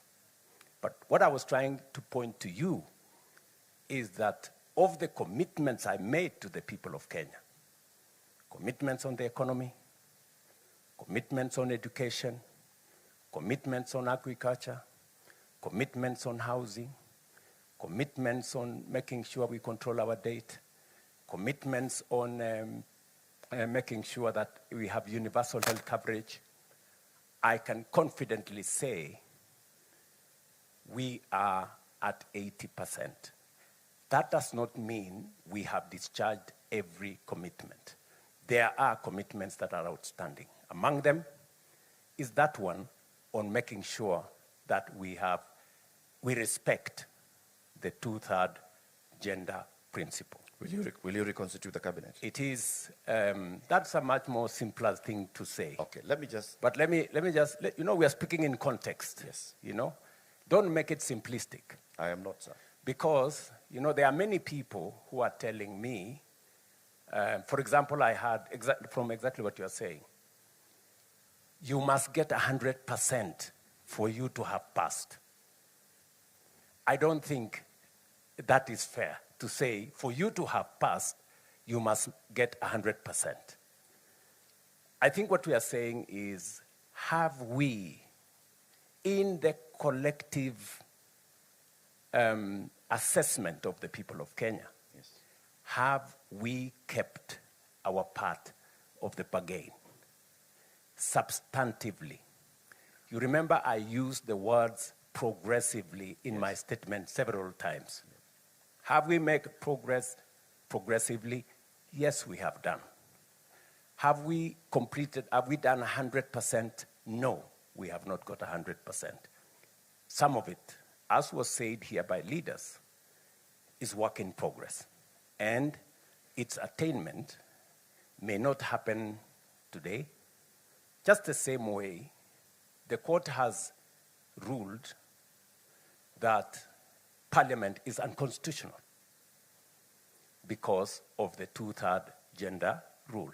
Yes. That determination was made by court, I think, almost 5 years ago, 6 years ago, to be exact. But it's work in progress, I did make proposals myself to Parliament on how we could attain the 2/3 gender rule. It is still work in progress in Parliament. And I think progressively, without being too aggressive against ourselves, that is work in progress. Thank you. Thank you, Your Excellency. I want to move to my leadership, the Honorable Chief Justice.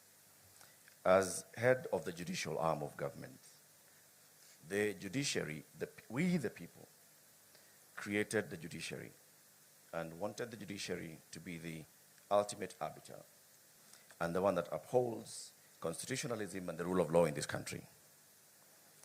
Madam Chief Justice, there have been questions of integrity within the judiciary. You've addressed them previously, but you continue to address them. The question that I asked to you is, would Kenyans believe that their judiciary is functional when questions of integrity keep arising towards it and they don't see progress being made? Thank you very much, our moderator. Thank you, Your Excellency, for inviting me to this forum. I'm honored, greatly honored, to participate in this forum where we are looking at our Constitution and asking ourselves whether it has worked for us, what we need to do to make it work better. Now, when I look at the judiciary, we agree that judicial authority comes from the people. The people are sovereign, and therefore we are servants of the people.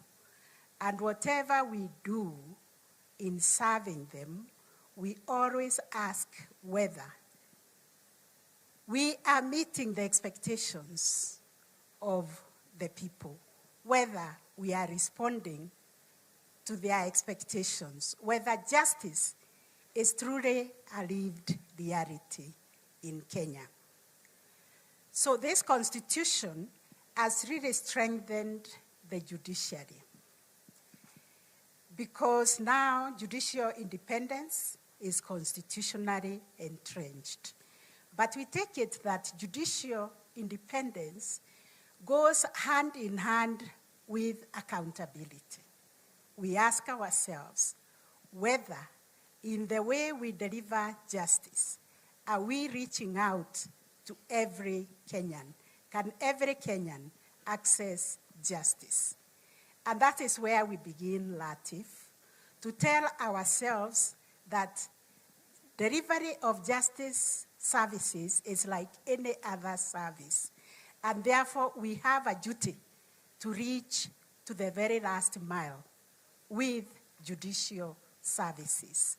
And when we looked around, the number of Kenyans who can access formal justice services are a paltry 17%. The rest of Kenyans look for justice elsewhere through other means.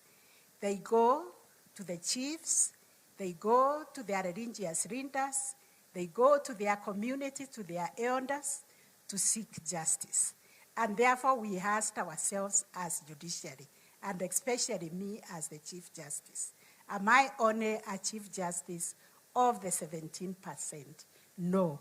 So we must net everybody. And this is why we are working with communities to expand the multi-door approach to justice to reach the alternative justice system, which is also a command of the Constitution, that we should promote NDR, alternative justice system, mediation, negotiation, reconciliation, and all that, so that every Kenyan can have a choice. Do I want to go to the formal court? Do I want to go to the alternative? And that if we are being celebrated even by the Commonwealth for having been able to link the informal justice system with the formal justice system. We have ukumbis or tribunals or community sessions where people are resolving disputes, and thanks be to this Constitution, they are able now to come with those agreements. We have trained them on fair trial methods so that when they agree, we only ask ourselves whether this agreement meets the constitutional thresholds. We've been, and we have established ourselves in 16 counties where we have NJS. We have court-annexed mediation now in over 120 court stations where people can opt for mediation, negotiations to agree on their disputes, and we are adopting those disputes as the orders of the court. You talked about corruption, and I think the priest who did the introductory remarks was very apt, that the manure that is eating Kenya is corruption, is issues of integrity. And I think all the speakers have spoken to it. For us in the judiciary, it's very, very serious. We have no other currency to trade in. The executive has the power of the sword, they have the power of the purse. We only have public trust to trade in. And therefore, Kenyans must have confidence in the judiciary, in the independence of the judiciary. And this independence cuts both ways. It's both independence for us to be able to make decisions without any interference from anybody or from any institution, but also it's an independence that ensures that the citizenry can have confidence in the judiciary. Yeah. So it's both ways, and we are required to be accountable. We have done everything as a country to enact laws, beginning with the Constitution and other laws. What I would like to say is that corruption, in all its facets, is a criminal offense. And we have taken the front row in the judiciary to tell Kenyans that we operate a zero-tolerance policy to corruption. We even do a daily briefing in our courts to tell Kenyans, when you come to court, you will not be asked for a bribe. You will not be asked for any facilitation. Please do not bring a bribe to the court. Right. We have worked with the NCAJ, the National Council on the Administration of Justice, to develop guidelines that will help us implement these laws against corruption. And we are implementing them in the judiciary. But it is a societal problem, Ratif, that requires Kenyans to say no to corruption. It requires a national conversation, because as much as we try to insulate ourselves in the judiciary, we are within this ecosystem where people believe in giving a bribe, or even believing somebody who has no connection with the judge or the magistrate, that I know the magistrate, I know the judge, I will fix your case, I collect money to go and take to the judge. The judge or the magistrate may not even know, but sometimes they know. Yeah. And therefore, I've been saying it is wrong. We as judges and magistrates and judicial staff cannot be dispensing justice with one hand and committing a crime with the other. Any citizen who comes across a judge or a magistrate or a judicial staff asking for a bribe, we ask for cooperation. Thank you, Madam CJ. Just a quick follow-up on that. Citizens told the Ethics and Anti-Corruption Commission in their EACC 2025 survey that court magistrates attract the highest average bribe, apparently 164,000 shillings. Now, the question I want to ask you, now that we are now introspecting 16 years in, can the judiciary really police and weed itself of corruption? Yes and no, by everybody who has taken a oath of office to defend the Constitution, to defend the rule of law, to say no to corruption. But out there are many people posing as agents of the judges. They are the ones collecting money to bring to the judiciary. And Kenyans themselves, why are they giving money to come and bring to the judiciary? So we alone cannot, because like me as the Chief Justice, with my 2 eyes, corruption, I was told, is like is it sodomy or is it what offense takes place, adultery, which takes place in the dark places. So with my 2 eyes, how can I know who is negotiating a bribe in their houses, in their chambers, in the hidden places where they do those things?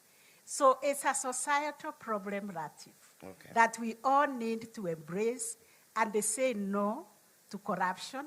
Say the manure that is eating Kenya, like it happened in New York, is corruption. Thank you, Madam And CJ. therefore, we need to say no to it. Asante. Thank you very much, Madam CJ. I want to move to the National Assembly, represented by the Deputy Speaker, the Honorable Gladys Boss. When we, the people, created the legislative arms of government, and Parliament in particular, we created a Parliament that would represent us, that would create laws that we would follow, and that would oversight the executive. Many complaints have been made in the public about the Parliament's role of oversighting the executive. Not just the 13th Parliament, the 12th Parliament, the 11th Parliament under the 2010 Constitution. Is Parliament, as constituted, maybe politically or otherwise, able to properly oversight the executive? Thank you, Latif. And before I answer what your statement comes from, I first want to say we are here to discuss Katiba at 16 and what we have done as the National Assembly to implement the Constitution. So let me start with that, because that's our business today. If you look at Article 43, which the President has spoken about very passionately, on the issues of health, if you look at the Social Health Authority Act, Parliament, National Assembly passed it. If you look at the Primary Health Act, it was the National Assembly that passed it. If you look at the Emergency, Chronic and Critical Illness Fund, that is the National Assembly. If you look at the Digital Health Act, that's the National Assembly. So on the issue of health, under Article 43, we have made our part. On education, currently we have several laws. We have already, just yesterday, we were debating an amendment to the Basic Education Act, because again, that's a right. It's a socioeconomic right under Article 43. And further to that, there's more amendments that are going to the Higher Education Loans Board, the Tertiary Institutions Act, the Education Assessment Act, and so on. All those are ongoing. If you look at the rights to water, again, we passed the National Water and Storage Authority Act, and that is already in place. If you look at the issue of housing, the Housing Levy Act was passed in Parliament. If you look at the changes that were made to our savings at the National Social Security Fund, again, that law was amended by Parliament to be able to allow an increased amount so that we can have increased savings in the country, so that we are not borrowing money from other countries, but we can borrow our own citizens' money. If you look at Social Security, on the money that is given to senior citizens by government, again, that took an act of Parliament. So we can categorically say that as the National Assembly, on the manifesto of the Ruto administration, we have been able to do our part. On the issue of the right to food, again, when you see some of the programs and some of the laws that we are passing, is to ensure that we are able to attain the issue of food security. The courts, on many cases, has castigated Parliament over public participation, and that's why the Public Participation Act is currently before the House and has gone to the Senate. Again, the National Infrastructure Fund, that's an act of Parliament. The National Sovereign Fund Act, that's from the National Assembly. The government-owned enterprises, that's also that. And just to tell you that Parliament is sensitive to the people, because we represent the people, and that's what the spirit of our Constitution says. When we had the crisis in the Strait of Hormuz, and the prices of fuel was going to go very high, immediately, in exactly 1 day, we sat until midnight and amended the Value-Added Tax Act to be able to bring the price of fuel to at least an acceptable level. So yes, Parliament is doing its part to be able to implement the Constitution. On the matters of oversight, every single day, when we are not sitting in plenary, we are calling to account the executive. I know that the Auditor General was here, and yes, you many times hear the voice of the Auditor General when she has audited a certain institution. Most of the time, it's announced publicly, even before it comes to Parliament. Remember, it does not end with the Auditor General. That report, the Auditor General must bring to the National Assembly, then the relevant committees review them, and then are able to give sanctions where required or give recommendations where required. In the past, Parliament was behind in about 6 or 7 years. But today I can confirm to you as chairperson of the Liaison Committee, the chairpersons have confirmed that Public Accounts Committee is now at 2024-2025 financial year. PIC, the same thing. So we have managed to review the reports. And the challenge had been before that there was only one committee dealing with it. After that, the PIC committee was split into thematic areas so that they can be able to work faster. We've deployed several staff to them to be able to do that. So yes, oversight is live and indeed. And today, we go on recess as Parliament. And people think that we go on holiday. Actually, every single committee is sitting for 3 straight weeks to complete their reports because we are also alive to the fact that it's a year. So yes, I can confidently say that Parliament has done its job, continues to do, and we have had continuous improvements. We recently had a state of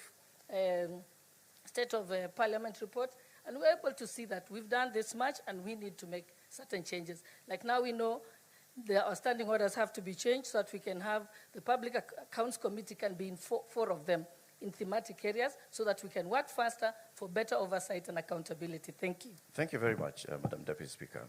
And let's account for that. Parliament has passed legislation.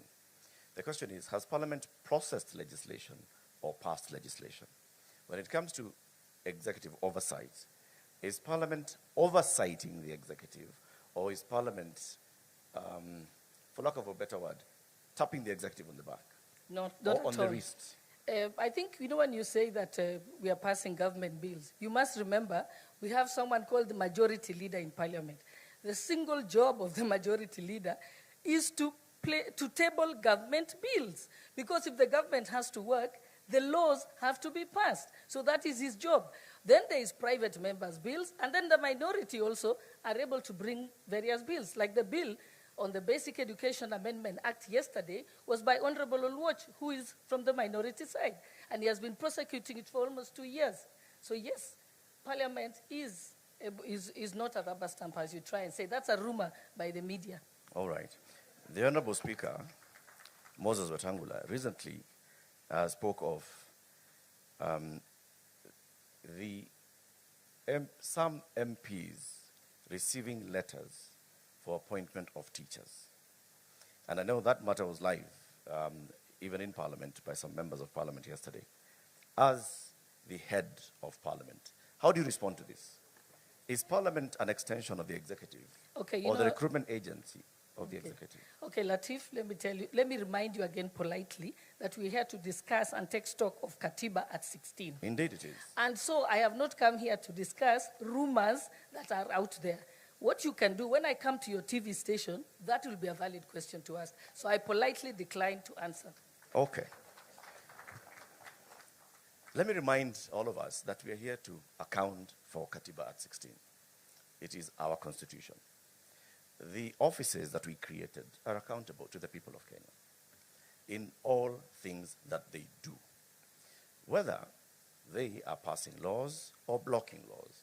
So, the Honorable Deputy Speaker, respectfully, I tell you that the question I'm asking is about accountability. No, it's a valid question, Parliament. and as you said, and as I've told you, that for today's session, there's no answer to that. But I can confirm to you that yesterday, the Education Committee was waiting to summon the Teacher Service Commission, because that is the independent commission that is charged to do with the recruitment of teachers. If they are doing it in a different manner other than provided by the law, then they are the ones to be called to account. And that's what I'm saying, that's a conversation for another time, not today. There's no better day than today, but let's move to the next one. Honorable Speaker, Amason Kingi, you're Speaker of the Senate. you served as the county governor for 2 terms, and you know the role of the Senate that we, the people, established is to defend and promote democracy, devolution. And I want to ask today, is the Senate protecting counties? And can you give us examples where the Senate has actually protected counties, and from what?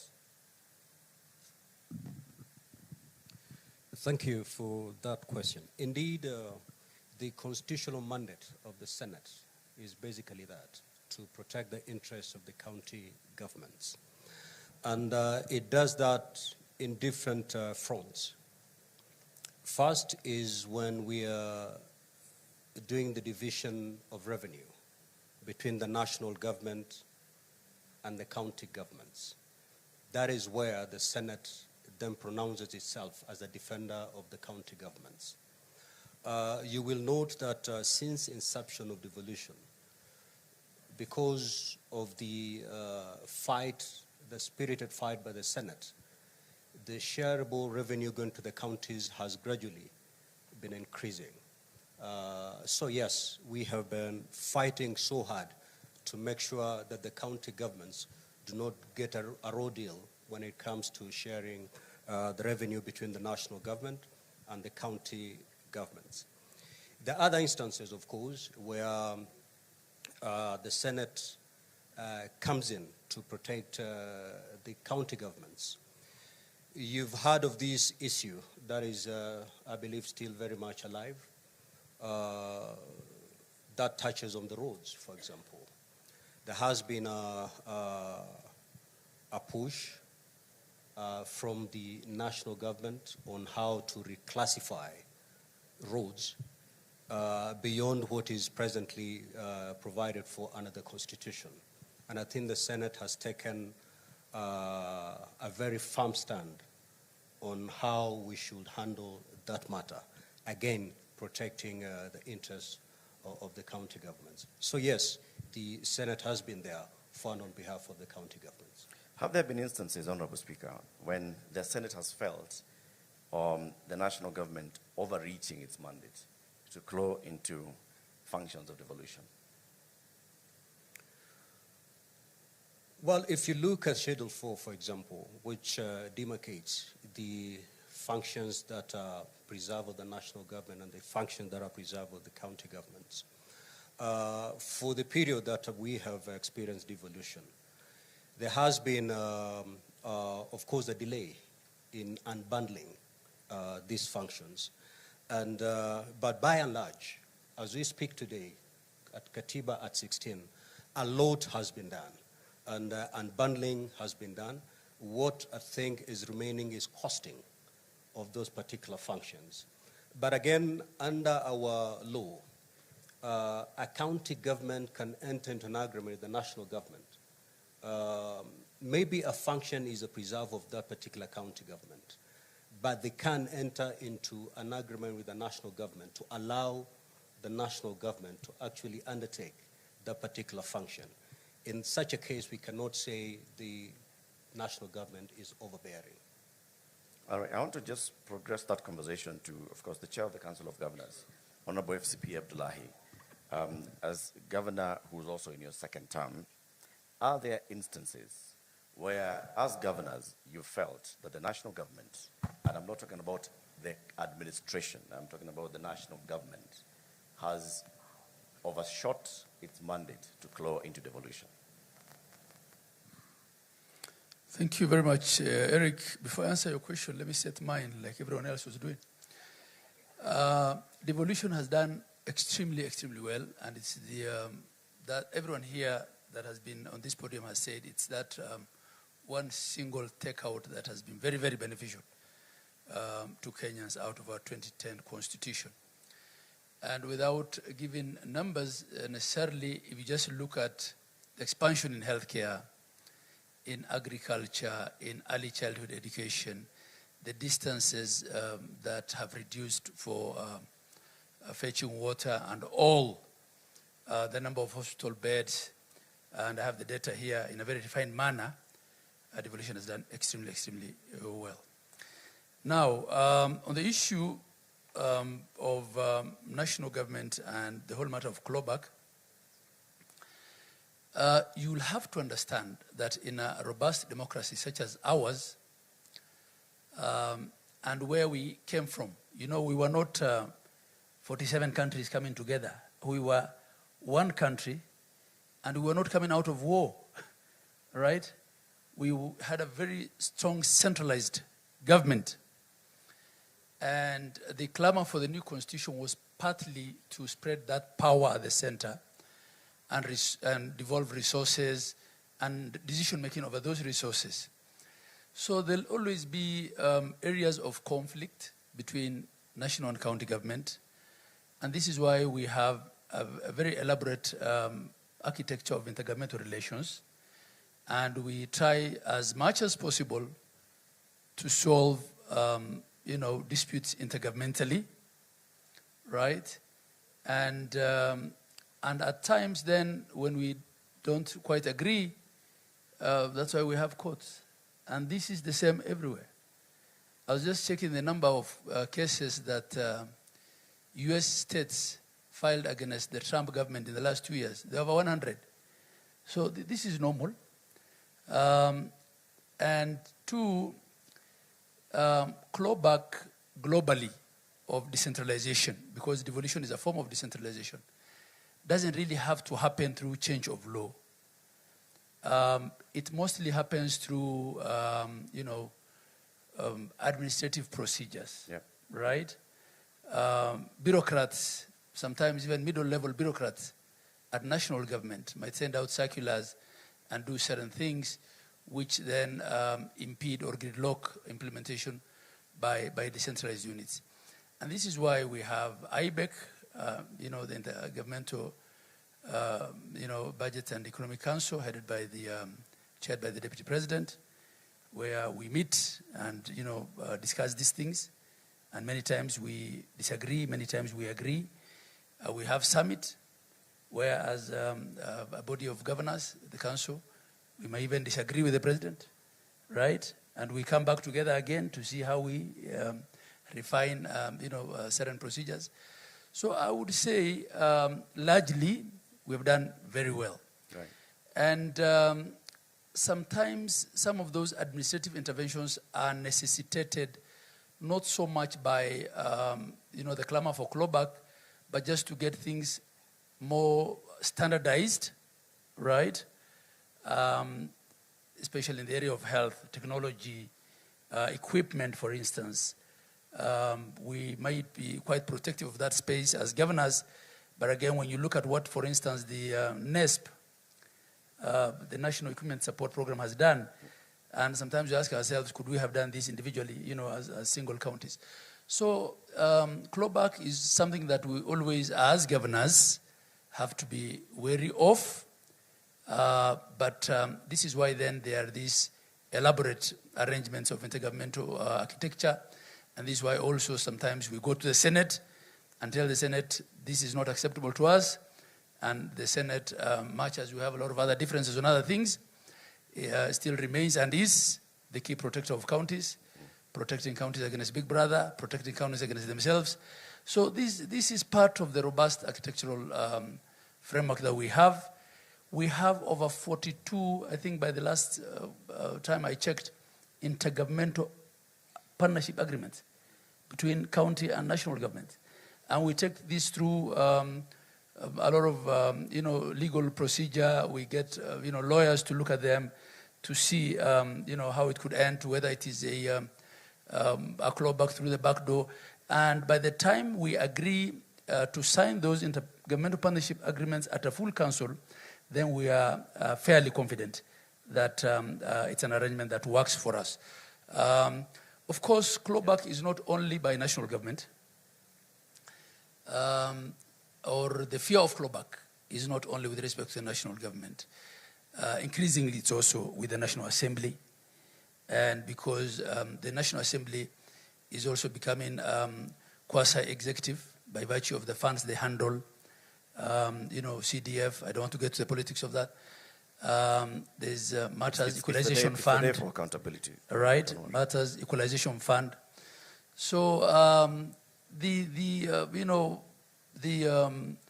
strict, what do you call, separation of powers between executive, legislature, and the judiciary, and especially between executive and legislature, and the realities of our political patronage. I think those are things that will be with us for quite some time. But generally, I think this current administration has respected our space. Thank you. We, the people, have created layers of accountability for the devolution unit, the devolved units. There's the county assembly, there's the Senate, and of course there's directly the people of Kenya.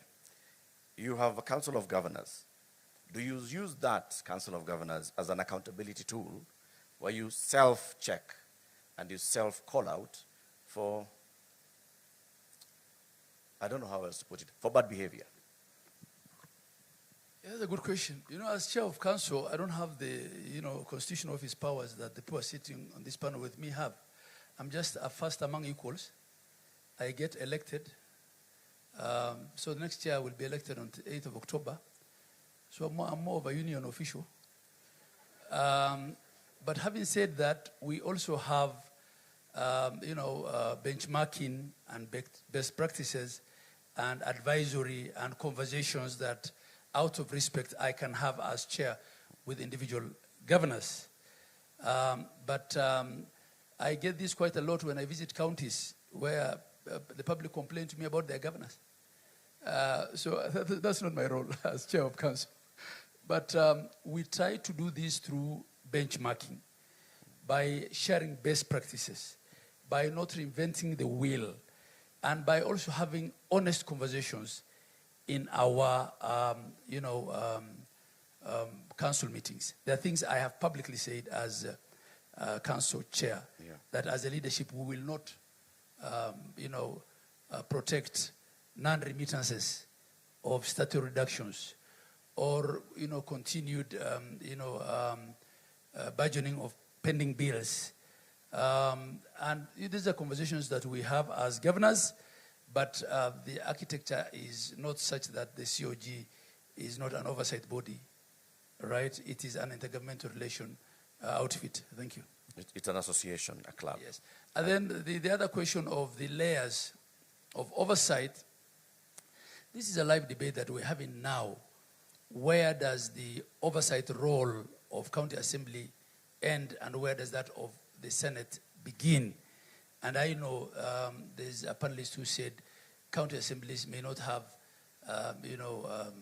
what it takes to oversight. I mean, it probably is. Then what are the requirements of being a county assembly member? Until very recently, the only positions that required any qualification was president and governor and their deputies. Everyone else could be elected with an ID. Now the courts have also said governors, like everybody else, need not have a degree. So those are debates that we have. We try to resist, as a council, appearing before the Senate for day-to-day operational accountability, and argue that that's best left to our CECs and the Assembly, and that the Senate comes in on big matters, on policy, when there's a crisis, when there's impeachment. But the court disagreed with us, so we have to appear before Senate as governors, and at times get asked why a bean card in a facility 300 kilometers from where you are has not been signed. So, the interpretation of law is done by the courts. We stand guided by the decisions of court until such a time when that changes. Thank you. Thank you very much, Governor. Your Excellency and honorable panelists, you'll acknowledge that we are actually making reference to the supreme law of the land. And the fact that we actually have a supreme law of the land that is so well known by many people is a big gain, like we've all said. And the fact that we can have such a day to hold ourselves accountable for what we are doing with the office, the high office that we've been given, is also a big plus. I'd like to come final round as we conclude this panel to look at institution level and the Constitution. And I'll start with you, Honorable Deputy Speaker.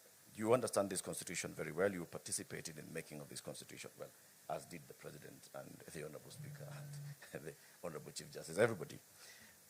But looking at the Constitution as it is now, and the institution of Parliament as we have created it, are there aspects of the Constitution that we have not gotten to the full realization of, whose benefits we are not yet reaping from Parliament? And are there ways in which the Constitution ties your hands as representatives of the people? When we take the oath of office, we swear to uphold and protect the Constitution. It's an obligation under Article 3 for every Kenyan, including yourself. You're bound to protect, uphold, and defend the Constitution. So that is something we must do. But as legislators, yes, there's ongoing discussions constantly. We have a committee on a Constitution Implementation Committee in Parliament. Its job is to constantly review various departments of the executive to find out if they have implemented the Constitution. So they're constantly bringing reports, and a lot of their recommendations have helped because they're able to look at the list on the schedules, what should have been implemented by what date, and they are ensuring that that is actually happening. So that is the role of Parliament. So Parliament can't just amend the Constitution, but our job is to have the Constitutional Implementation Oversight Committee. But yes, there is also conversations in the Justice and Legal Affairs Committee. I know which I sit on, when we have met the Electoral Commission and so on, and other arms of government, they say this probably needs to be changed. And what we have done is we normally give that report of requests to the Implementation Committee, and they are keeping a bank of that, so that when the time comes, when the Kenyans think that we should change the Constitution, there will be a reference book and a reference document. So that is available in Parliament. And they've also taken stock of what needs to go to a referendum and what can be changed under parliamentary initiative. What fruits are we not reaping from this Constitution? Sorry? What fruits are we not reaping? Are there any fruits that are contained in the tree of the Parliament that we are not enjoying yet? Within Parliament or the Constitution? As the people of Kenya, we the people. No, I think, like I said, having a Constitution is not an event.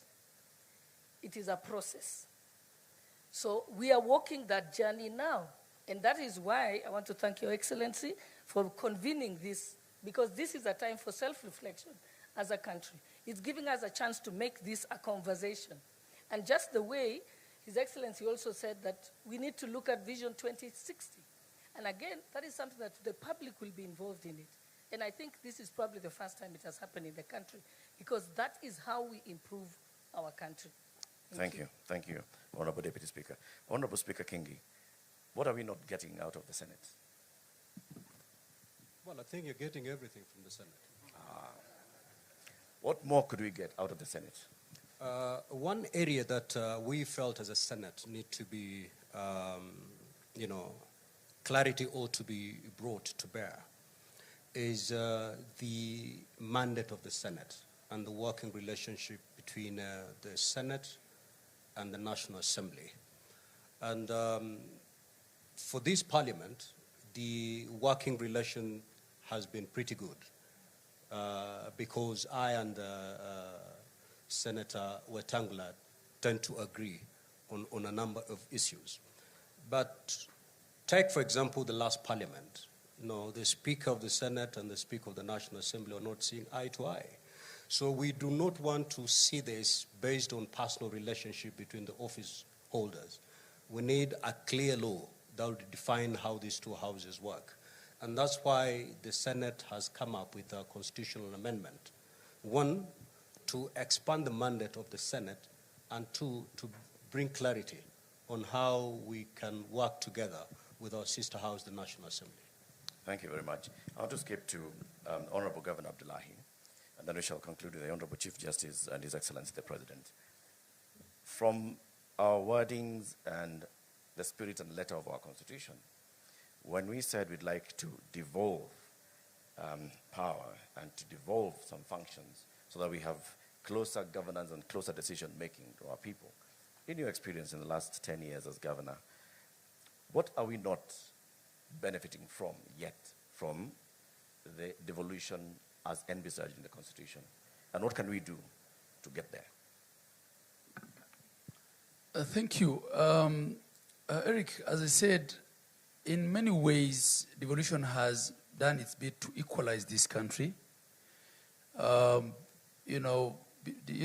the kind of devolution we have is not one of political power in that sense. If I look at it rightly, it's one of economic devolution. It is of service delivery, the things that matter. Given our diversity also, it might have been the right thing to do, because I know countries next door where there is ethnic federalism and states sometimes fight. One state picks up arms against the neighboring state. I think it's good that we didn't go that way, and that what we devolved is basic services and resources and decision-making over those resources. Of course, even for functions that are devolved, policy and standards are still with the national government. And the question of accountability, which is what we are discussing here, especially with respect to fiscal management, at times also may limit how much you decentralize decisions with respect to resources.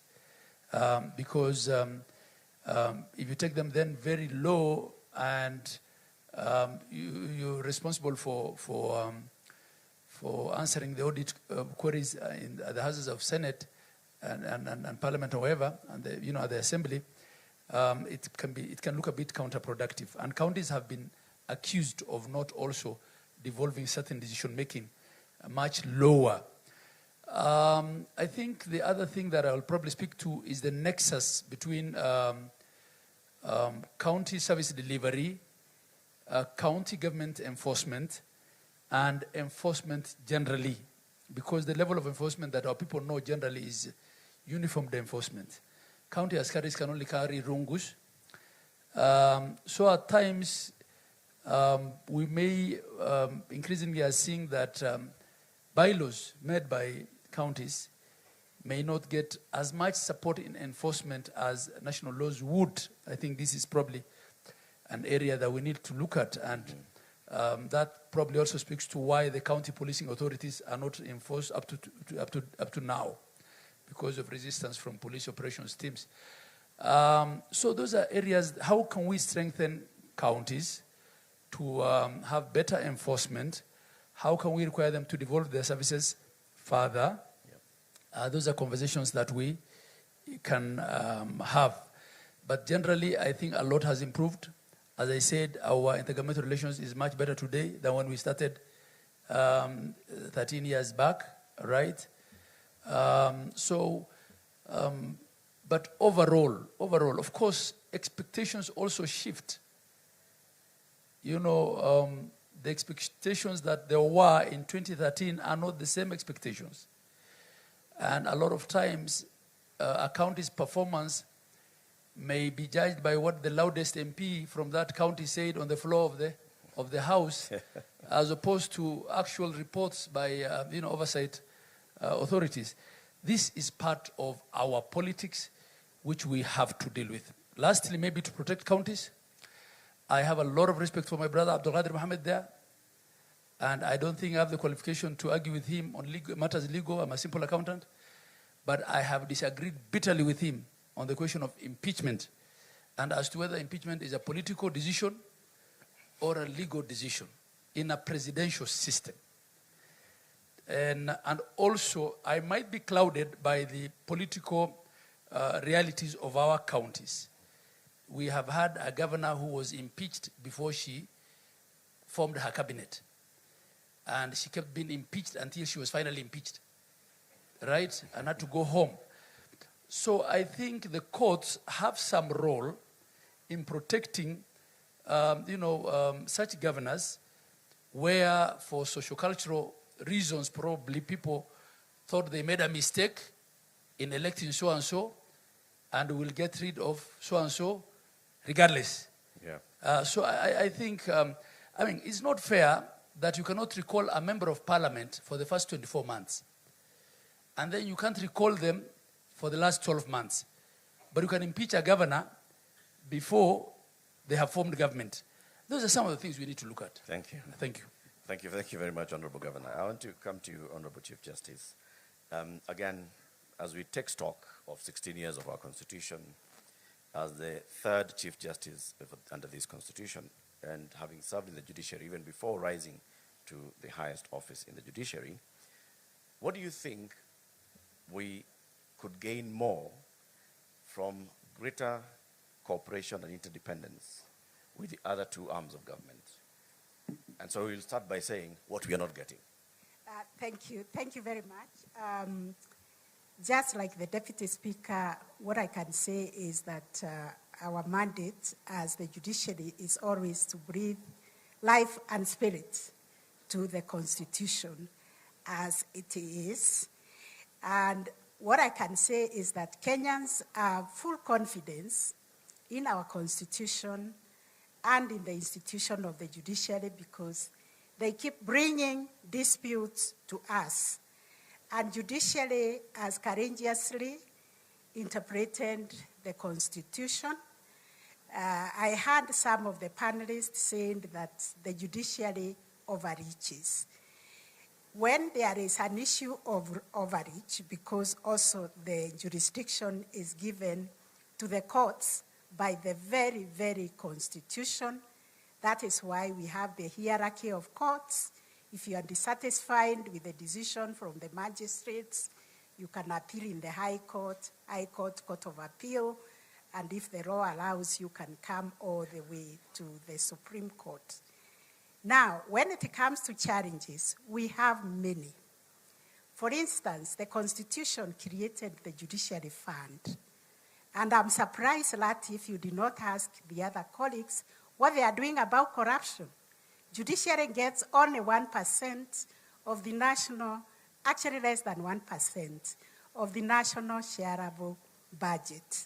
And when you ask about corruption, you should have asked, where does the other 99% of the shareable budget go?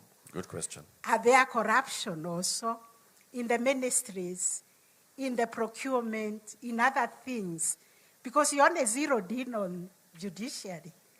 You should have asked the other question, because here people said we have huge poverty levels in our country. That is a problem, because if we implemented this Constitution the way it is supposed to be implemented, then we cannot be talking about high levels of poverty. And even these people come to us in the judiciary, they need legal services, they need legal aid, and they, we see it. So because we live in this country, but we say this is our country. Whatever is not working, we must fix it. And that is the spirit within which we are meeting here today, to introspect and see what it is that we can do better as a country. How can we work together as the three arms of government supported by the constitutional commissions to fix all the things that are not working? For instance, we in the judiciary do not seek for cases. Kenyans come to court. And because this Constitution has given them the right, when you compare this Constitution with the old Constitution, you could not take the government to court. You could not obtain an injunction. You could not obtain a conservatory order against the government. But this one allows any citizen even to come to court on their own right or on behalf of another citizen. It allows everybody the right to bail. It doesn't matter what offense they have committed. So we are grappling also with understanding our mandates. We are grappling with understanding the checks and balances. But what I can say is that we need to sustain this institutional dialogue, because at the end of the day, we are all serving one Kenyan. and one Kenyan who is failed in the delivery of service anywhere, be it at the police, be it at the court, be it in the hospitals, they say the government has failed us. So we have to continue with this dialogue and see where we need to put resources. In the judiciary, you can see the Supreme Court. It looks actually very dilapidated. Your Excellency, you renovated the State House recently. Look at the Supreme Court. We need institutions that can even reflect the power, the authority, and the mandate that is given to the institution of the judiciary. Our budget is so meager so that even as we say we want to reach the last mile, we have now 60 small claims courts. Everybody in the 150 court stations we have is asking for a small claims court because this is how you reach the ordinary wananchi. But the budget does not allow us to do that. We are required to have courts in every sub-county, and that I understand it to be a constituency. We only have 150. We still have a long way to go, and this is because of the budgetary constraints. But recently, we came up with a master plan and a roadmap of how we can reach to all these counties, sub-counties, with the High Court, with the Magistrates Court, and small claims courts, and with the alternative justice system. We have mapped the whole country. We understand where we need to go. And now because we understand the budgetary constraints, and we are also Kenyans, we live here. Our country is like your mother. You know what your mother can give you and what your mother cannot be able to give you. But there are certain priorities, especially when it comes to justice needs that we need to address through more budgetary allocation. Thank you very much. That is the problem I have found with the implementation of the mandate of the judiciary to access justice to everybody. We are not able to reach everybody because of the budgetary constraints. Thank you. Thank you very much, Honorable Chief Justice. I want to conclude with you, Your Excellency, President. You occupy a very high office, head of state and government. Head of state means that you are a symbol of this republic. And I want to speak to you from that level, looking back, because you have participated in this constitution journey, before Bomas, into Bomas, out of Bomas, into Naivasha, into parliament, to the referendum, into implementing it as the first deputy president under this constitution and the second president under this constitution. So far, what are the gains, because we've talked about the gains that we have, and we can all acknowledge the gains that we have, and you reflected on them in your opening remarks. What are these things that we are yet to realize, we the people? And how can we get there? What do we need to do to get there, to realize the aspirations and the great dreams of our Constitution? Thank you very much, Eric. And because I don't intend to make any further remarks, including what was listed as closing remarks, I will just finalize on my statement now, so that we can bring this occasion to a close. First, let me say the following as I come to answer what you have asked me. That I'm very proud that we are able to sit down in the manner in which we have done and ask ourselves very candidly, very pointed, accountability questions from what you have asked me about the matter of cabinet, to members of parliament on the letters, to Madam Chief Justice here. It just goes a long way in, putting in context the great country that we have, that we can stomach any inquiry into what we are doing as citizens and as leaders. the fact that, this occasion, the Katiba Day, when I thought about it, and I thought about this in the context of what you have said, I participated in Bomas. I participated in Naivasha.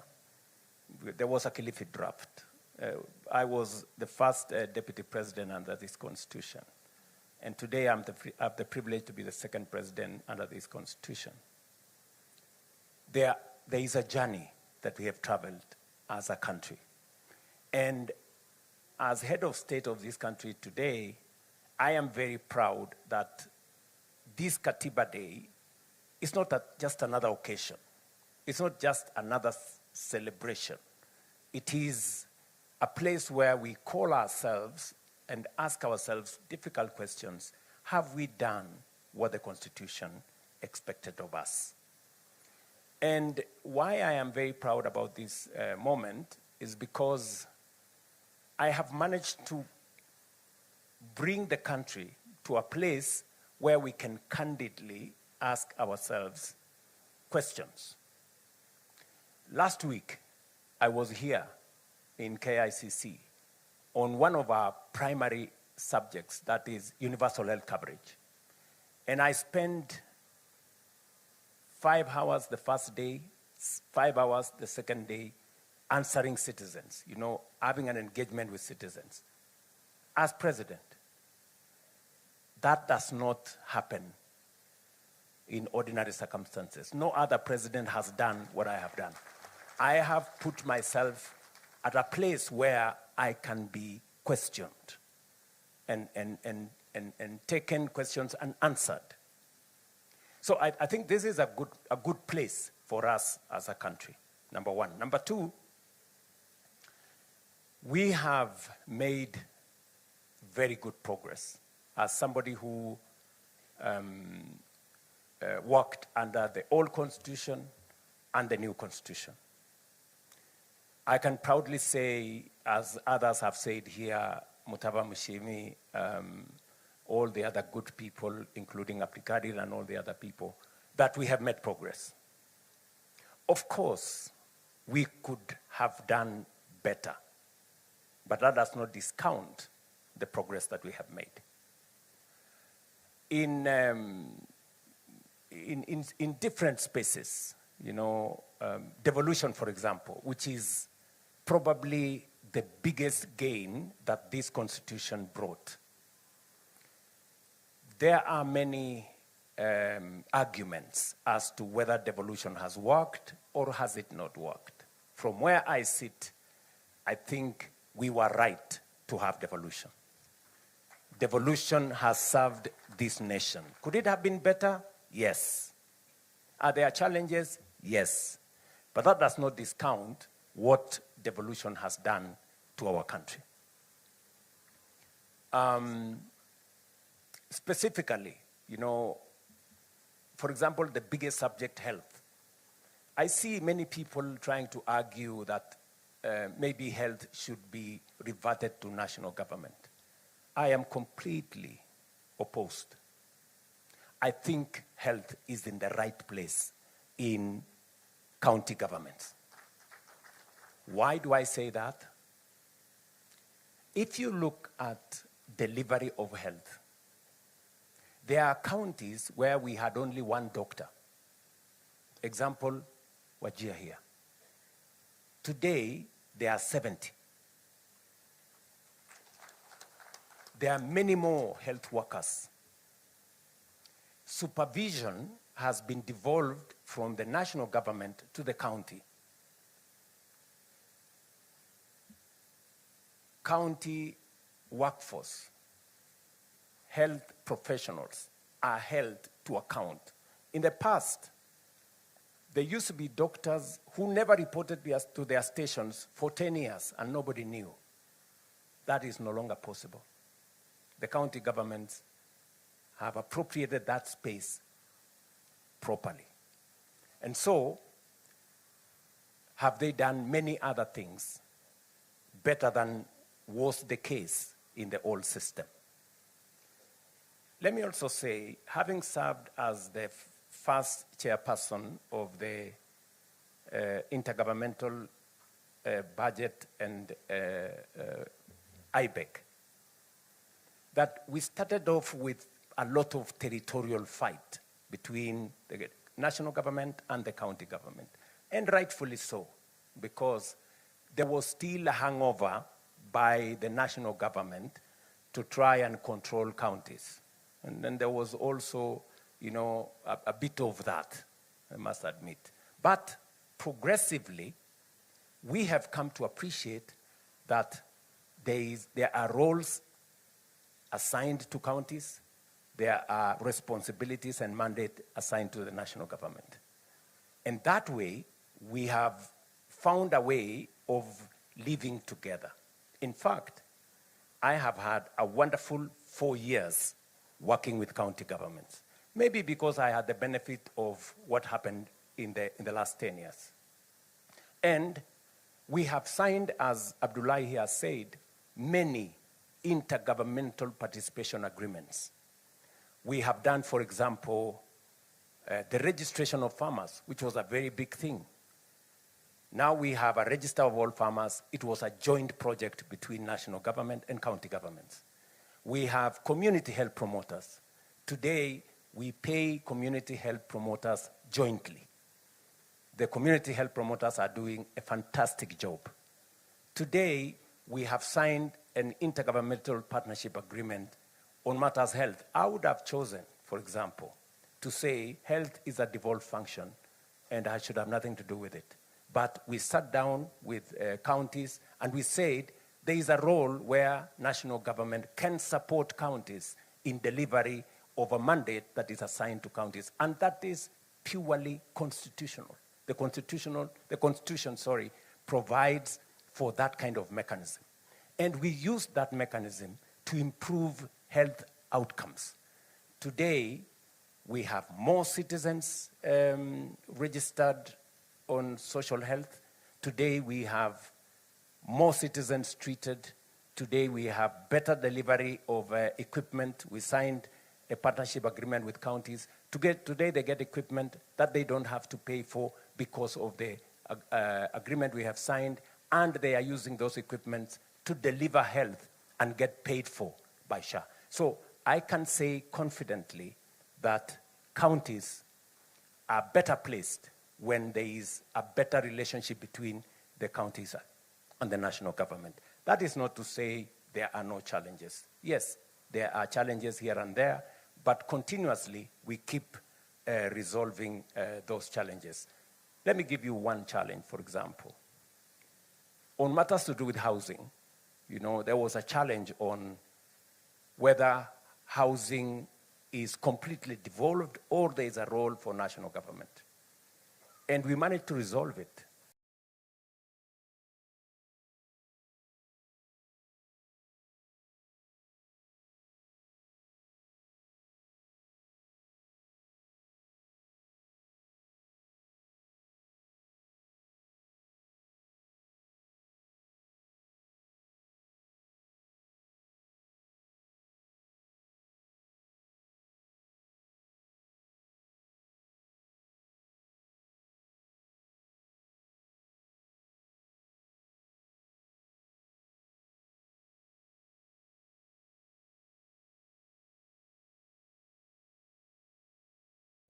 Is it too expensive? Can something be done about it? That is a conversation Kenyans can have, you know, on how do we make them much more effective. You know, that is, or the size of parliament for that matter. That is a conversation we can have as a nation.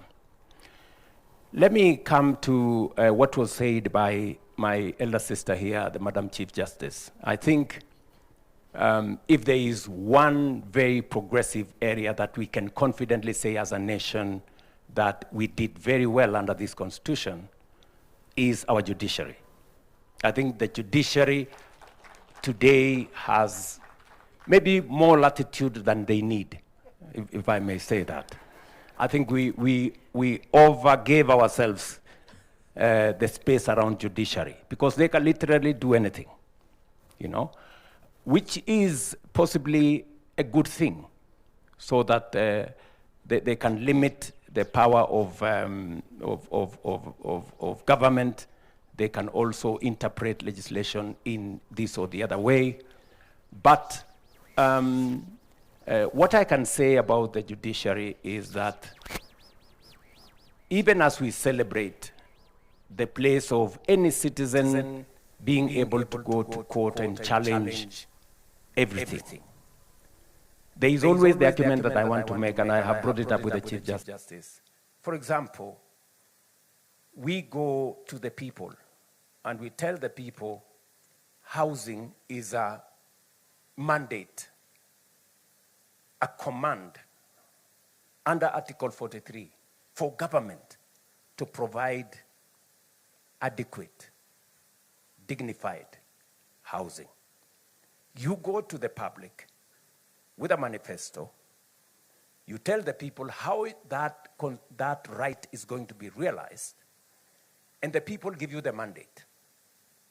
7-8 million people, Kenyans, vote, and they say, proceed. And then one person, possibly the name that comes into mind is the one you know, goes to court and stops the whole process, you know? Now, the question you ask yourself is, what is the place of this one person in the context of the 8 million who voted for this right? And secondly, this right is in the Constitution. So that's the question, again, that maybe the judiciary, on their own wisdom, may want to think about balancing the right of every citizen to challenge whatever is being done as against the right of others who believe that that right should be achieved. And also the right of government to live up to the constitutional demand for them, for citizens, to have decent housing, you know? So this is, again, a place where we possibly may want to have a conversation around. I don't think it amounts to changing the Constitution. I think it is by way of practice and all of us looking at what are the possibilities. Because, and I will come to this later, in terms of my perspective as to what areas haven't we, I will come to answer that question. But having said that, I think I have had a wonderful relationship with the judiciary under my administration. They have cornered me in many places. They have brought down some of the things I wanted to do. But in some cases, they have made very useful proposals. You know, they have told us, for example, go and change the law so that it's not just those who are salaried who pay for housing, let all others pay. Very, very progressive, you know. They have also told us in other areas, maybe change the law so that you do this. So again, I cannot wholesome say they have done something that has stopped us. They've, in very many cases, enriched our, you know, proposal on how to get things done. But to the words of the Chief Justice here, and she has said, and rightfully so, that there is a budget issue, which is an issue, again, we must have a conversation as citizens. Should we pay taxes? Should we not? Should we borrow more money to do what we have to do? Or how do we borrow responsibly? So this is, again, another conversation, because the bottom line of all this thing about budget is taxes. Yes. I mean, we must have a candid conversation. Today, there is a big argument that Kenyans are overtaxed. We need to have a conversation. Is it based on empirical evidence? To my reflection, we are at 14, maybe 15%. Our taxes are 15% of GDP. The highest country, France, is 45% of GDP. They pay 45% of GDP. We pay 15%. South Africa pays 25% of GDP. So is the argument that we are overtaxing ourselves right, or is it not?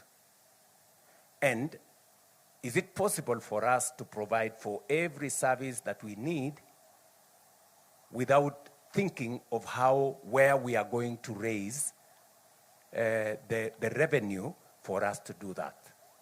This is again another conversation that speaks to what Mutaba Mushimi was saying as to affordability of government. But to my defense, I can say here that we have increased the budget for the judiciary from 18 billion when I came into office to 30 billion today. We have almost doubled the budget. That's the correct position. Under my administration, I think, together with the Judicial Service Commission, we have hired the highest number of judges any administration has hired. In my 4 short years, I think, Madam Chief Justice, I think you, myself, and your JSC has hired close to 100 judges. So we have made a contribution. Maybe we have not reached where we should. I sympathize that the building at the judiciary is not in very good shape.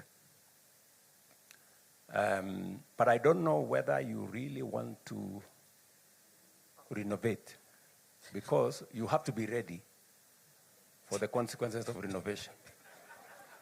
The audit out there is very vicious. You know, you don't know how much shit I've gone through on lectures on whether it was the right thing to renovate the State House. I've tried to make argument that this place was leaking.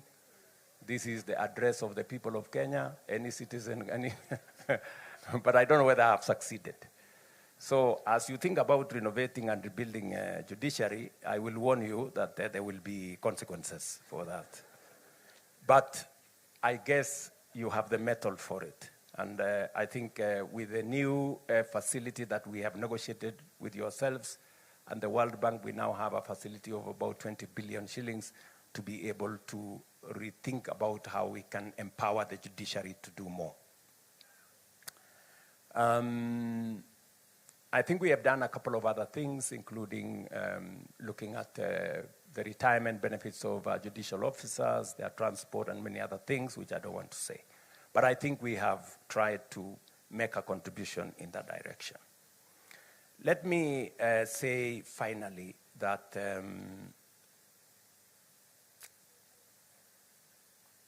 from where I sit,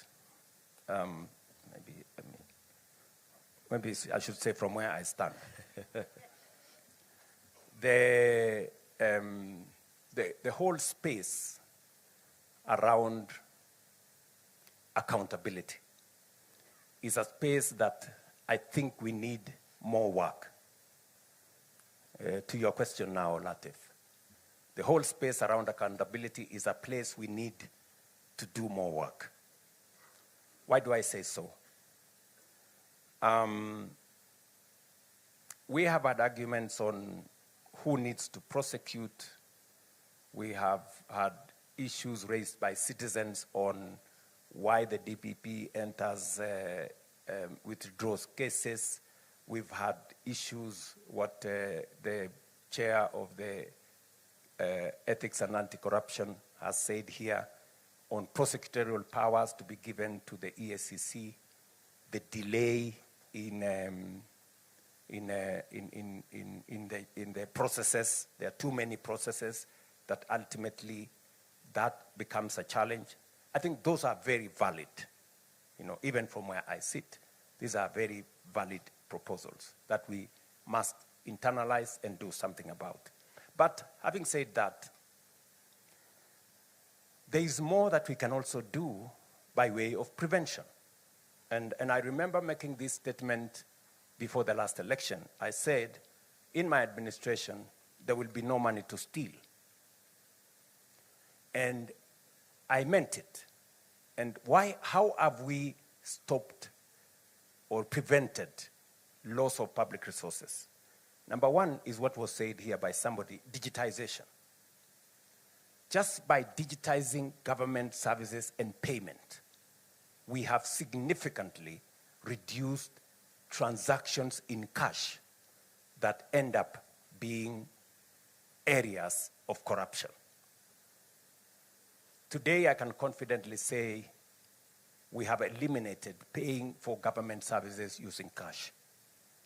And this is to enhance accountability, traceability, and who pays what. We had 1,000 plus government pay bills, all in shady places. Today we have one. And the Treasury can see all government payments and where it is going. Number two, we have implemented what we call Treasury Single Account. Treasury Single Account enables government to see how much money we have in which places and how much idle money there is in government. We used to go to borrow using the instruments that we have, and most of the time we borrowed money which we had, you know? And sometimes we went to the market to borrow our own money. And it was not very intelligent. I don't want to say it was foolish. So we have eliminated that, and John Buddy is here, and we have made huge savings just by making sure that we have all our money with our visibility. Number three, and by the way, this single treasury account was a conversation that was there for almost 15 years, but there was no courage to implement it because there were people benefiting from these dark places. Number three, we have implemented what we call electronic EGP, electronic government, electronic procurement. We've made the whole procurement of government services transparent.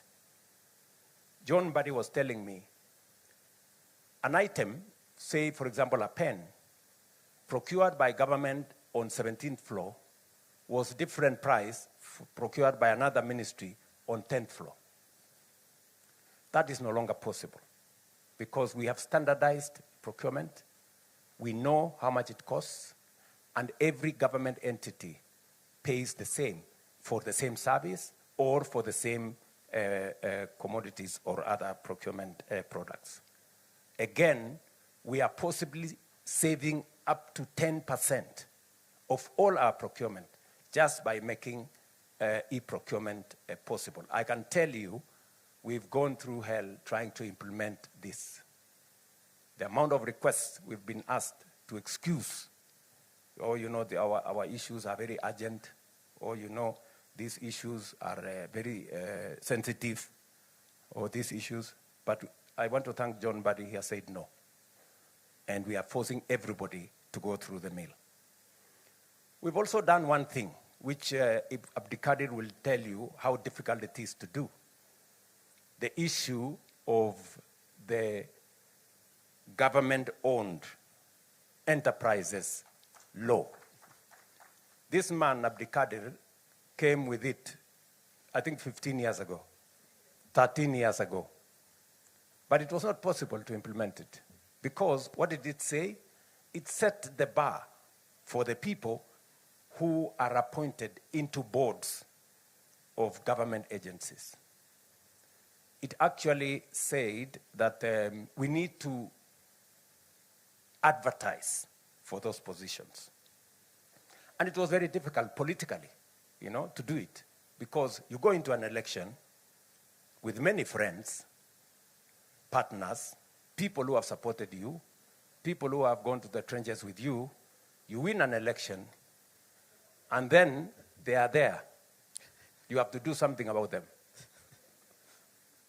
You know?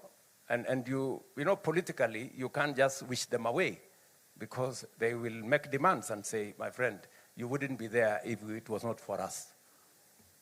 Legitimately so. But what have we done now?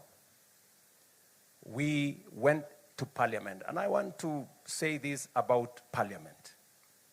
I know there are many accusations that Parliament has gone through, that they are a rubber stamp for the executive. I don't know, they are not holding government to account.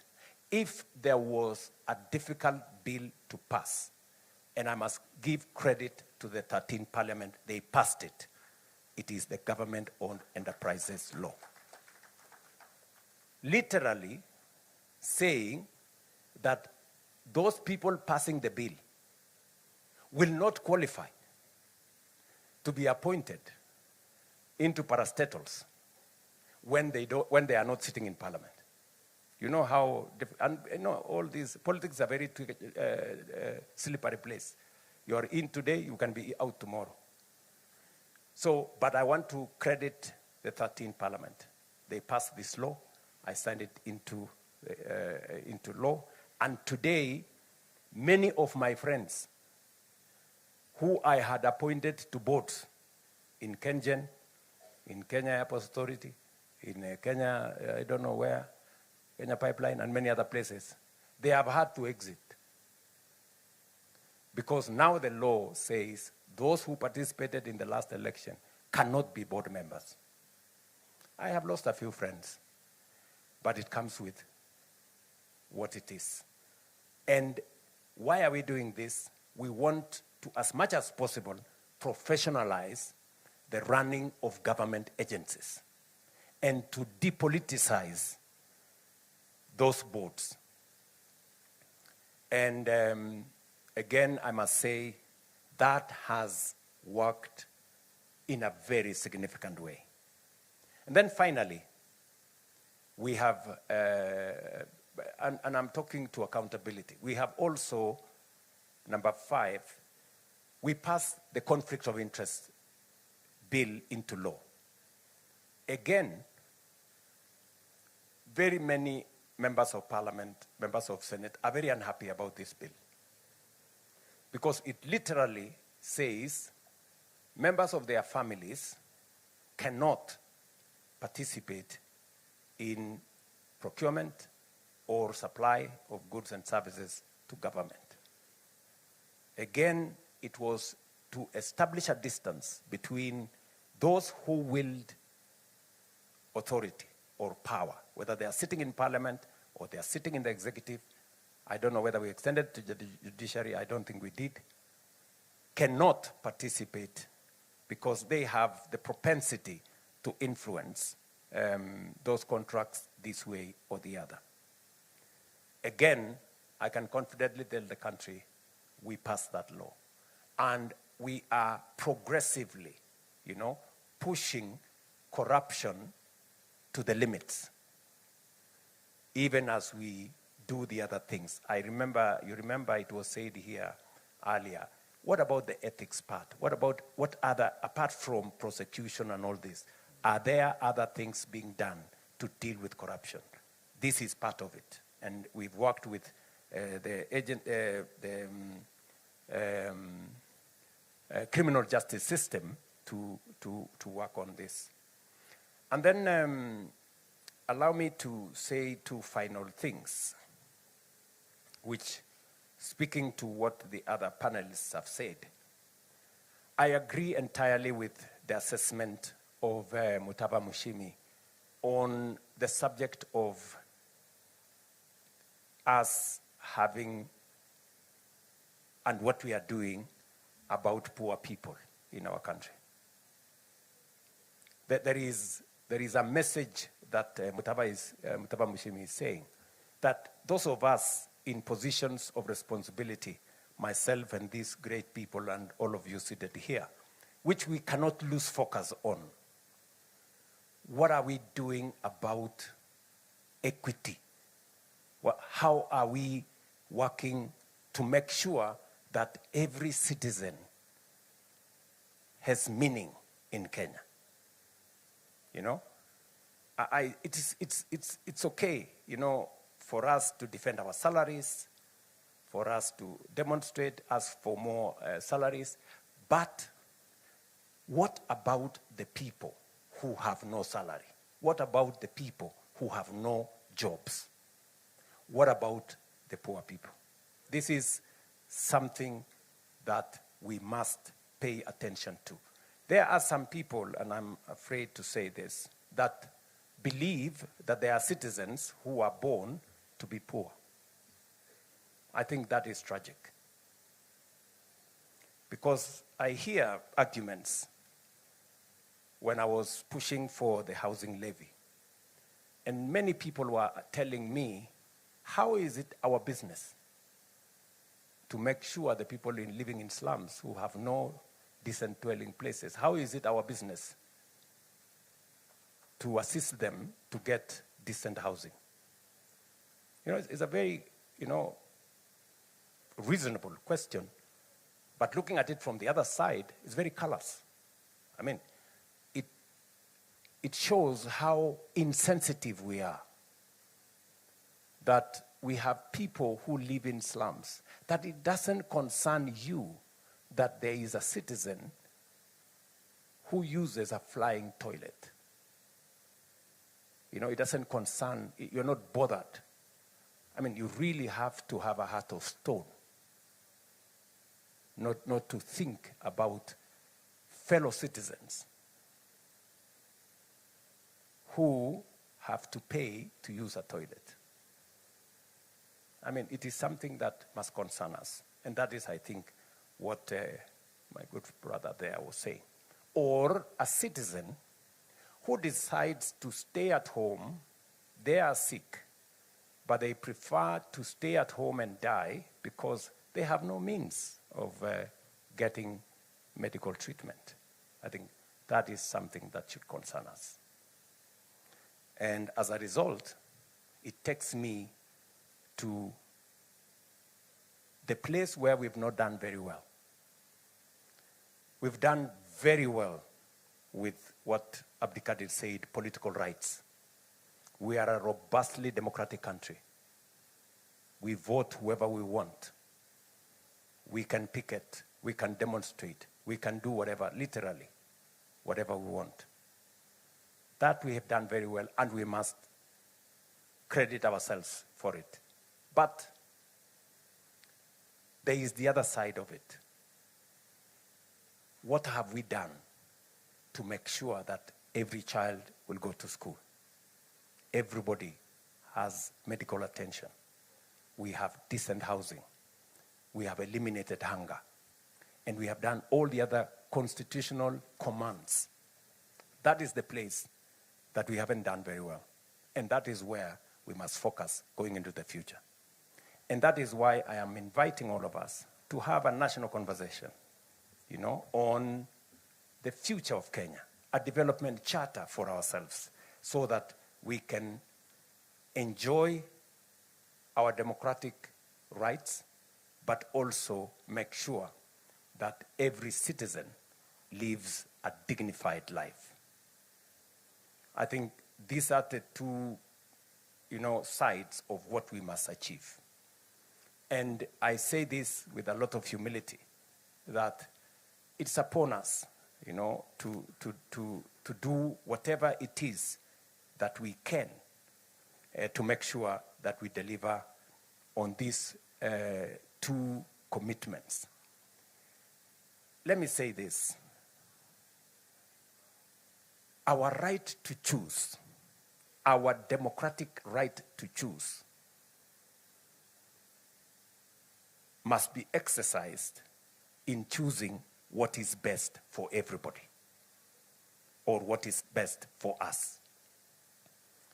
We should be able to make the best choices for Kenya. And again, let me paraphrase what Abdikadir said. If you choose a thief and expect that they will not steal from you, you are not being intelligent.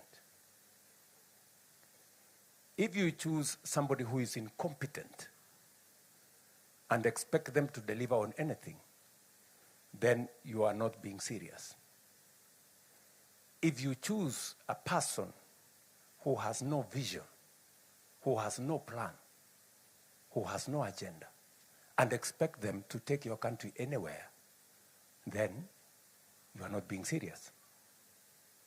I think these are the choices that are on the table for us. And finally, I have spoken for too long.